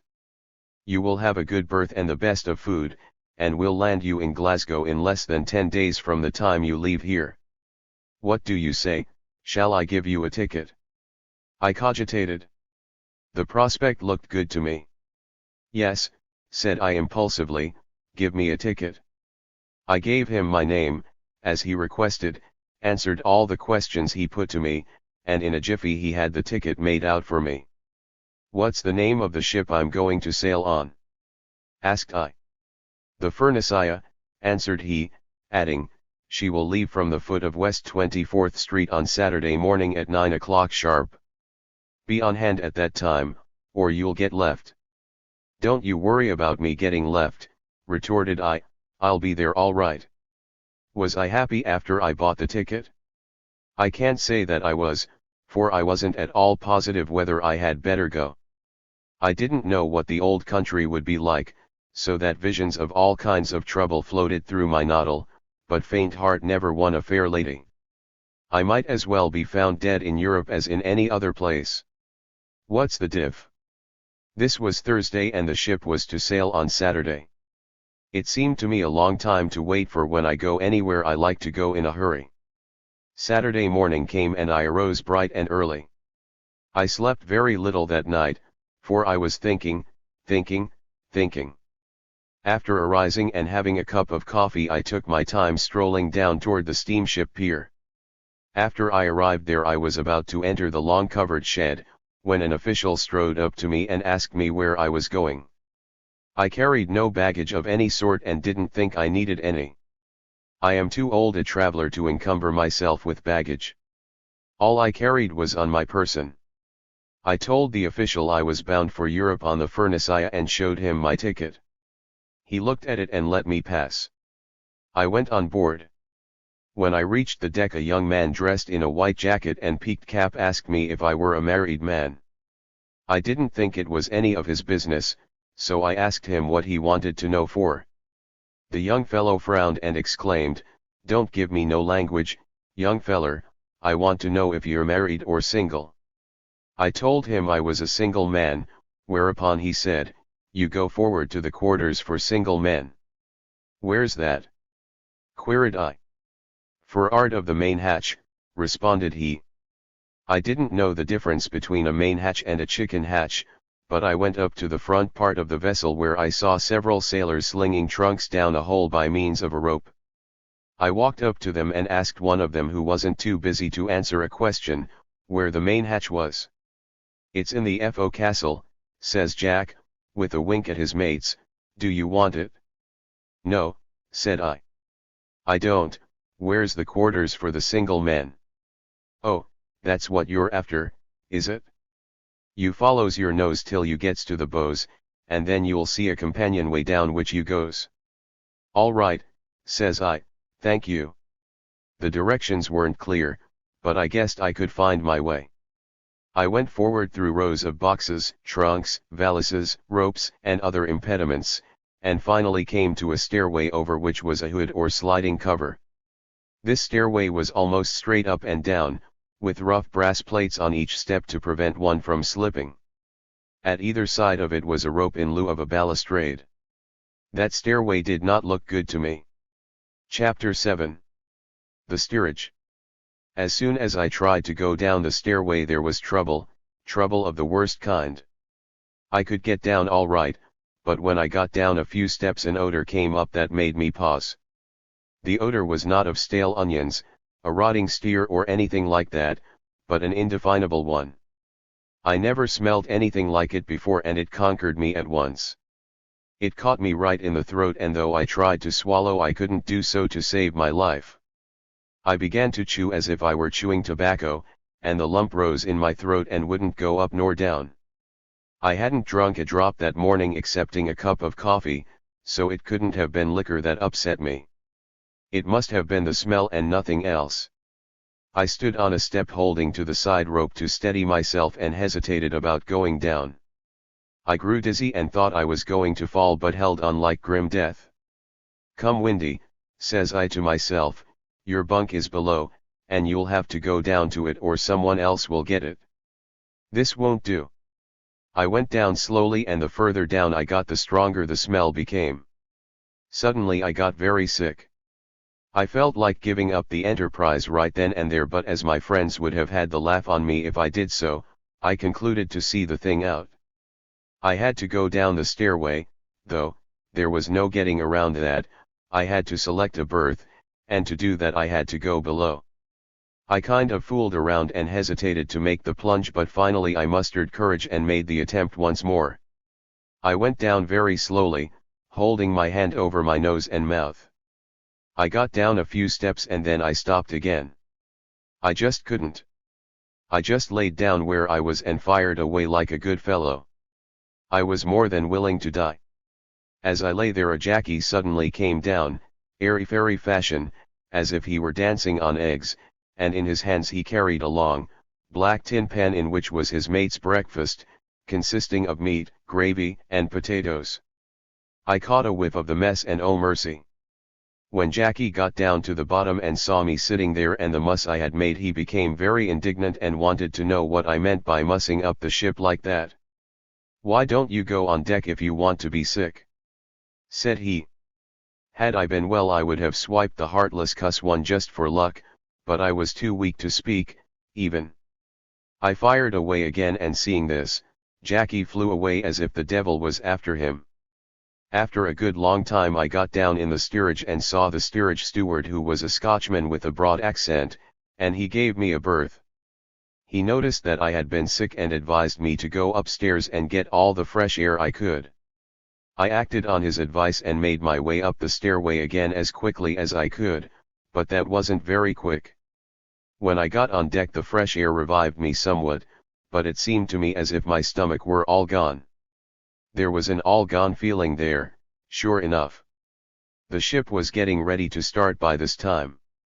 An officer mounted a raised deck over the forecastle and gave orders to heave the hawsers off.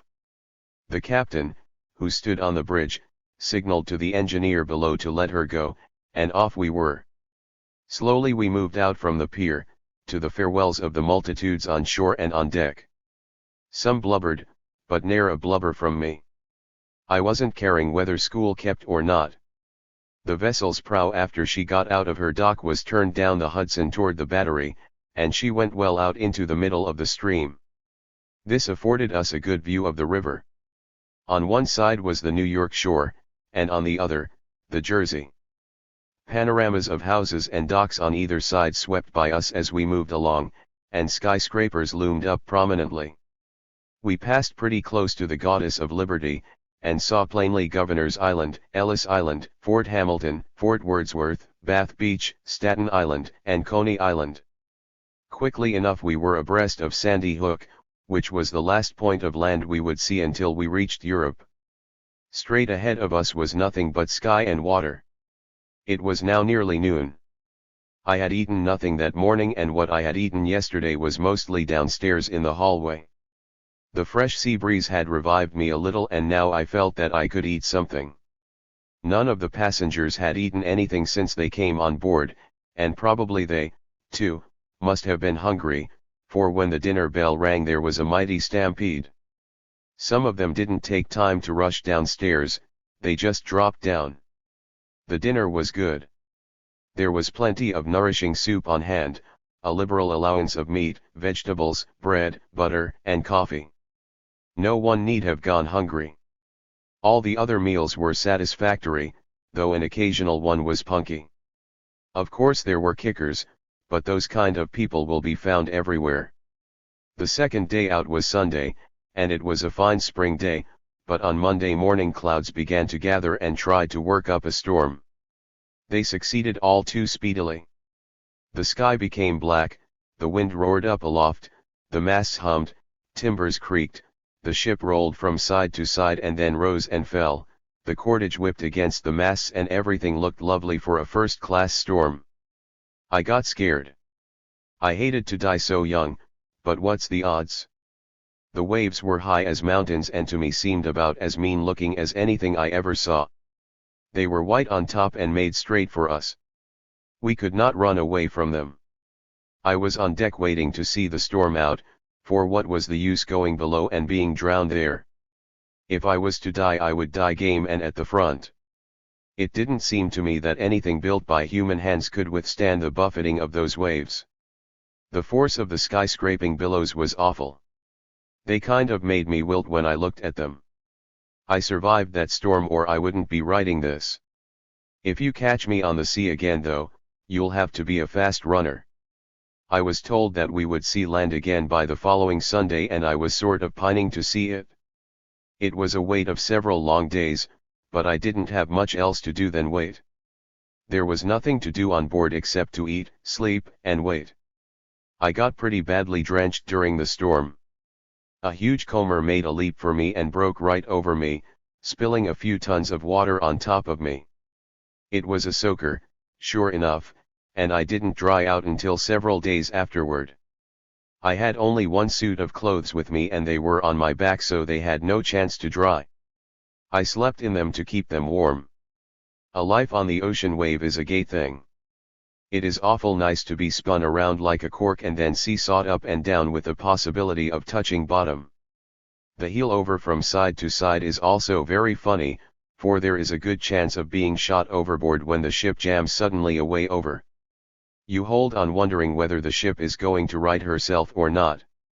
If she does, you're in luck, and if she don't, it's goodbye Lisa Jane. How many ships do tip over? Several thousand of them every year. Luckily, the Furnace Eye wasn't one of the unlucky ones this trip. The worst that happened to me was a bad scare and a shower bath. Maybe the water wasn't cold when that wave struck me. Ugh. It knocked the wind out of me for a moment and I didn't know where I was at. I dripped like a drowned rat, and when my fellow passengers saw me they roared. On Tuesday morning of the second week we saw the shores of Europe. We had now been out about 10 days. I have read that Columbus and his crew felt pretty good when they saw land again after their eventful voyage, but I'll bet $1 to a donut they didn't feel half as good as I felt when I saw land again. I was more than pining to see it. 10 days of sloppiness was a whole lot for me. If there is any fun wandering around with one's clothing sticking to one's back, I fail to see it. I was feeling all right and my general health was good, but the lack of sleep and the fetid odors down below helped to daze me. I was in a sort of pipe dream and hardly knew whether I was afoot or on horseback. There was land ahead, though, and I felt like shouting. The land ahead of us was the coast of Ireland and it looked good to me. The name of Ireland was familiar to me since my boyhood days, and I had seen Irishmen on the stage and off it, had heard songs sung about it and had heard it spoken of a million times. Here was the real thing right before me. I became mightily interested in it, as did almost everyone else. The Irish passengers aboard, and there were plenty of them, became frantic with joy. Ireland surely is a beautiful country. Rocky headlands we saw, capes, bays, towering mountains in the background, green trees, and farms. An air of romance seemed to hang over the place, and the blue skies of the spring above looked down on it kindly. We steered straight in for the shore and then sailed northward along the coast. We kept offshore only a few miles. When we got to Tory Island we steamed between it and the mainland, and had a close view of this little islet. It was only a mile or two long, with a quaint-looking lighthouse at one end of it and a vegetable garden in bloom nearby.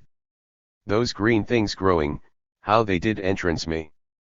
At the other end of the isle were rocks that towered up higher than the masts of our ship, and they were scarred, seamed, and causewayed by the elements. They had taken the strangest shapes imaginable. We steamed through the strait between the island and the mainland swiftly, for though the strait was narrow the channel was deep. Then we skirted southward along the east coast of Ireland until we came to a broad bay, where we anchored. This bay was shallow close into the shore, so we anchored far out. On the shore was the town of Moville, where the Irish passengers were to disembark for points in Ireland. A little tender came steaming up, and when she was loaded with baggage and passengers, there was hardly room enough to swing a cat in, but as the Irish passengers were happy, we had no kick coming. The warm-hearted Irish bade us farewell with many a thrown kiss and handkerchief flutter. They were off. So we were soon, for Scotland. The scenes along the east coast of Ireland were no whit inferior to those on the west coast. It did not take us long to reach Scotland, where the scenery was enchanting. Words are entirely inadequate to give one a proper idea of it. To be appreciated it must be seen and felt, for reading about it don't do much good. Here, right before us, were the Highlands of Scotland and many a place famous in song and story. In due course of time we reached the Firth of Clyde and anchored off Greenock. This was the disembarking point for all the passengers. A little steamer shot out from Greenock and landed us, bag and baggage, at the Princess Pier, which reminded me somewhat of a Mississippi levee, for it was stone-paved and sloping. On the pier cabbies stood about, touching their hats respectfully, but saying never a word. They were seeking fares, and giving us the tip noiselessly. Newsboys were there, too, yelling in strange accents, "Morning Nip," "Daily Bladder," etc., and some of them, when they got onto my presence and saw that I was a greenhorn, made loud uncomplimentary remarks about me in language that I couldn't understand. This rather embarrassed me, for I didn't like to be made a show of.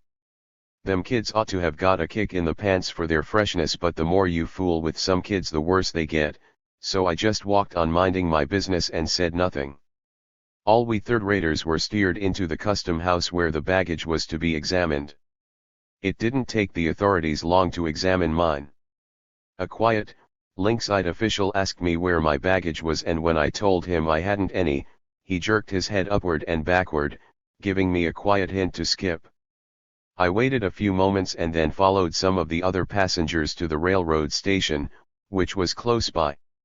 Our destination was Glasgow, and Greenock was 25 miles distant, so we were compelled to make the rest of the journey by rail.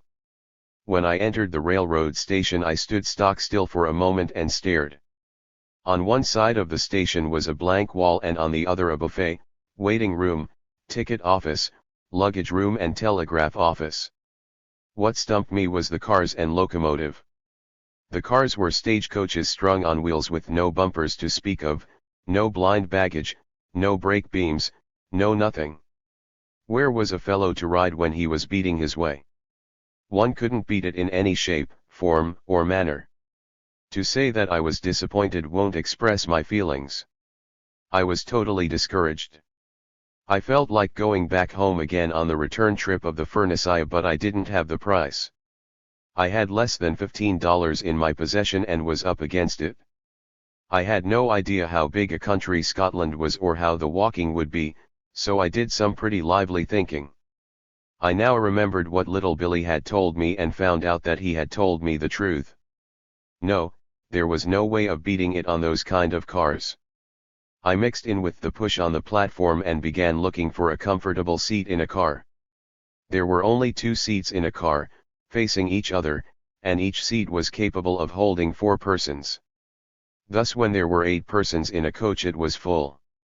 I made a rush for a seat where I could view the scenery comfortably, and after the coaches were all filled and all set, the doors were slammed shut, somebody outside blew a tin horn, and with a rat-like squeak from the engine we were off. The engine had seemed like a toy to me, but she was speedy and powerful and could go like a streak. Away we clattered through tunnels, past fields and meadows, villages and towns. The scenery looked mighty foreign looking to me, and I was uneasy. I sure felt that I wasn't at home. On our right-hand side as we sped up to Glasgow were the fields and meadows I just spoke of, and on the other side was a bare prairie through which wound the River Clyde. Along the banks of the Clyde were shipyards which are famous the world over.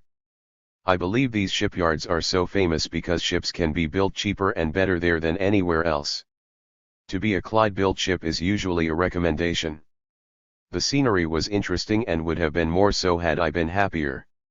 I was still half dazed from the want of sleep during 10 nights on board ship, my clothes didn't feel right on me from the soaking they had got, and then the disappointment of not being able to beat it, affected me, too. But it was all in the game, so I had no kick coming. After journeying about an hour we came upon the town of Paisley, which has been famous for centuries for the manufacture of Paisley shawls. Large spool cotton factories we could see in the place too, and it seemed to be a city of some size and consequence. In a little while after that we rushed into St. Enoch's Station, Glasgow. This was our jumping off place. The station was a very large and fine one, almost as much so as the Grand Central Station in New York. To judge from the station, Glasgow must be a sizable place, for it was first class in every respect and right up to date. Chapter 8. Glasgow. All out for Glasgow, was the cry, so out we tumbled. I made my way out of the station and soon found myself upon the street, where I stood perplexed and bewildered. It seemed to me I had landed in some other world. Everything was so different: the houses, the stores, the streets, the sidewalks, the driveways, the people, the vehicles, the dogs, the horses, the skies, the clouds, everything. How or where will I begin to describe these things? I have a pretty big contract on my hands, one that I am unequal to. I had never seen so many Scotch people in a bunch before and had no idea there were so many alive. There were thousands of them, tens of thousands of them. If Glasgow hasn't got 1 million of people, then I miss my guess sadly. Scotchmen till you can't rest, anywhere and everywhere. Even the names on all the stores were Scotch. There was Macpherson and Blair, MacTavish, MacDonald, Brown, Alexander, MacFeely.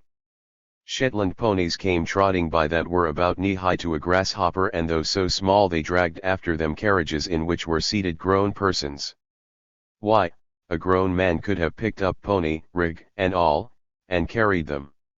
I felt like telling the people in those rigs to get out and walk, and not disgrace themselves by making such a little creature in the shape of a horse drag them about.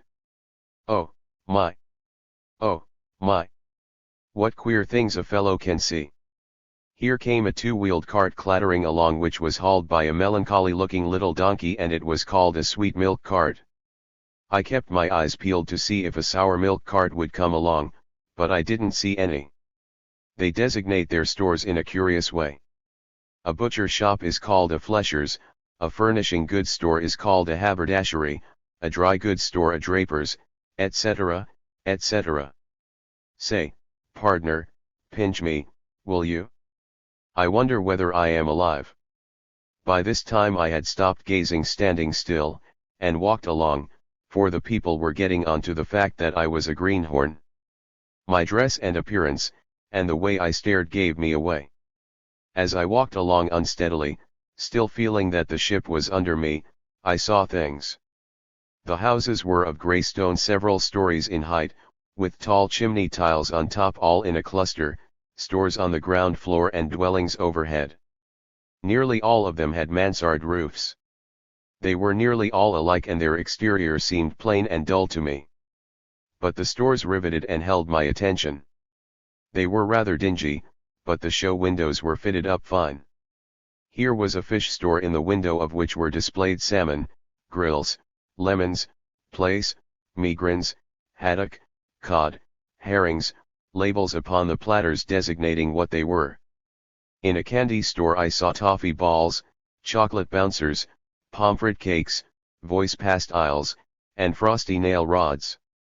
I laughed and wondered if they had any railroad spikes and rails. Frosty nail rods and bouncers, hey. Well, I was getting a pretty good show for my money. I looked into a tobacco store and there I saw a vast array of cigars, tobacco, and smokers' articles. The brands of tobacco had curious names, such as Bailey Nicole Yarve, Starboard Navy, Tam O'Shanter, Aromatic Mixture, English Birdseye, and many others. The tobacco and cigars were dear, tobacco being 8 cents an ounce, and funny-looking cigars 4 cents each. In the clothing store windows I noticed clothes made of excellent cloth in all varieties, that sold for $8 and $10 the suit. They were fine and made me feel sad, for I hadn't the price to buy one, though I needed a suit badly. Shoes, too, were cheap and good. The windows of all the stores were heaped to profusion with goods, and it seemed to me there was more stock in the windows than there was in the stores. The wares were displayed very temptingly with a price tag on everything. The jewelry displayed was more than tasteful, I thought. I wanted a few diamonds awful bad. I wandered along Argyle Street, which seemed a broad and busy thoroughfare. The sidewalks were jammed and so was the roadway. I sauntered along slowly, taking in the circus, for it was better than a circus to me. It was a continuous performance. Lots of people gazed at me, nudged each other and made remarks, but I couldn't catch what they said. Probably they took me for some animal that had escaped from a menagerie. I wasn't caring, though, what they thought. I was having as much fun out of them as they were having out of me. I saw so many queer sights that I couldn't describe a tithe of them. Many fine people drove by in fine rigs, and some of these wealthy ones were probably out on shopping expeditions. There were grand ladies and gentlemen in multitudes, and I figured it out that wealth and nobility must be pretty prevalent in Scotland. Many of the ladies were beauties of the blonde type and the gentlemen were well dressed and elegant in appearance. They carried themselves nobly and proudly and seemed stern yet manly. The ladies surely were engaging and I noticed several of them alight from moving streetcars gracefully. They didn't wait for the car to stop, but swung off, alighting in the right direction every time.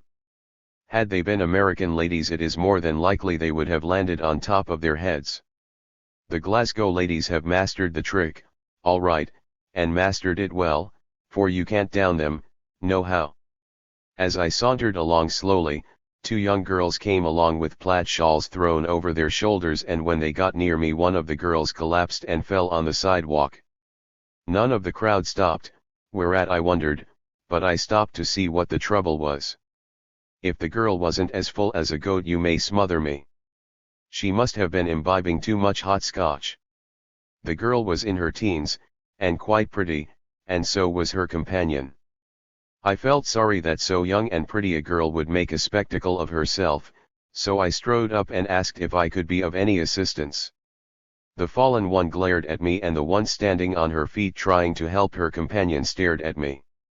My American accent may have been too much for her for she made no reply. I remained standing there, whereupon the sober one got angry and turned on me with the remark, "Did yer never see a lassie foo?" From her indignant tones and manner I saw that she was huffy, so I made tracks in a hurry, for I wasn't looking for trouble. After seeing as much as I wanted to of Argyle Street, I walked toward the embankment of the Clyde River, which I could see not far away, and had a look at the shipping. The ships were as curious to me as everything else I saw in Glasgow, for they were distinctly foreign-looking and odd. Glasgow seemed a great port, for there were ships of all nations there. The banks along the waterfront were high and walled up with stone, forming fine promenades. Quite a number of very fine bridges spanned the stream and they must have cost a lot of money. They were of stone, iron, and wood, and were equal to structures of their kind anywhere. I noticed that the water was of a dark chocolate color, which means mud. The stream isn't very broad, but it is deep. I was speaking of the vessels. Well, they took my time. I had read of low, black-hulled, rakish crafts in pirate stories, and these looked like them. Wonder if they were pirates? I didn't go aboard any of them to investigate. Along the waterfront street opposite the embankment were hotels, stores, lodging houses, ship outfitting establishments, taverns, inns, and all manner of places catering to seafaring men. All of them seemed curiosity shops to me.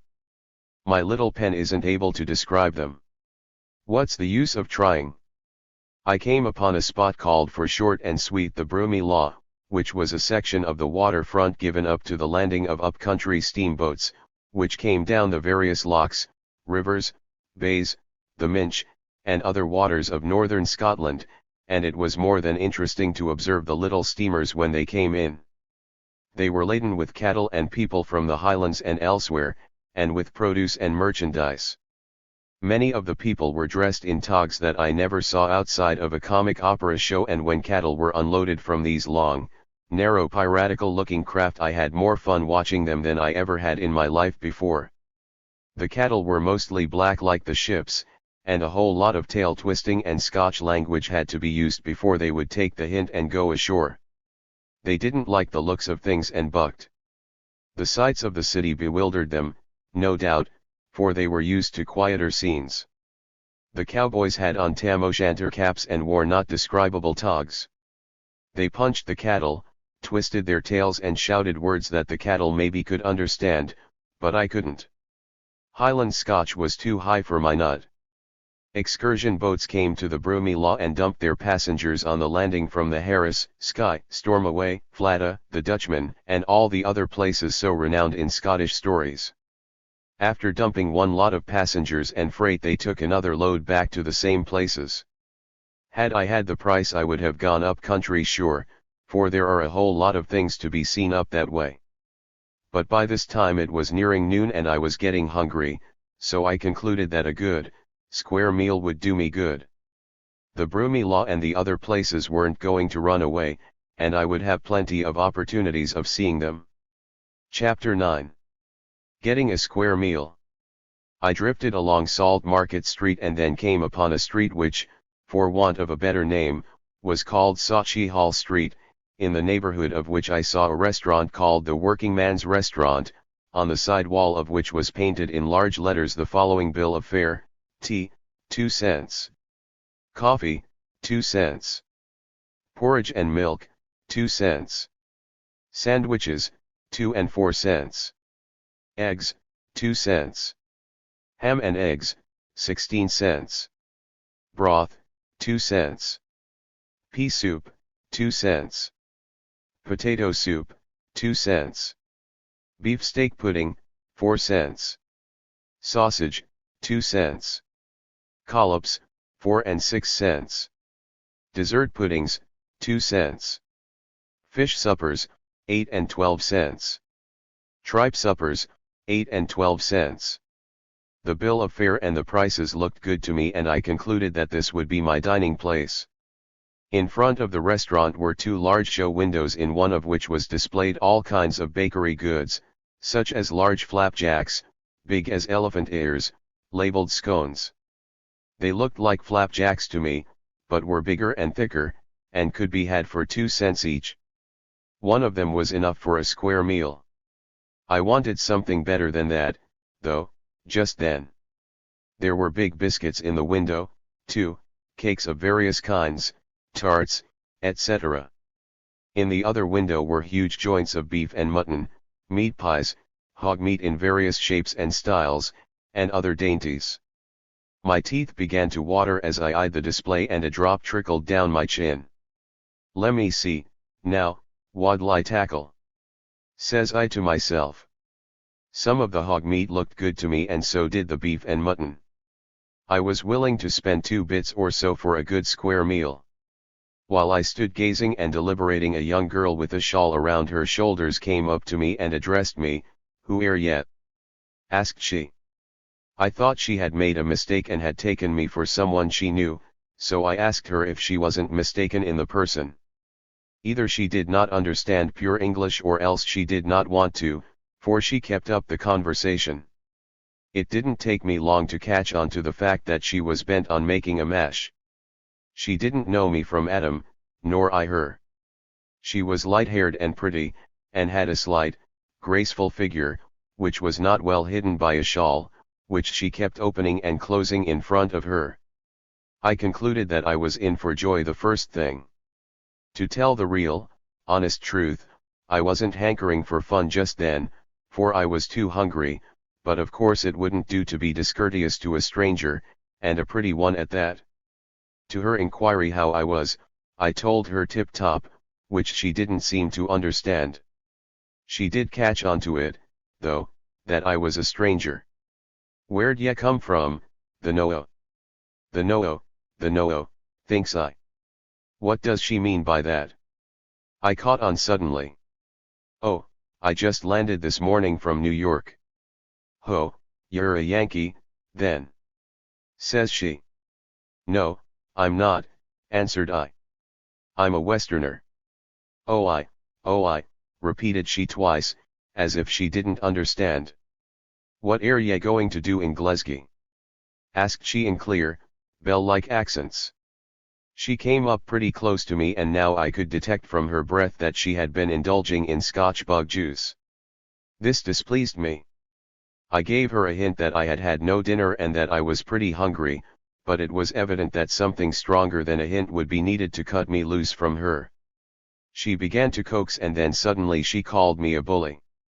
That got me off. I told her in pretty plain language that she was a trifle fresh and that I hadn't said or done anything to warrant her in calling me names. She didn't understand what I said, but I guess she could tell from my manner that I was angry, so her soft eyes gazed down to the ground sadly. I excused myself, left her and went into the restaurant. The unexpected interview had agitated me somewhat, but I soon got over it. The front part of the restaurant was a sort of store, where edibles were displayed on counters and which could be bought and carried away, or eaten on the premises, as one chose. The rest of the apartment was divided off into cabinets having sliding doors to them. In each cabinet was a rough wooden table with backless, wooden benches, close up to it, and on either side of it. The cabinet wasn't big enough to turn around in, but it served the purpose for which it was built. A young waitress came to the cabinet I had chosen as my retreat and asked me what I would have. When she heard my foreign accent it was all she could do to keep from sniggering. I asked for pea soup for the first course. It was brought to me and it was nice. While eating it, the door slid back quietly, and who do you think entered it? Guess. I'll bet you never could guess. Why, it was no one else than the young girl who had addressed me outside the restaurant. She had probably watched from the outside and seen in which cabinet I had gone, and there she was, large as life. Tell me Scotch girls aren't cute. For a moment I was so flabbergasted you could have knocked me down with a feather, but I soon recovered my equanimity. The girl asked me if she might sit down beside me. What could I say? Of course, I said yes. I kept on eating my soup and cogitated. If this was the custom of the country I didn't like it. Where I came from strangers were not in the habit of inviting themselves to dinner. The lassie, that's what girls are called in Scotland, chinned away to me, but I didn't understand her, nor did I care to very much just then. After the pea soup had disappeared I asked the lassie if she was hungry and she gave me to understand that she was not. Probably she had only come in for a social chat. The waitress soon came in again and sniffed scornfully when she saw my companion there. She probably took me for a naughty man. All this goes to show how a poor, innocent fellow can get into trouble when he isn't looking for it. I next ordered some roast mutton, potatoes, and bread and butter. To the waitress's inquiry what I would drink I said water. The lassie looked at me reproachfully. I divined that she wouldn't have ordered water. While I ate the lassie chinned and seemed to stick to me as faithfully as a Dutch uncle to a rich relative. I don't think that she was fully aware of what she was doing or saying. After I had finished the second course, the waitress made her appearance again and wanted to know what further would be wanted. I told her, nothing, whereupon she began to gather up the dishes and her manner proclaimed that the cabinet might be wanted for the next customer. I took the hint and withdrew and the lassie followed me out. Outside of the restaurant the lassie gave me a gentle hint that she knew of a snug place where we could have a little smile together, but I wasn't drinking just then and told her so. I was leery of her, in fact. How did I know who she was or what her little game was?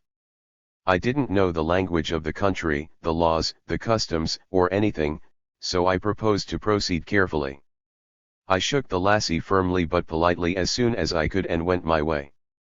Chapter X Glasgow Green, or Common. I concluded to go down toward the Clyde again but had some difficulty finding my way, for the streets were tortuous and winding, though quaint and old-fashioned. I had seen pictures of such streets on the stage and in plays. After much walking I came upon a thoroughfare called Stockwell Street which led direct to the quays. I walked to the Albert Bridge and contemplated its strength and solidity, and then walked in the direction of a park which I saw not far distant. I was informed by someone whom I asked that this was the Glasgow Common, or Green. The park, I should judge, is about 2 miles long by about half a mile wide, and is almost destitute of trees or plants. It is, in fact, nothing more than a bare public playground fitted up with tennis courts, cricket grounds, apparatus for gymnastic exercises, swings, a music stand, etc. It surely is an interesting spot. The walks are long and numerous, resting places are plentiful and near the river is a building used by the Humane Society, a hospital, most likely. A little way in from the entrance is a fountain that is worth describing.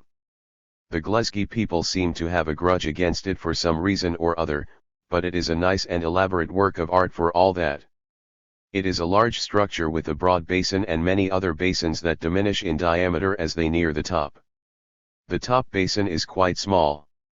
Around the largest basin are groups of life-sized figures representing the various races of man, such as Africans, Asiatics, Europeans, Australians, and Americans.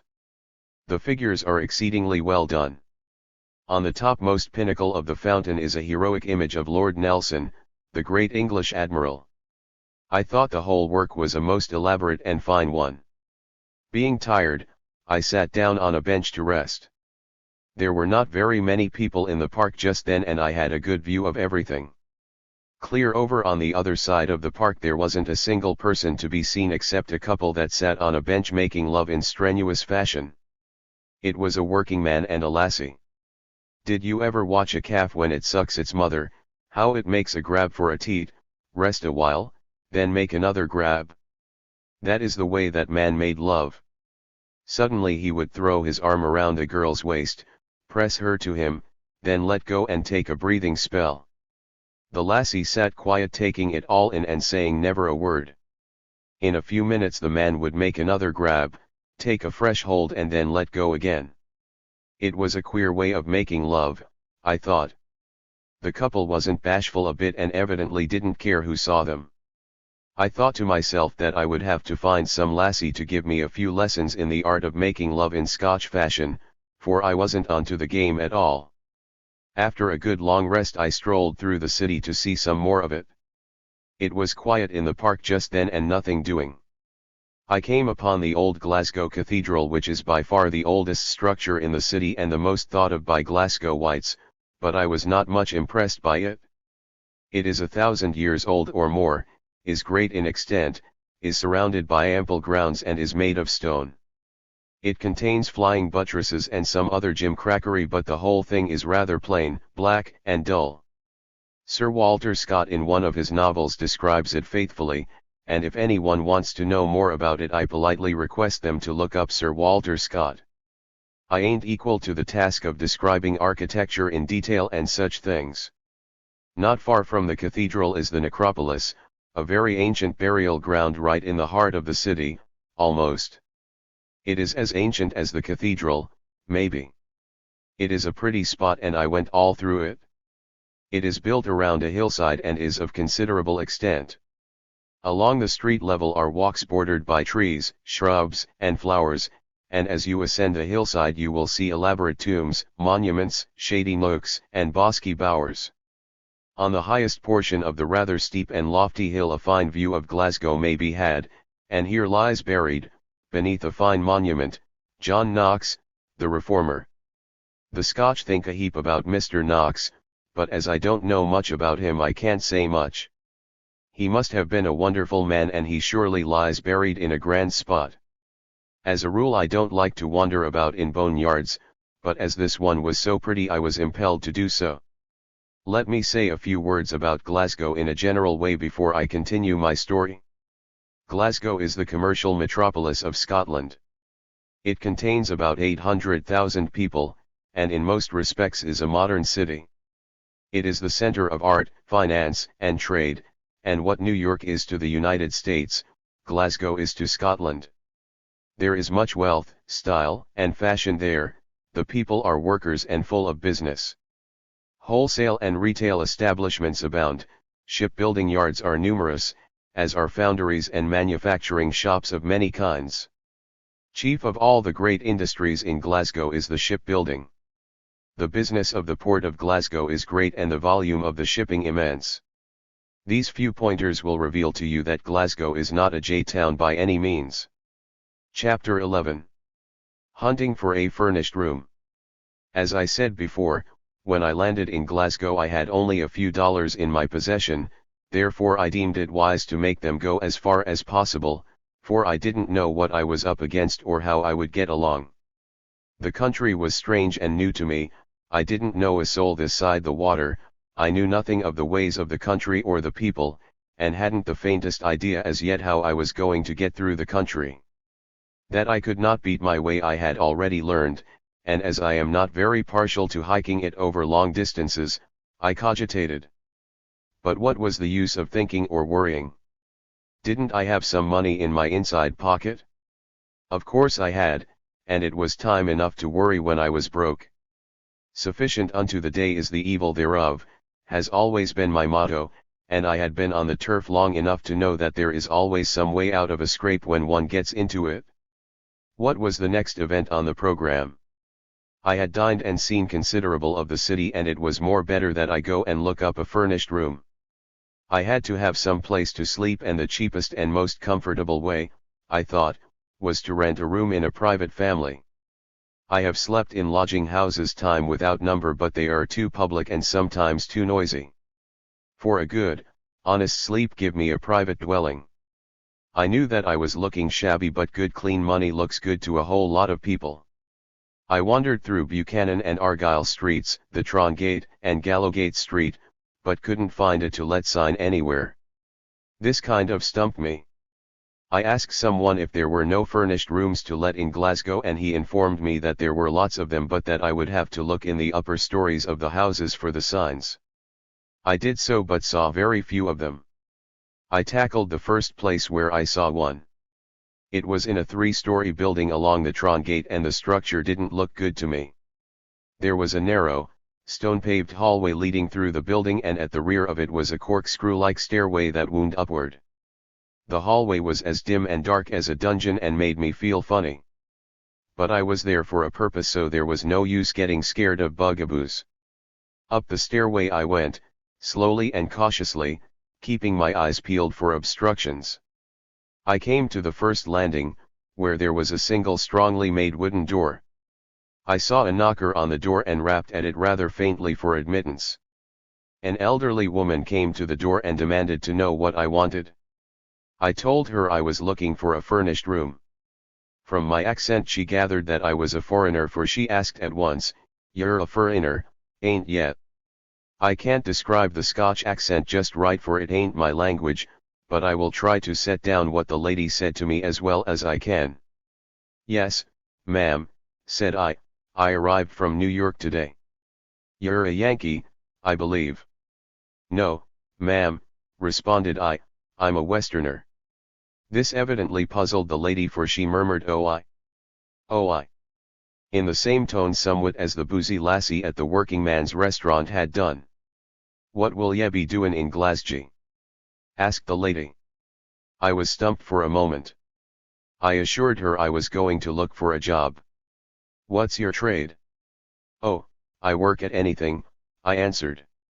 "Ah, then you're jack of all trades and master of none." I assured the lady that was about the size of it, and she then asked me how much I wanted to pay for a room. I told her about $1 a week. As things were cheaper on this side of the water than on the other side, I figured it out that I ought to get things at about half price. Evidently the lady didn't think so, for she scanned me scornfully and wanted to know if I took her place for a tramp's lodging house. That was putting it rather plain, which caused me to kind of wilt. I assured the landlady I had no such idea. I asked her what she charged for a room, and she said $2.50 per week. Too much for yours truly, I thought, and told her so. We couldn't make a deal, so I groped my way downstairs and tried my luck elsewhere.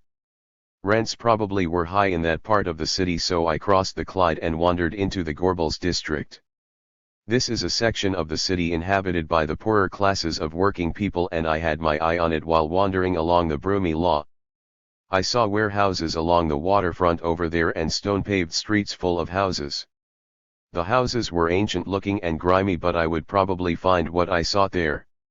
The first house I entered in that district had the same kind of a hallway with a spiral stairway at the end of it as the house I had been in on the other side of the river, and when I rapped at the door on the first floor, a lady answered the summons.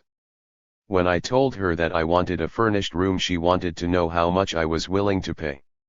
She did not tell me her price, but wanted to size up my pile. Her little racket wouldn't work. I told her that if she had a room that suited me and if the price was right, we could make a deal, otherwise not.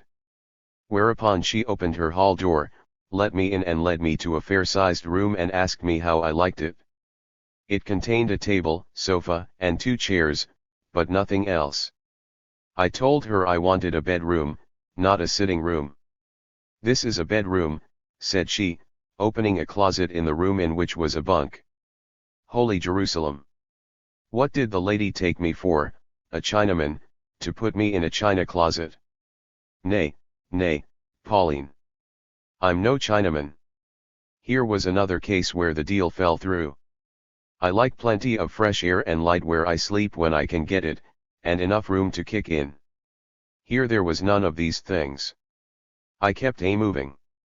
I came to a house opposite a theater where I met 2 young ladies who occupied a flat and had a spare room. I believe they were actresses. They told me that their vacant room was rented by an actor who was now making a tour of the cities, and that they didn't know just when he would be home.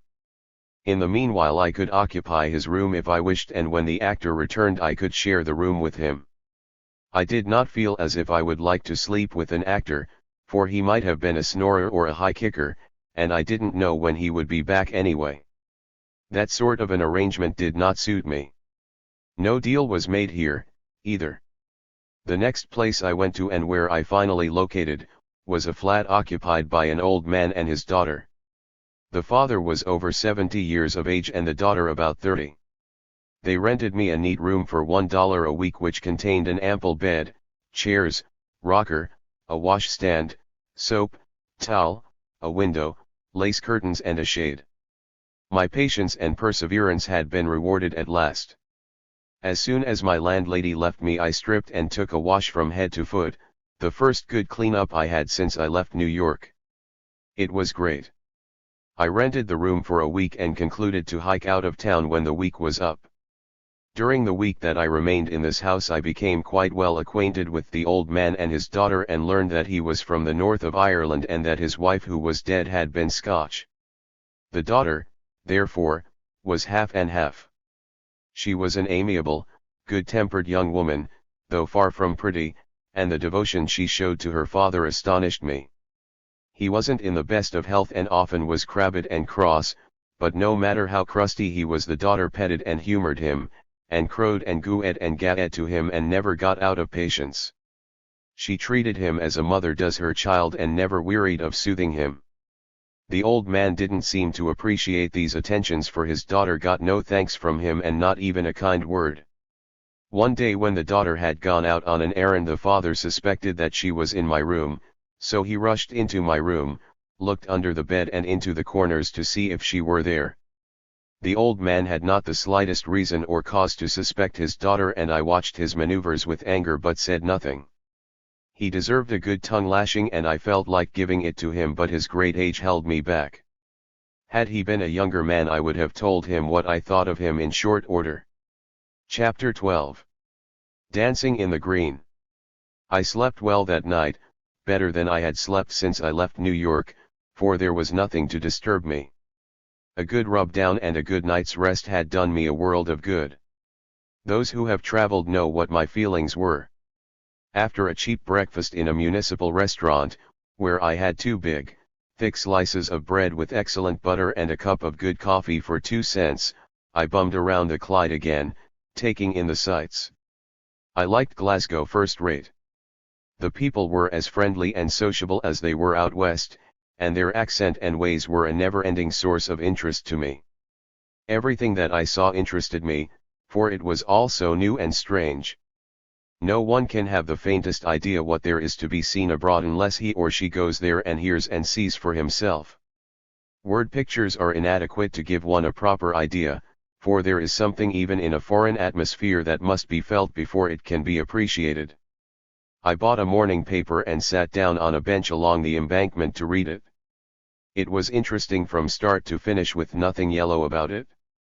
The articles were written in an able, scholarly way, and besides giving the news there were columns devoted to giving useful hints, such as master and man, husbands and wives, and such like things, that were well to know. They were in the shape of answers and queries, somewhat. Even the advertisements were interesting to me, but the want ads were mostly incomprehensible, for there were too many Scotch colloquialisms in them. I saw an announcement in the paper stating that there would be dancing in the Green that afternoon, and I concluded instantly that I would take it in. It was to be a free show, and when there is anything of that sort going on you may count me in, every time. In the meanwhile I just loafed around the banks of the Clyde, watching them load and unload vessels, taking in the foreigners' ways of doing things, peering into the shop windows along the waterfront, etc. The time passed quickly enough. I wasn't homesick a bit, but felt right at home. There was something about the people and the place that made me feel quite at home. After dinner, at about 2 o'clock, I strolled into the Green. People were slowly sauntering into it in groups, and walking up toward the music stand where the dancing was to be done. The music stand was about half a mile from the park entrance. It was early, so I sat down on a bench and made myself comfortable. Little boys came along handing out programs, and I secured one of them. Here is what it said: Glasgow Green. No 1 March, Glendorel Highlanders. No 2 Strathspey, Marquis of Huntly. No 3 Reel, the Auld Wife Iont the Fire. No 4 March, Brian Brew. No 5 Strathspey, Sandy King. No 6 Reel, Abercairny Highlanders. No 7 Dance, Reel O'Tulloch. No 8 Waltz, the Pride of Scotland. No 9 Highland Fling. No 10 March, Loch Katrina Highlanders. No 11 Strathspey, When You Go to the Hill. No 12 Reel, Over the Isles to America. No 13 Dance, Sword Dance. No 14 March, 93 D's Farewell to Edinburgh. No 15 Strathspey, Keswick Ferry. No 16 Reel, Mrs. MacLeod's. No 17 Slow March, Lord Laven. Choir. No 1 Glee, Hail, Smiling Morn. No 2-part song, Rhine Raft Song. No 3-part song, Maggie Lauder. No 4-part song, Let the Hills Resound.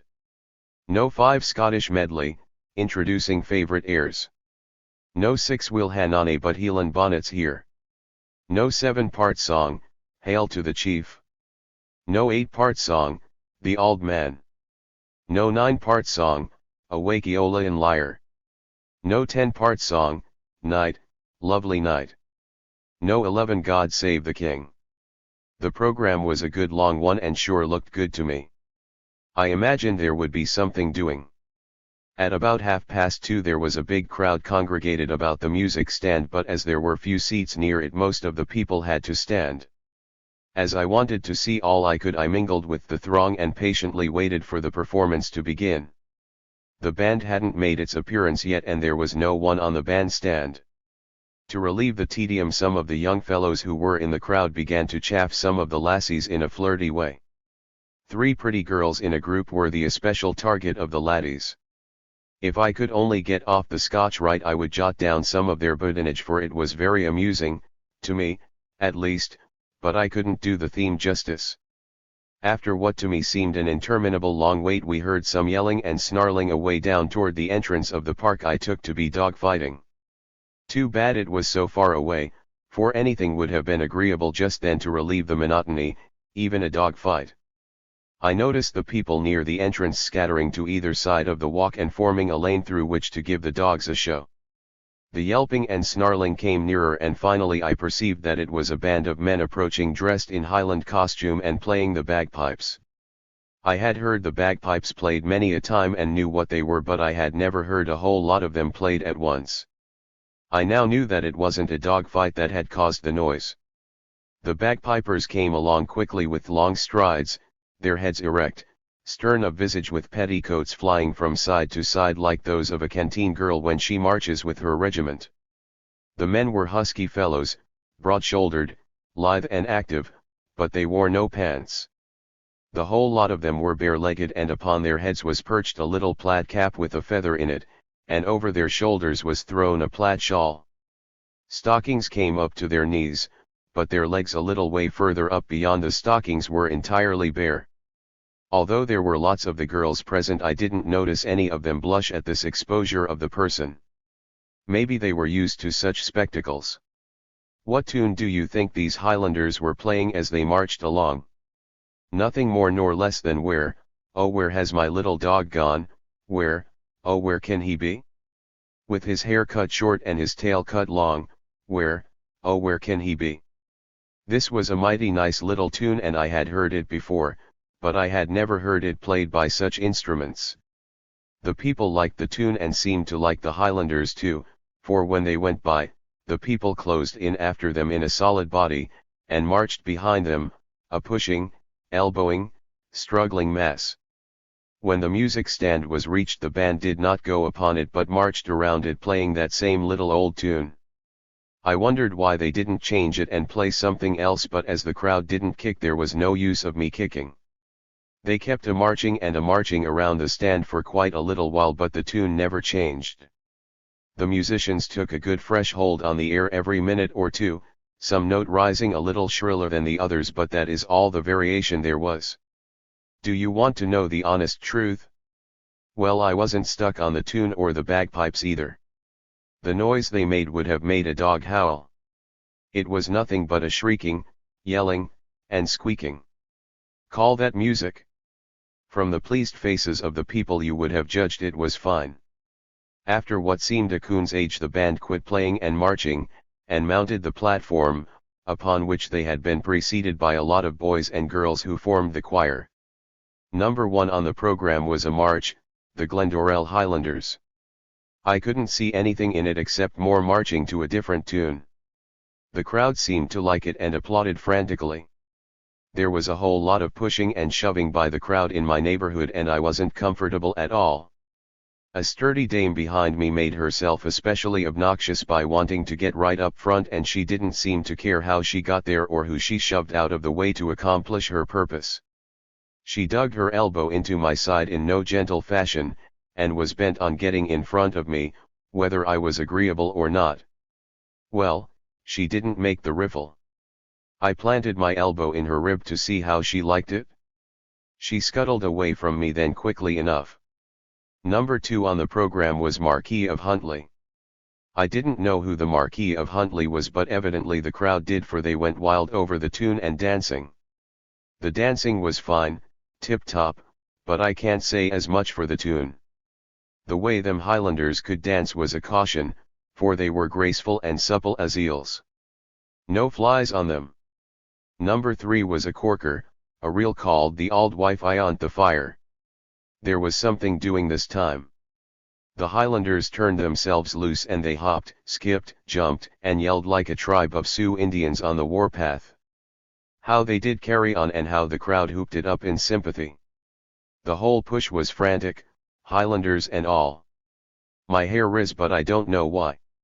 If anyone tells me that those bare-legged Highlanders can't dance, I will surely tell them they are mistaken. They were artists and no mistake, every one of them. Brian Brew was the next event on the program, a march. I was getting tired of marches, but the mob wasn't. They applauded the Brian Brew wildly and saw a whole lot in it that I couldn't see. Number 5 was another Strathspey, Sandy King. I was wondering who Sandy was and if he were a king, but I didn't like to ask questions. No use letting the hoi polloi get onto it that I was a greenhorn. There might have been something doing had they known it, for it takes but a little thing to set a mob a-going. Next came a real, Abercairnie Highlanders. I wondered how many different clans of Highlanders there were in Scotland. The woods seemed full of them. This was another wild Indian affair, worse than the first reel. Them chaps were good yellers and jumpers, and I think could hold their own with any wild Indian, no matter what tribe he belonged to. Their lungs were leathery, their limbs tireless, and their wind excellent. The reel of Tulloch came next and then a waltz, the pride of Scotland. Both were excellent. Number 9 was a Highland fling. That was a great number. It aroused everyone to enthusiasm. I could not help but admire the grace of the dancers. So quick they were, so unerring. Their wind was so good that I felt I would have hated to tackle any one of them in a scrap. Number 13 was a sword dance, danced by one man only. Crossed swords were laid on the platform and the Highlander danced between them slowly, rapidly, any old way, and never touched. He never looked down while dancing, and how he managed to avoid these swords was a marvel to me. The sword blades were placed close together and the dance was kept up a long time. That chap was an artist of a high class, and could have made a whole lot of money on the stage had he chosen to do so. Maybe he was a celebrity in Glasgow and Scotland. He never touched a sword. His dancing was marvelous. It was evident these Highlanders could do something besides squeezing wind out of a bag and playing where, oh where. Yes, they were all right. Their performance was a good one and worth anyone's while to see. When I returned to my lodgings that evening I told my landlady that I had attended the dance in the Green and she wanted to know how I liked it. I told her truly that it was the best I had ever seen. And it was, by long odds. Chapter 13. Taking in a Glasgow show. The evening of my second day's stay in Glasgow I put in by taking in a show at the theatre. It was the Gaiety Theatre I intended to go to, where vaudeville plays were given, but as the theatre was a long distance from the Gorbals district, I had some trouble finding it. The theatrical performances in Glasgow begin early, some at 5:30 and some at 6 o'clock, and let out at about 9 o'clock, which gives those so inclined a chance to go to bed early. The days were long at that season of the year, so that I arrived in front of the theatre while the evening sun was still high in the heavens. The theatre building was an immense one of stone and very lofty. In front of it was a long line of people waiting to make a rush for good seats in the gallery, and I joined the throng. There was a good deal of rough horseplay among some of the fellows waiting there and a whole lot of chaffing. A chap behind me gave me a kick in the rump and tipped my hat over my eyes, which he deemed a very good joke. I didn't think it was and told him not to get too gay, whereupon he roared with laughter. He told his neighbors that they had a greenhorn among them, whereupon many in the crowd made life a burden for me for a while. They made all kinds of chaffing remarks, they jeered me, they hooted me and groaned. They were having a whole lot of fun at my expense, but I never said another word, for what was the use? I was mad clear through, though. Had I only had a gang with me there might have been a different tale to tell. I was alone and friendless. A fellow thinks all kinds of things when a crowd gets after him. The line was growing longer rapidly, and before the doors were opened a couple of hundred people must have been on the street waiting. As soon as the doors were opened there was a grand rush and scramble to secure tickets. I held my own in the push, though I was nearly suffocated and squeezed flat, but managed to secure a ticket after a little while, for which I paid 12 cents 6 pence. Cheap enough if the show is any good. I rushed up the spiral stairway after the crowd, but before I got halfway up I was obliged to stop and blow off steam. The steps were many and winding. I did not notice anyone else stopping for a breather, which led me to conclude that the Scots are a long-winded race. 2 or 3 times did I have to stop before I reached Nigger Heaven, my destination. The gallery was so high up and so close to the ceiling that I could have touched the ceiling with my hand when standing up. Below, clear to the orchestra seats, or pit, as it is called, was gallery after gallery. Some of these were divided off into queer contrivances called stalls. To me the stalls seemed like huge dry goods boxes, with the part facing outward, toward the stage, open, from the middle to the top. The lower part was boarded in. They were queer-looking contrivances, and the people in them looked as if they were caged. The stalls were supposed to be private and exclusive, in a word, private boxes. Some little boys in livery were wandering about on the various floors crying out program with the accent on the first syllable, and as I wanted one, I hailed a boy who gave me one and charged me a penny for it, 2 cents. Printing must be dear in Glasgow, I thought, to charge a fellow 2 cents for a printed piece of paper. I said nothing but scanned the program. Here is what it said: No 1 La Putes d'Amour, Balf, Band. No 2 Mr. John Robertson, baritone vocalist. No 3 Drew and Richards in their specialty act, old-fashioned times. No 4 Mr. Billy Ford, Negro comedian. No 5 The Alaskas Ben and Frank comic horizontal bar experts. No 6 Mr. Edward Harris, London comedian. No 7 Miss Josie Trimmer, child actress, and the Forget-Me-Nots, vocalists and dancers. No 8 Selection, Yeoman of the Guard. No 9 Sally Adams, American Serpentine dancer. No 10 The G's, in their musical oddity, invention. No 11 Collins and Dickens, in their refined specialty act. No 12 Mr. Charles Russell, comedian and descriptive vocalist. No 13 National Anthem. Quite a lengthy program this, and it looked to me as if it might be good, especially the Serpentine dancer, who was a countrywoman of mine, and the darkies, who were probably countrymen. After a moderate wait the lights were turned up, the orchestra tuned up, and soon the band gave us a selection by Balf called La Putes d'Amour. I didn't know what La Putes d'Amour was, but it didn't make any difference to me. It was some kind of music. The selection was a long one, and the band sawed away at it as if they were never going to stop. It was so long drawn out, in fact, that my wits went a wool gathering and I nearly fell asleep, for tedious music is apt to make me snooze. When the music stopped I woke up and was ready for business. The first event on the program was Mr. John Robertson, baritone vocalist. The band played a preliminary flourish when out walked Mr. Robertson, dressed in a spike tailcoat, black vest, and biled shirt. Hanging in front of his vest was a long, thick watch chain, which must have been a valuable one, for it looked like gold. Mr. Robertson sang a song and kept a hold on his watch chain. The song was humdrum, and so was Mr. Robertson's voice. Mr. Robertson made no great hit, and when he left us he took his chain with him. Number 2 was Drew and Richards in their specialty act, Old-Fashioned Times. A lady and gent came upon the stage dressed in very old-fashioned garb, and sang. Just as soon as the lady opened her mouth to sing I knew she was a gentleman, and she couldn't sing any more like a lady than I could. I have seen female impersonators on the stage many a time, and they carried out the illusion perfectly, but this chap wasn't in it at all.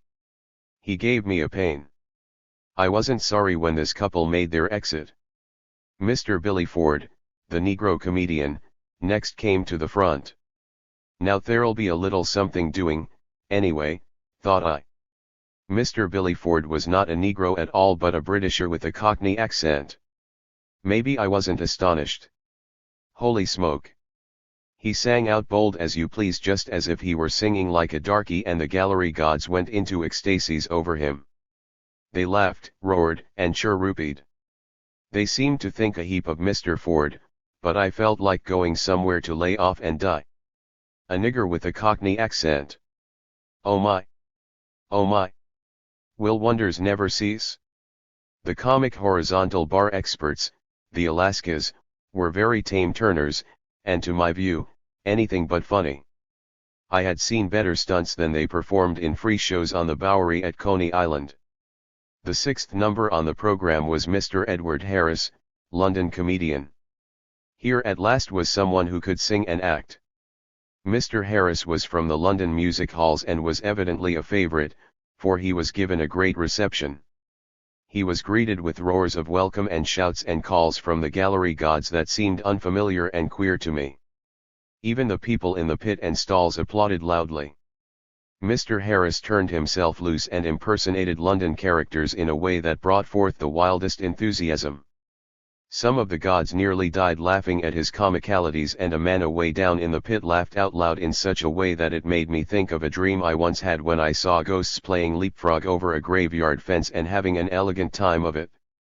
The noise this man made was a high sepulchral shriek, like theirs. It was wild and weird.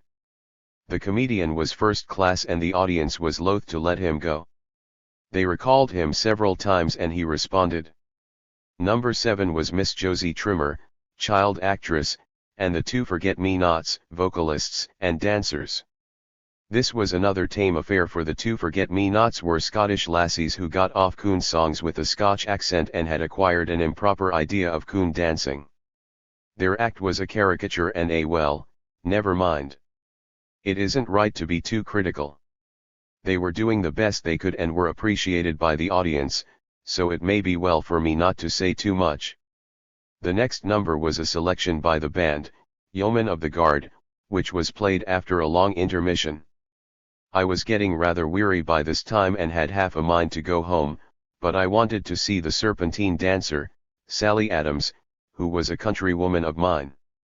It seemed to me I hadn't seen a countryman or countrywoman for a coon's age, and I felt as if I just couldn't go until I saw Sally.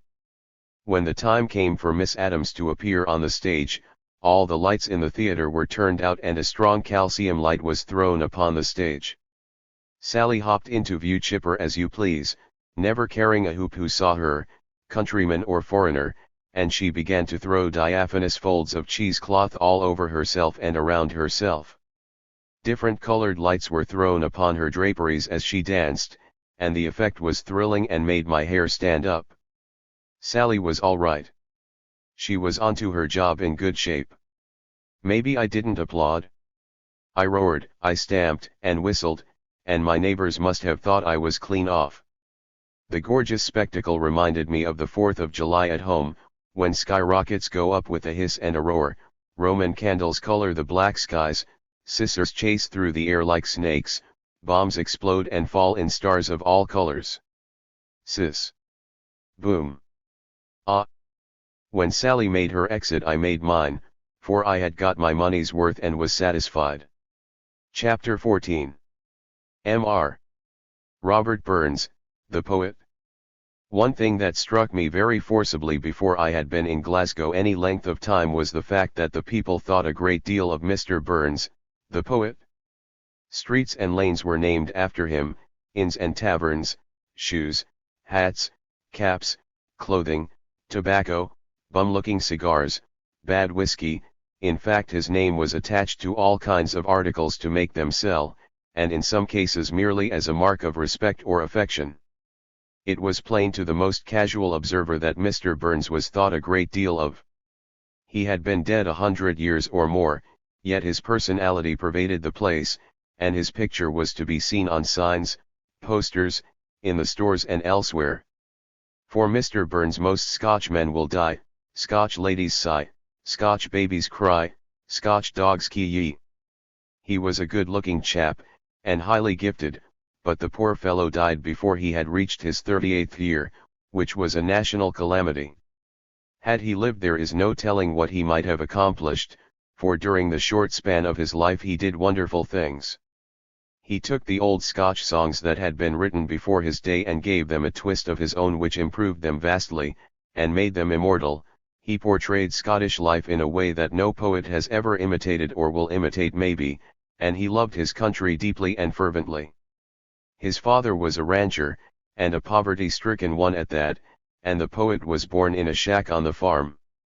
The house was a little old one of stone, and a rich man of the day would have used it for a chicken house. In this house and in a china closet in the kitchen was born the greatest poet Scotland ever produced. When Bobby grew up the old man set him a-ploughing, and while at this work the boy composed rhymes which were so good that some of his friends induced him to print them. Old man Burns didn't see any good in the verses, for he knew more about poultry than he did about poetry, and told his son to cut it out. Bobby couldn't, for it just came natural. Before he was 21 the boy had written lots of good poetry and it was put in book form and printed at Kilmarnock, a town not far from his birthplace. The birthplace of the poet was on the farm near the town of Ayr in Ayrshire, and that whole county, or shire, is now called the Burns country, because it was the poet's stamping ground. The poet knew lots of people throughout the county and his writings have immortalized many a place in it. After his book had been printed he sprang into fame at once and was made much of by man, woman, and child.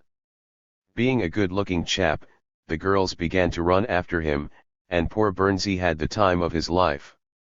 He wanted to steer clear of them, but he couldn't, for the girls liked and admired him too much. The result was that a few of them got into trouble, and soon some wild-eyed fathers and brothers went gunning for him. The fault was not the poet's wholly, for he couldn't have kept these girls away from him with a cannon. To avoid such troubles in the future he finally married a blonde, buxom young lassie called Jean Armour, by whom he had twins, the first rattle out of the box. Not long after that he had two at a throw again. Bobby could do something besides write poetry, evidently. He was a thoroughbred any way you took him, though the people at that time did not know it and did not fully appreciate his great qualities. It was only after he had been dead a long time that the world fully realized his worth. At the present day they estimate him properly and their affection and reverence for him are boundless. Some of his countrymen call him simply Burns, others call him Rabbi, and still others, Pure Rabbi, pure meaning poor. The country that he lived in, Ayrshire, is visited by 1 million strangers or more every year, who visit the shack he was born in and the places he made immortal by his writings. The shack has been fixed up and improved somewhat since he lived in it, and is now a sort of museum where are displayed various editions of the books, manuscripts, and other things, that once were his. Among the things is a walking cane that a New York lawyer named Kennedy somehow got hold of. How Kennedy got the cane I don't know, but he returned it to the Burns collection in the cottage.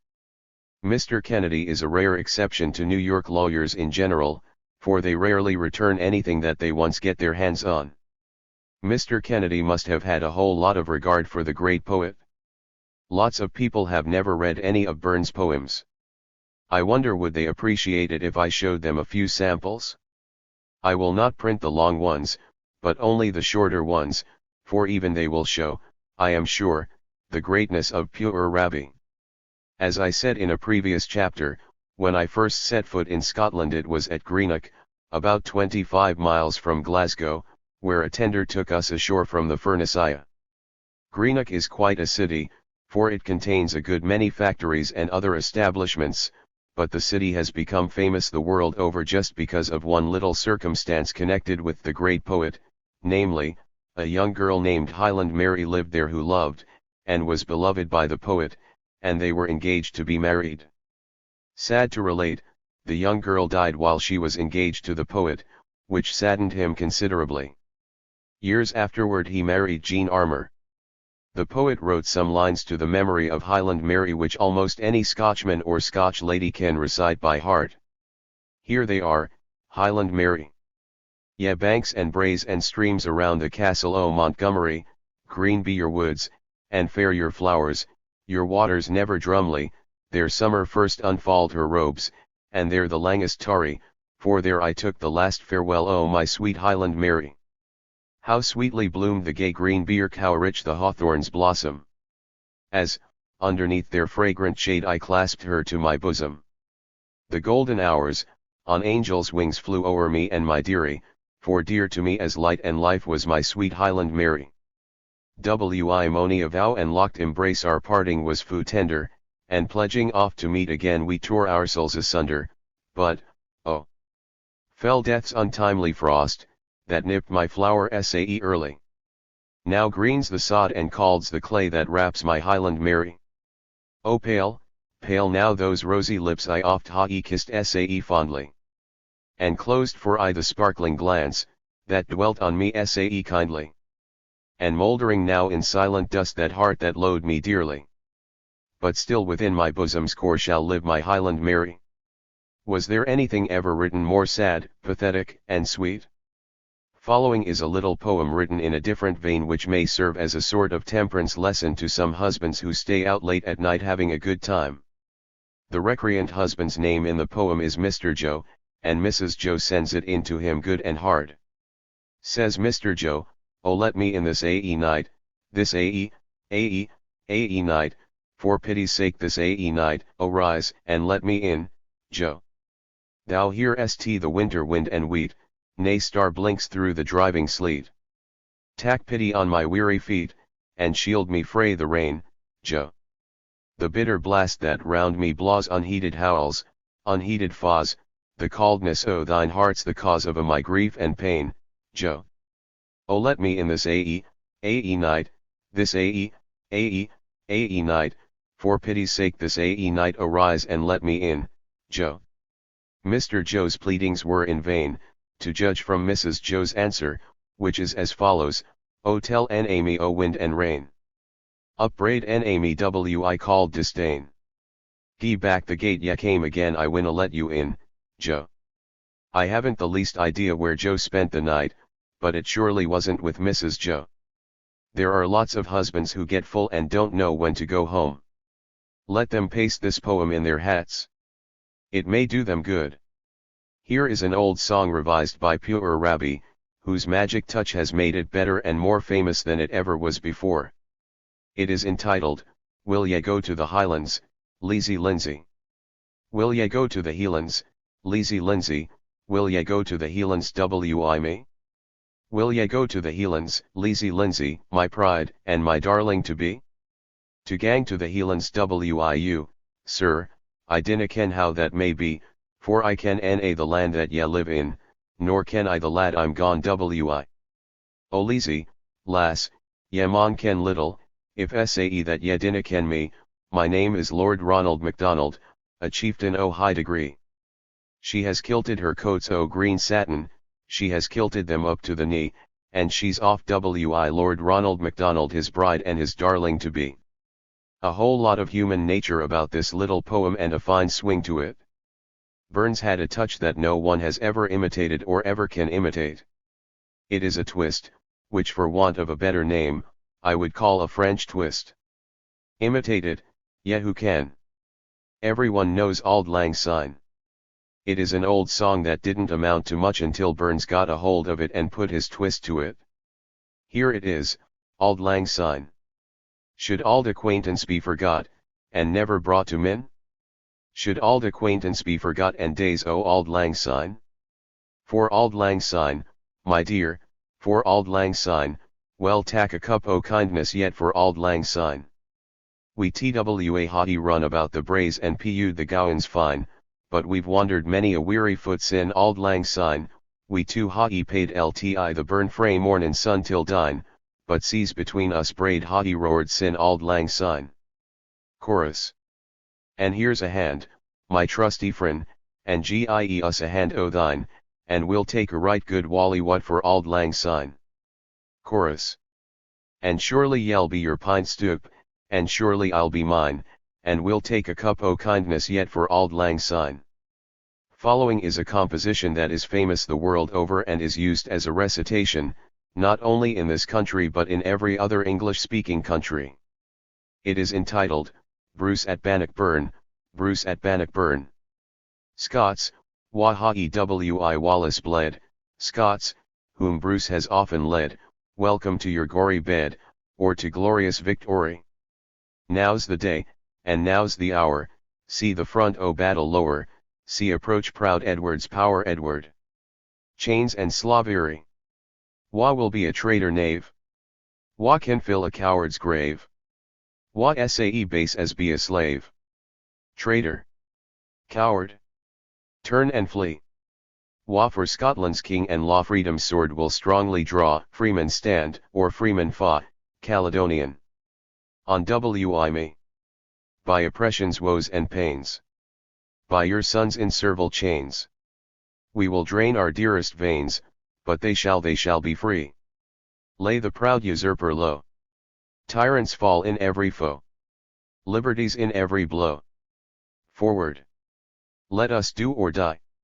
Here is a love song to Jenny, entitled, Come, Let Me Take Thee. Come, let me take thee. Come, let me take thee to my breast and pledge we ne'er shall sunder, and I shall spurn as vilest dust the world's wealth and grandeur, and do I hear my Jenny own that equal transports move her? I ask for dearest life alone that I may live to love her. Thus in my arms, of thy charms, I clasp my countless treasure, I'll seek nae mair o heaven to share than sic a moment's pleasure, and by thy een sae bonny blue I swear I'm thine forever. And on thy lips I seal my vow, and break it I shall never. One day Burns was called upon for a toast during a dinner which was given by the Dumfries Volunteers, in honor of their anniversary. The poet got up and spoke the following lines extempore, instead of a song: Boys, I'll give you a toast, here is the memory of those on the 12th that we lost. That we lost, did I say? Nay, by heaven, that we found, for their fame it shall last while the world goes around. The next in succession I'll give you the king. Whoe'er would betray him, on high may he swing. And here's the grand fabric, our free constitution, as built on the base of the great revolution. And longer with politics not to be crammed, be anarchy cursed and be tyranny damned, and who would to liberty be disloyal, may his son be a hangman and he his first trial. A grace before meat. Some ha-e meat and canna eat it, and some wad eat that want it, but we ha-e meat and we can eat, and sae the Lord be thanked. To a henpecked country squire. As Father Adam first was fooled, a case that's still too common, here lies a man, a woman ruled, the devil ruled the woman. The poet's father, William Burness, lies buried in a graveyard at Alloway. The following lines were written by his son to his memory, lines to his father. O ye whose cheek the tear of pity stains, draw near with pious reverence and attend. Here lie the loving husband's dear remains, the tender father and the generous friend. The pitying heart that felt for human woe, the dauntless heart that feared no human pride, the friend of man, to vice alone a foe, for e'en his failings lean to virtue's side. I believe there are some husbands who grow tired of the married state after they have been in it a while. They came to find out that it isn't all beer and skittles, as they first imagined it would be. Even pure Rabbi had troubles of his own, as the following will show, for it is written about himself, Oh, that I had been married. I would never had nae care, now I've gotten wife and bairns, and they cry crowdy every mayor, ance crowdy, twice crowdy, 3 times crowdy in a day, gin ye crowdy ony mayor, yell crowdy a my meal away. Wafu want and hunger flay me, glorin by the hallen en, sare I feck them at the door, but I'm eerie the come ben. The poet had lots of cronies and friends, and he was as loyal to some of them as they were to him. He was a good boon companion and liked a wee drappa, nip, himself as well as anyone. Many an alehouse proudly proclaims that he visited it and preserves the chair or bench that he sat on, the glass he drank out of or the table he sat at, to this day, and any and everything that is familiar with his presence is sacred and treasured. William Muir of Tarbolton is the friend to whom the following lines were written, on a friend. An honest man here lies at rest, as God with his image blessed, the friend of man, the friend of truth, the friend of age, the guide of youth, few hearts like his with virtue warmed, few heads with knowledge so informed, if there's another world, he lives in bliss, if there is none he made the best of this. Mr. John Dove kept an inn at Mauchline called the Whiteford Arms, and the poet pays his respects to him in the following fashion: on John Dove, innkeeper. Here lies Johnny Pigeon, what was his religion? We are desires to ken, to some other world mon follow the carl, for here Johnny Pigeon had none. Strong ale was ablution, small beer persecution, a dram was memento mori, but a full flowing bowl was the saving his soul, and port was celestial glory. To judge from the following, the poet did not have a great respect for all ruling elders of the church. Suitorhood was a miserly one. To a celebrated ruling elder. Here suitorhood in death doth sleep, to hell, if he's gone thither, Satan, give him thy gear to keep, he'll hand it with thither. To another henpecked husband. O death, hadst thou but spared his life whom we this day lament, we freely would exchanged the wife and a ben will content. The poet was hospitably entertained at a place one day called for short and sweet Danacardoc. In appreciation he got off the following: when death's dark stream I ferry o'er, a time that surely shall come in heaven itself, I'll ask no more than just a Highland welcome. One Sunday while in the northern part of Scotland with Nicol, a friend of his, he visited the Carron works which they had travelled some distance to see. There was a sign on the gate, no admittance to strangers, which barred the poet and his friend. Here is an apostrophe by Burns in regard to the matter: no admittance to strangers. We cam here to view your works in hopes to be mayor wise, but only, lest we gang to hell, it may be nae surprise, but when we tirled at your door, your porter doubt hear us, sae may, should we to hell's yets come, your Billy Satan serve us. Lord Gregory. Oh, murk is this midnight hour, and loud the tempest roar, a waeful wanderer seeks thy tower. Lord Gregory, ope the door. An exile frae her father's ha, and afore loving thee, at least some pity on me show, if love it may be. Lord Gregory, mind'st thou not the grove by bonny Irwin's side, where first I owned that virgin love I lang had denied? How often didst thou pledge and vow thou wad for I be mine, and my fond heart, itself sae true, it ne'er mistrusted thine. Hard is thy heart, Lord Gregory, and flinty is thy breast, thou dart of heaven that flashed by, oh, wilt thou give me rest? Ye mustering thunders from above, your willing victim see.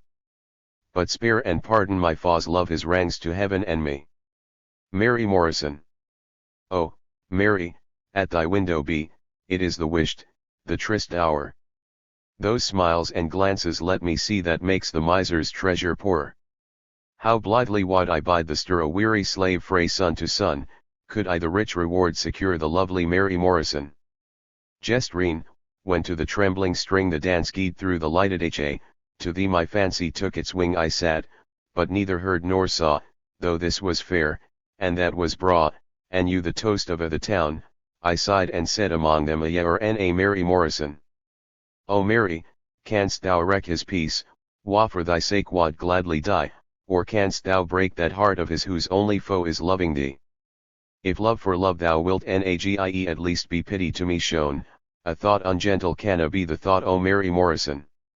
To a laird. When deceased to the devil went down, 'twas nothing would serve him but Satan's own crown. Thy fool's head, quoth Satan, that crown shall wear never, grant thou art wicked but not quite so clever. Open the door to me, oh. Oh, open the door, some pity to show, oh, open the door to me, oh. Though thou has been false, I'll ever prove true, oh, open the door to me, oh. Cold is the blast upon my pale cheek, but colder thy love for me, oh. The frost that freezes the life at my heart is naught to my pains frae thee, oh. The wan moon is setting behind the white wave, and time is setting with me, oh. False friends, false love, farewell. For mayor I'll ne'er trouble them nor thee, oh. She has opened the door, she has opened it wide, she sees his pale corse on the plain, oh. My true love. She cried, and sank down by his side never to rise again, oh. To Cardoness. Bless the Redeemer, Cardoness, with grateful lifted eyes, who said that not the soul alone but body, too, must rise. For had he said, the soul alone from death I shall deliver, alas! Alas! O Cardonus, then thou hadst slept forever. Young Jesse. True-hearted was he, the said swain o' the Yarrow, and fair are the maids on the banks o' the Ayr, but by the sweet side of the Nith's winding river are lovers as faithful and maidens as fair. To equal young Jesse seek Scotland all over, to equal young Jesse you seek it in vain. Grace, beauty, and elegance fetter her lover, and maidenly modesty fixes the chain. Oh, fresh is the rose in the gay dewy morning, and sweet is the lily at evening close, but in the fair presence o' lovely young Jessie unseen is the lily, unheeded the rose. Love sits in her smile, a wizard ensnaring, enthroned in her een, he delivers his law, and still to her charms she alone is a stranger, her modest demeanor's the jewel of it. Down the burn, Davy. As down the burn they took their way and through the flowery dale, his cheek to hers he aft did lay, and love was I the tale. Oh, Mary, when shall we return sick pleasure to renew? Quoth Mary, love, I like the burn, and I shall follow you. A bit of advice. Deluded swain, the pleasure the fickle fair can give thee is but a fairy treasure thy hopes will soon deceive thee. The billows on the ocean, the breezes idly roaming, the clouds' uncertain motion they are bulletin types of women. Oh! Art thou not ashamed to dote upon a feature? If man thou wouldst be named, despise the silly creature. Go, find an honest fellow good claret set before thee hold on till thou art mellow and then to bed in glory. My spouse Nancy. Husband, husband, cease your strife, no longer idly rave, sir, though I am your wedded wife, yet I am not your slave, sir. One of two must still obey, Nancy, Nancy, is it man or woman, say. My spouse Nancy. If it is still the lordly word, service, and obedience, I'll desert my sovereign lord and so, goodbye, allegiance. Sad will I be, so bereft, Nancy, Nancy. Yet I'll try to make a shift, my spouse Nancy. My poor heart, then break it must, my last hour I am near it, when you lay me in the dust, think how you will bear it. Oh, can ye sew cushions? Oh, can ye sew cushions and can ye sew sheets, and can ye sing Bal Lulu when the bairn greets? And he and Ba Birdie, and he and Ba Lamb. And he and Ba Birdie, my bonny wee lamb. He, oh, we. Oh, what would I do wiu, black is the life that I lead wiu. Money oh you little for to gieu. He, oh, we. Oh, what would I do wiu. Woman, complain not. Let not woman complain of inconstancy in love, let not woman complain fickle man is apt to rove. Look abroad through nature's range, nature's mighty law is change, ladies, would it not be strange, man should then a monster prove? Mark the winds and mark the skies, oceans ebb and oceans flow, sun and moon but set to rise round and round the seasons go. Why, then, ask of silly man to oppose great nature's plan? We'll be constant while we can, you can be no more, you know. Jenny. The following was written to Jean Jeffrey, daughter of a minister, who afterward became Mrs. Renwick, and emigrated to New York with her husband. When first I saw fair Jenny's face I couldna tell what ailed me, my heart went fluttering pit-a-pat my een, they almost failed me. She's Isae neat, Sae trim, Sae tight, all grace does round her hover, Ae look deprived me o' my heart and I became a lover. Had I done das whole estate or Hopetown's wealth to shine in, did warlike laurels crown my brow or humbler bays entwining, I'd lay them at Jenny's feet, could I but hope to move her, and prouder than a belted knight, I'd be my Jenny's lover. But sir, I fear some happier swain has gained sweet Jenny's favour, if so, may every bliss be hers, though I maun never have her. But gang she east or gang she west, twixt Forth and Tweed all over, while men have eyes, or ears, or taste, she'll always find a lover. The poet one day was taking a ride through the country on horseback, and when he got to the town of Carlisle became thirsty and stopped at a tavern for a drink. He tethered his horse outside in the village green where it was espied by the pound master, who took it to the pound. When Burnsy came out he was mad clear through, and this is what he wrote: was pure poet sae befitted. The maester drunk the horse committed, pure harmless beast, tak thee nae care, thou lt be a horse when he's nae mare. Andrew Turner was not highly appreciated by the poet, if we may judge from the following. In 1749 Satan took stuff to make a swine and quist it in a corner, but wildly he changed his plan and shaped it something like a man and called it Andrew Turner. A mother's address to her infant. My blessing upon thy sweet wee lippe, my blessing upon thy bonny ee brie. Thy smiles are sae like my blithe sodger laddie, thou si the dearer and dearer to me. National Thanksgiving on a naval victory. Ye hypocrites! Are these your pranks, to murder men and gie God thanks? For shame gie o'er. Proceed no further, God won't accept your thanks for murder. To folly. The greybeard, old wisdom, may boast of his treasures, give me with gay folly to live, grant him calm-blooded, time-settled pleasures, but folly has raptures to give. To Lord Galloway. What dost thou in that mansion fair? Flit, Galloway, and find some narrow, dirty dungeon cave, the picture of thy mind. No steward art thou, Galloway, the stewards all were brave, besides, the stewards were but fools, not one of them a knave. Bright ran thy line, O Galloway. Through many a far-famed sire, so ran the far-famed Roman way, so ended in a mire.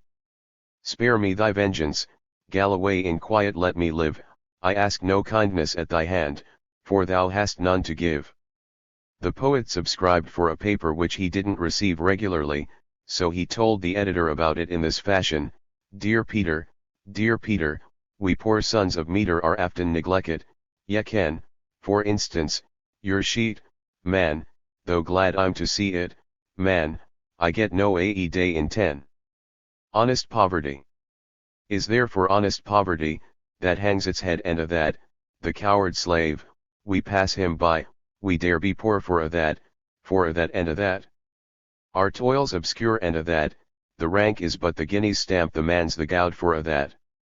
What though on hamely fare we dine, wear hot and grey, and a that, give fools their silks and knaves their wine, a man's a man for a that. For a that and a that, their tinsel show, and a that, the honest man, though sae poor, is king all men for a that. Ye see yon birkie, see a lord, wha struts and stares, and a that. Though hundreds worship at his word, he's but a cook for a that, and a that, his riband, star, and a that, the man of independent mind, he looks and laughs at a that. A prince can mak a belted knight, a marquis, duke, and a that, but an honest man's abun his might, guid faith he mauna fa that, for a that and a that, their dignities, and a that. The pith o' sense, and pride o' worth, are higher ranks than a that. Then let us pray that come it may, as come it will, for a that sense and worth, o'er a the earth may bear the gree, and a that. For a that and a that it's coming yet, for a that man to man, the world o'er, shall brothers be for a that. Here are a few facts concerning the personal and family history of the poet. His father's name was William Burness, and was born November 11, 1721, at Clockenhill, Scotland. I suppose that Burness was the old-fashioned way of spelling Burns, hence the difference in the names of the son and father. The poet's name was Robert Burns and the father's William Burness, or Burns. His mother's name was Agnes Brown, and she was born in the Carrick district, Scotland, March 17, 1732. Robert Burns, the great poet, was born January 25, 1759, and died July 21, 1796, being therefore not 38 years of age at the time of his death. He was the eldest of 7 children who were named consecutively Robert, Gilbert, Agnes, Arabella, William, John, and Isabel.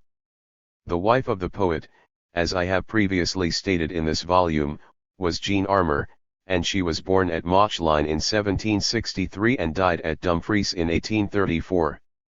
She survived the poet many years and died at the ripe old age of 71.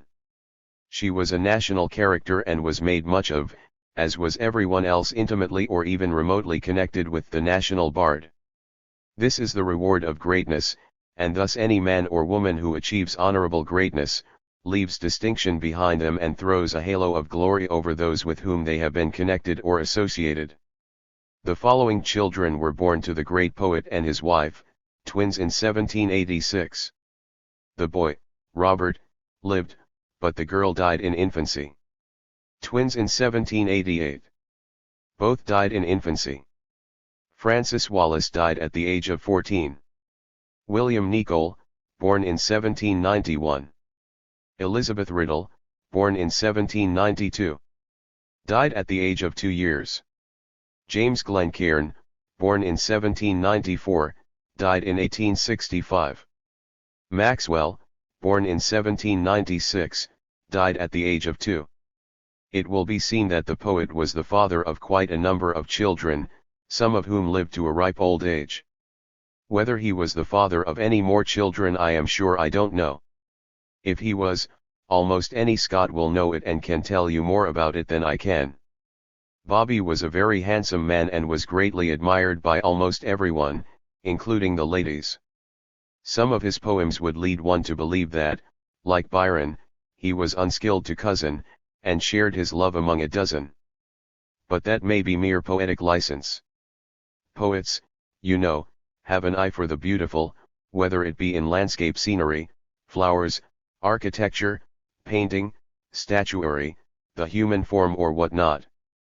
At any rate Pure Rabbi was the daddy of the children whose names I have given, for that is a matter of history. To show that the poet loved a joke himself, no matter on what subject, I here quote a little rhyme of his gotten off on a friend named James Smith who lived at Mauchline. Lament him, Mauchline husbands he aften did assist ye, for had ye stayed whole weeks awa your wives they ne'er had missed yet. In my short career I have run up against lots of folks who cannot take a joke or see the point of one, and these poor people I pity, but do not blame, for they were born that way. I have always been poor but never proud and could take a joke, that is, when I could see the point of it. When I couldn't see the point of it I did not get angry. Burnsy was a farmer and lived on ranches the most of his life. He was a hayseed from way back, but as soon as he got celebrated high society began to run after him and the poor fellow couldn't keep away from it if he tried. It didn't take him long to learn how to make a bow without upsetting the table, but he was out of his element among the grand folks. Did he need polish to make him shine? I trow not. Wasn't his genius just as great before he struck society? Sure. But just to please folks he hobnobbed with them, though he was as much out of his element as a fish when out of water. No doubt he wore a biled shirt and black clawhammer coat and made his coat-tails fly around pretty lively as he skipped around in a dance, but as society wanted him it got him. Had he lived long enough he might have been a baron, marquis, duke, or count. Who can tell? While a ploughman he scorned titles, but I wonder whether he would have rejected a patent of nobility had it been tendered him. Genius is a complex quality. Samuel Smiles in his great work, Self-Help, says that genius is nothing more nor less than a capacity for taking infinite pains, and the world in general seems to have accepted his definition or explanation, but I, Windy Bill, an untutored savage from the Wild West, beg to differ wholly from Sam, and I will show you why, and permit you to judge for yourself. Had Samuel defined art instead of genius as an infinite capacity for taking pains, he might have been nearer the truth. Let us take the case of Burns. While ploughing he wrote rhymes, but as he knew little or nothing of the art of versification he set his thoughts in mellifluous language of his own. Was it his thoughts or their setting that captivated people? His thoughts, of course, though the jingle made them more harmonious.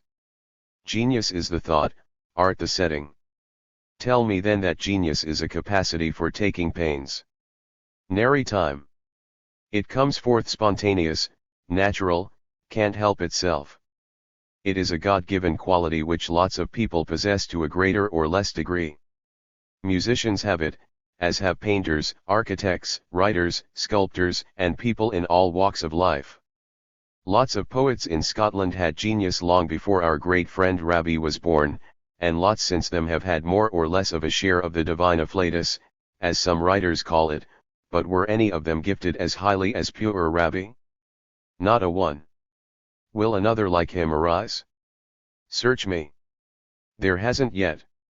Notwithstanding that Rabbie was so highly gifted, he didn't know it. Don't you believe me? If you don't, you needn't take my word for it, for I have evidence here that will prove it. I quote the preface that he wrote to the first book of his that ever was printed. Here it is. The following trifles are not the production of the poet, who, with all the advantages of learned art and perhaps amid the elegancies and idleness of upper life, looks down for a rural theme with an eye to Theocritus or Virgil. Unacquainted with the necessary requisites for commencing poetry by rule, he sings the sentiments and manners he felt and saw in himself and his rustic compeers around him, in his and their native language. Though a rhymer from his earlier years, it was not till very lately that the applause, perhaps the partiality, of friendship awakened his vanity so as to make him think anything of his worth showing, for none of the poems were composed with a view to the press. To amuse himself with the little creations of his own fancy amid the toil and fatigue of a laborious life, these were his motives for courting the muses. Now that he appears in the public character of an author, he does it with fear and trembling. So dear is fame to the rhyming tribe that even he, an obscure, nameless bard, shrinks aghast at the thought of being branded as an impertinent blockhead, obtruding his nonsense on the world, and because he can make shift to jingle a few doggerel Scottish rhymes together, looking upon himself as a poet of no small consequence, forsooth. If any critic catches at the word genius, the author tells him, once for all, that he certainly looks upon himself as possessed of some poetic abilities, otherwise the publishing, in the manner he has done, would be a maneuver below the worst character his worst enemy will ever give him. But to the genius of an Allan Ramsay or a Robert Fergusson he has not the least pretension, nor ever had, even in his highest pulse of vanity. These two justly admired Scottish poets he has often had in his eye, but rather to kindle in their flame than for servile imitation. To his subscribers the author returns his most sincere thanks, not the mercenary bow over a counter, but the heart-throbbing gratitude of the bard, conscious how much he owes to benevolence and friendship for gratifying him, if he deserves it, in that dearest wish of every poetic bosom to be distinguished. He begs his readers, particularly the learned and the polite who may honor him with a perusal, that they will make every allowance for education and circumstances of life, but if, after a fair, candid, and impartial criticism he shall stand convicted of dullness and nonsense, let him be done by as he would in that case do by others, let him be condemned without mercy, to contempt and oblivion. It is a queer fact that those mortals who possessed the greatest genius were always the most simple and diffident, and dubious about their own powers. They had a feeling in them that they were born to soar, but they were hesitating, doubtful, and did not know their very simplicity was a part of their greatness. They didn't appreciate their own capacities at first any more than are their capabilities appreciated by less gifted mortals. Before Burns' time, Allan Ramsay and Robert Fergusson were looked upon as the greatest poets Scotland had ever produced, and so great were they that even Burns looked upon them with awe, and yet, unknown to himself, he was far greater than they. His generation may not have known it, but this generation does. Was Shakespeare appreciated in his generation? He was not. Was any truly great man? Hardly. The earliest book of Burns that ever was put in print consisted of his minor poems, which were written while he was in the fields ploughing. Of course he wasn't ploughing always, so some were written while he was outdoors, here, there, and everywhere in the vicinity of his country home. They were put into book form by the advice of his friends, and John Wilson at Kilmarnock was the man who volunteered to do the printing. The book was a thin one, about half as thick as the ordinary novel of today, and it was agreed that only 612 books be struck off as a first edition. Mr. John Wilson was a long-headed printer and would not agree to print a single volume until at least 300 of the books had been subscribed for beforehand. He figured it out this way: suppose the book fails, where do I get off at? I set it up in type, do the binding, furnish the paper, pay the devil and the compositors, do the press work, make up and all, so can I afford to take all the chances of getting any money out of this blooming poetry. Mr. Wilson was a canny Scot and didn't propose to take any chances. He surely didn't lose anything in this venture, but whether he made anything I am unable to say. Now, all of this is a very imperfect sketch of my old pard Burnsy, and if you care to know more about him I can refer you to quite a few biographies that have been written about him and are still being written about him by the score to this day. No less a personage than Sir Walter Scott has written a life history of him, and so has the poet's own brother, Gilbert. Here is a list you can choose from. Appeared 1. Robert Heron, Life of Burns. 1797. 2. Dr. James Curry, Life and Works, 4 vols Works and Sketch of Life. 1800. 3. James Stover and John Grieg, Illustrated. 1804. 4.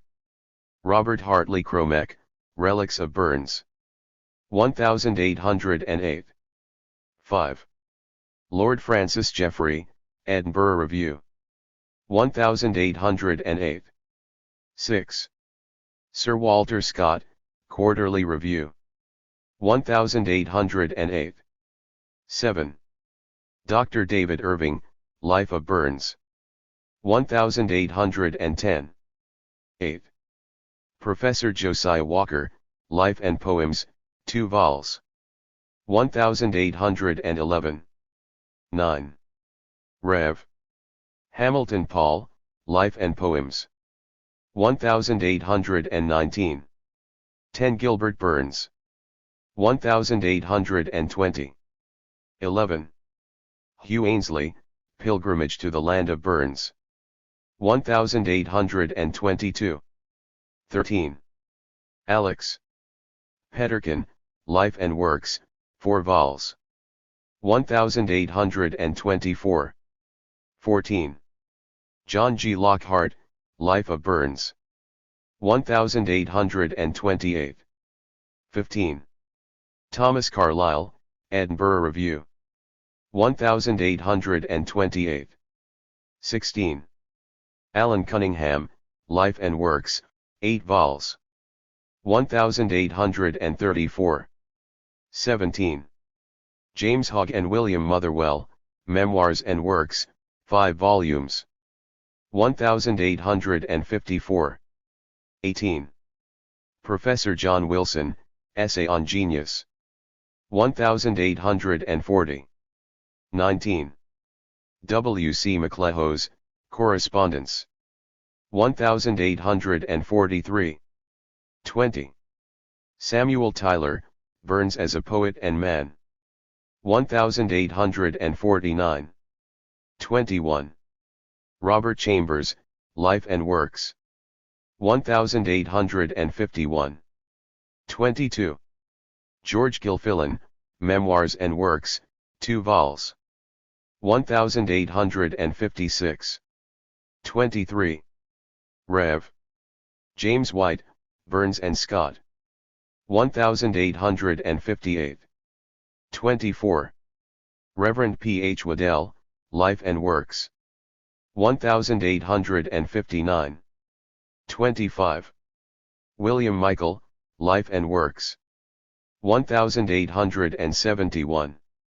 Chapter 15. Sir Walter Scott. Although Robert Burns is the idol of the Scotch people nowadays, it must not be supposed that he is the only one worshipped, for there is another man who is greatly revered, honored, and loved. This man is Sir Walter Scott. The Scotch people affectionately call him Sir Walter, and he did as much for his country as did Puir Raby. Both were Scotch to the backbone and loved their country as fondly and devotedly as any patriot can, but in their work they were totally dissimilar. Sir Walter started out as a writer of ballads, and chose for his themes historical subjects, mainly those connected with the ancient and modern history of his country. Burns, as I said before, remodeled and improved the old Scotch folk songs and in his democratic way described life around him in tuneful periods. Had he not been cut off in the flower of his prime he, too, might have been a great novelist, for his great genius was capable of anything. He sprang from the masses and his heart was with the masses, but Sir Walter, who came from the classes, had a heart for all, and described the lowly and humble as well as the great. Sir Walter's delineations of human character stand unrivaled today. He surely was proud of the fact that he was of gentle birth, which well he might have been, for that was no disgrace to him, any more than it is disgraceful to be of lowly birth, although in the old country blood counts for something. To show what Sir Walter thought of himself, I here quote an extract from one of his works which he wrote himself. My birth was neither distinguished nor sordid.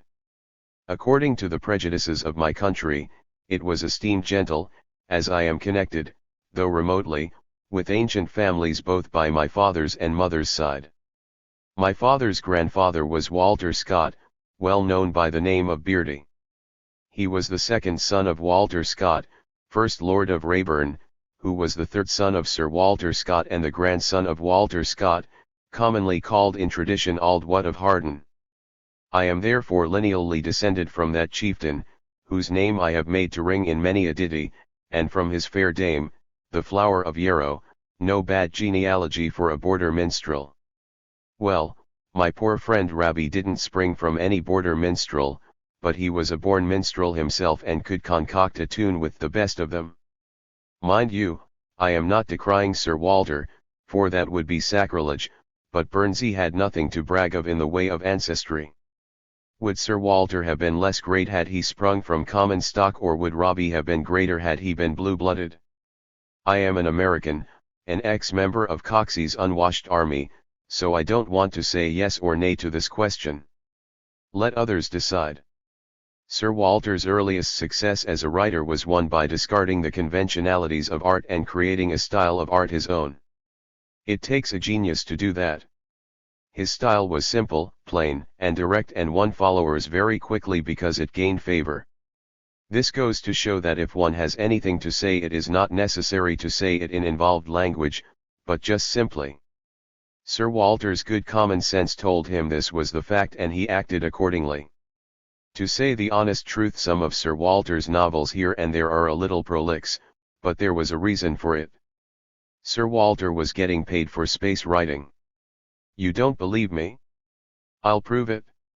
He went broke, and to pay his debts, or rather those of the publishing house he unfortunately was connected with, he ground out copy as fast as he could, for every word of his was worth money. He begged his financial friends not to treat him like a milch cow but like a man, but as he was a money maker they stayed with him until all his money and property were gone, and all he could earn until he died was swallowed up, too. His was another case like General Ulysses Simpson Grant. Sir Walter was the ninth child in a very large family.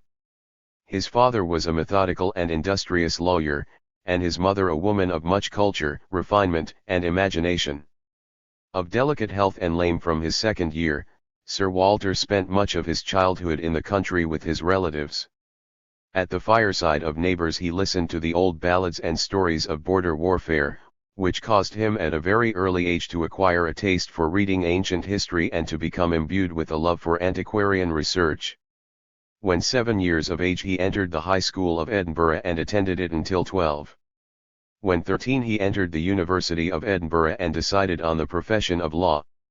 At the age of 21 he was admitted to the bar. He didn't like his profession, however, and spent much of his time in antiquarian research. When about 26 years of age he married Charlotte Margaret Carpenter, the daughter of a French royalist, whose family after the death of the father had removed to England. Sir Walter and his wife lived first at Edinburgh and 3 years later rented a cottage at Laswade. They remained at Laswade 6 years and then took up their abode at Ashestiel. In 1799, when about 28 years of age, Sir Walter was made Deputy Sheriff of Selkirkshire, to which was attached a salary of $1,500 per annum, and 7 years afterward he was appointed a Clerk of Session with a salary of $3,500. He held down both jobs for 25 years, which proved he was a stayer. As his income was $5,000 for 25 years, it can be figured out about how much he earned. But Sir Walter wasn't a money saver. he was a spender and a good provider.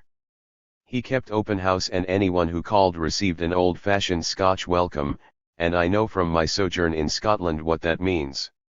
It means you're welcome to stay or welcome to go, but while you do stay the best is none too good for you. Sir Walter's hospitality was of that sort, and while holding down both jobs he was doing a little literary work on the side. First came ballads, then poems of romance and later novels. He was getting along first-rate financially, so he concluded to take up his residence at Abbotsford, a palatial mansion. By this time he had already gained fame and much lucre and was run after by the hoi polloi, the would-be could-be's and the great. The doors of Abbotsford opened wide for all. Even the poor were given a handout of some kind. Too bad Billy and me wasn't alive then. But this was before our time, about 100 years or so. Oh, what a place for grafters Abbotsford must have been. Sir Walter was easy. So easy was he, in fact, that the publishing house of Ballantyne & Co., which roped him in as a side partner, went fluey and left Sir Walter to foot all the bills. Sir Walter was an honourable man and prized honour above wealth, so he turned over everything he had, including Abbotsford, to the alleged creditors, but there was not enough to satisfy claims. The debt amounted to several $100,000. Thereupon he continued writing novels and wrote as he never wrote before. He ground out 10 novels in 6 years and had paid up about $200,000, when his health began to fail. The pace was too swift for a man 60 years of age, which he was then. The creditors were insatiable and were greedy for the last farthing. "Business is business," said they. When a little over 60 years of age Sir Walter had a stroke of paralysis caused by overwork and worry, and was recommended by his physicians to take a sea voyage. He embarked for Italy in a frigate which was placed at his disposal by the English government, but sad to relate, the trip benefited him but little. He visited Rome, Venice, and other places, but came home a few months afterward to die. Man's inhumanity to man killed Sir Walter before his time. Sir Walter's manner was that of a gentleman, and he was amiable, unaffected, and polished. He was simple and kindly and approachable by all. Much of his literary work was done at Ashestiel, but more at Abbotsford. He kept open house everywhere. He arose at 5 o'clock in the morning and wrote until 8 o'clock. He then breakfasted with his family and after putting in an hour or so with them returned to his writings. He worked until noon and then was his own man, to do as he liked. During the afternoon he put in some time with his guests, gave reporters interviews, was snapshotted by cameras, saw that the dogs got enough to eat, gave orders to the servants that if too many boss came around to sick the dogs on them, and then he went a horseback or a carriage riding. In the evening there was some social chat, after which Sir Walter retired early. That was the routine. This master in the art of novel writing was fully 6 feet in height, well proportioned and well built with the exception of a slight deformity in the ankle, which I have alluded to before. His face was of a Scotch cast, heavy and full, the forehead was high and broad, the head lofty, the nose short, the upper lip long, and the expression of his features kindly. I have seen dead loads of pictures, images, and statues of Sir Walter, yet hardly 2 of them were alike. I consider Sir Walter a handsome man, and to me there seems to be something grand and noble in the cast of his countenance. I know the light of genius was there, and maybe that is why he so impresses me, but with it all his features have a noble cast. He is goodly to look upon, surely. To tell the truth, I don't read much poetry, but some competent critic who has read Sir Walter's has this to say of it. The distinctive features of the poetry of Scott are ease, rapidity of movement, a spirited flow of narrative that holds our attention, an out-of-door atmosphere and power of natural description, an occasional intrusion of a gentle personal sadness, and but little more. The subtle and mystic element so characteristic of the poetry of Wordsworth and Coleridge is not to be found in that of Scott, while in lyrical power he does not approach Shelley. We find instead an intense sense of reality in all his natural descriptions. It surrounds them with an indefinable atmosphere, because they are so transparently true. Scott's first impulse in the direction of poetry was given to him from the study of the German ballads, especially Berger's Lenore, of which he made a translation. As his ideas widened, he wished to do for Scottish border life what Goethe had done for the ancient feudalism of the Rhine. He was at first undecided whether to choose prose or verse as the medium, but a legend was sent him by the Countess of Dalkeith with the request that he would put it in ballad form. Having thus the framework for his purpose, he went to work, and the Lay of the Last Minstrel was the result. The battle scene in Marmion has been called the most Homeric passage in modern literature, and his description of the Battle of Beal O'Duin from The Lady of the Lake is an exquisite piece of narration from the gleam of the spears in the thicket to the death of Roderick Dhu at its close. In the deepest sense Scott is one with the spirit of his time in his grasp of fact, in that steadily looking at the object which Wordsworth had fought for in poetry, which Carlyle had advocated in philosophy.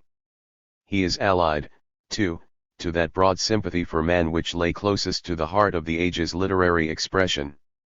Wordsworth's part is to inspire an interest in the lives of men and women about us, Scott's to enlarge the bounds of our sympathy beyond the present, and to people the silent centuries. Shelley's inspiration is hope for the future, Scott's is reverence for the past. I have read a few of Sir Walter's novels, and some of them several times, and every time I read them it is with renewed interest. His delineation of human character is so true to nature and so graphic that I feel the living, speaking person before me as I read. If that ain't writing, I would like to know what is. Whether it be peasant, servant, knight, esquire, king, lord, lady or girl, all are shown up on the screen so plainly that I take it all as a matter of course and say nothing. It is all so plain and simple that there is nothing to say. That is art, and the highest form of it. It is next to nature. Art and genius are closely allied. It is not everyone who loves the altogether or the realistic, which may be well. Were it not so, many poets, painters, sculptors, musicians and other handicraftsmen would be left out in the cold, with none to do him reverence. All tastes happily are catered to, so everyone is happy. As I am neither a critic nor a biographer, I shall endeavor to give my readers an idea what Sir Walter was thought of by others, and will quote the language they used. George Ticknor, the author, says that Scott repeated to him the English translations of two long Spanish ballads which he had never seen, but which had been read to him twice. Scott's college friend, John Irving, in writing of himself and Scott, says, "The number of books we thus devoured was very great. I forgot a great part of what I read, but my friend, notwithstanding he read with such rapidity, remained, to my surprise, master of it all, and could even, weeks and months afterwards, repeat a whole page in which anything had particularly struck him at the moment." Washington Irving remarked, "During the time of my visit he inclined to the comic rather than to the grave in his anecdotes and stories, and such, I was told, was his general inclination. He relished a joke or a trait of humor in social intercourse, and laughed with right good will. His humor in conversation, as in his works, was genial and free from causticity. He had a quick perception of faults and foibles, but he looked upon human nature with an indulgent eye, relishing what was good and pleasant, tolerating what was frail and pitying what was evil. I do not recollect a sneer throughout his conversation, any more than there is throughout his works." Lord Byron said, "I think that Scott is the only very successful genius that could be cited as being as generally beloved as a man as he is admired as an author, and I must add, he deserves it, for he is so thoroughly good-natured, sincere, and honest, that he disarms the envy and jealousy his extraordinary genius must excite." Leslie Stephen remarked, "Scott could never see an old tower, or a bank, or a rush of a stream without instantly recalling a boundless collection of appropriate anecdotes." He might be quoted as a case in point by those who would explain all poetical imagination by the power of associating ideas. He is the poet of association. Lockhart, who married the daughter of Sir Walter and who was therefore his son-in-law, wrote a biography of his father-in-law wherein he says that, "the love of his country became indeed a passion, No knight ever tilted for his mistress more willingly than he would have bled and died to preserve even the airiest surviving nothing of her antique pretensions for Scotland. But the Scotland of his affections had the clan Scott for her colonel. I believe the son-in-law is inclined to be facetious, but is he just to his immortal father-in-law? I don't believe he is, therefore his criticisms are not worth a hoop. Thomas Carlyle, the cynical philosopher and mugwump, condescended to give Sir Walter a sort of recommendation of character, which it renders me extremely happy to quote. Here it is. Read it carefully and ponder. The surliest critic must allow that Scott was a genuine man, which itself is a great matter. No affectation, fantasticality, or distortion dwelt in him, no shadow of cant. Nay, withal, was he not a right brave and strong man according to his kind? What a load of toil, what a measure of felicity he quietly bore along with him. With what quiet strength he both worked on this earth and enjoyed in it, invincible to evil fortune and to good. This cynic, this philosopher, this mugwump says Sir Walter was a genuine man. Good for Mr. Carlyle. Everyone was proud to call Sir Walter friend, and he was just great enough to be happy to call those who were worthy, his friend. Among his great friends were the following. John Irving, who was an intimate college friend. I have quoted him in regard to the number of books read by Sir Walter. Robert Burns came to Edinburgh when Sir Walter was 15 years of age, and Sir Walter's boyish admiration for the national bard was great. In after life, when Sir Walter became great, he wrote a great deal concerning Pure Raby. And it is worth reading. James Ballantyne, Sir Walter's partner in the publishing business, was a good friend. So was James Hogg, the poet peasant, sometimes called the Ettrick Shepherd. And so was Thomas Campbell, the poet, author of The Pleasures of Hope. The poet William Wordsworth was a lifelong friend. Robert Southey, the poet, visited Sir Walter at Ashestiel and was admired by him greatly. Joanna Baillie, the poetess, was a warm friend. So was Lord Byron. Sir Humphrey Davy, the philosopher, visited Sir Walter and was well liked by him. Goethe, the German poet, was a warm admirer and friend of Sir Walter.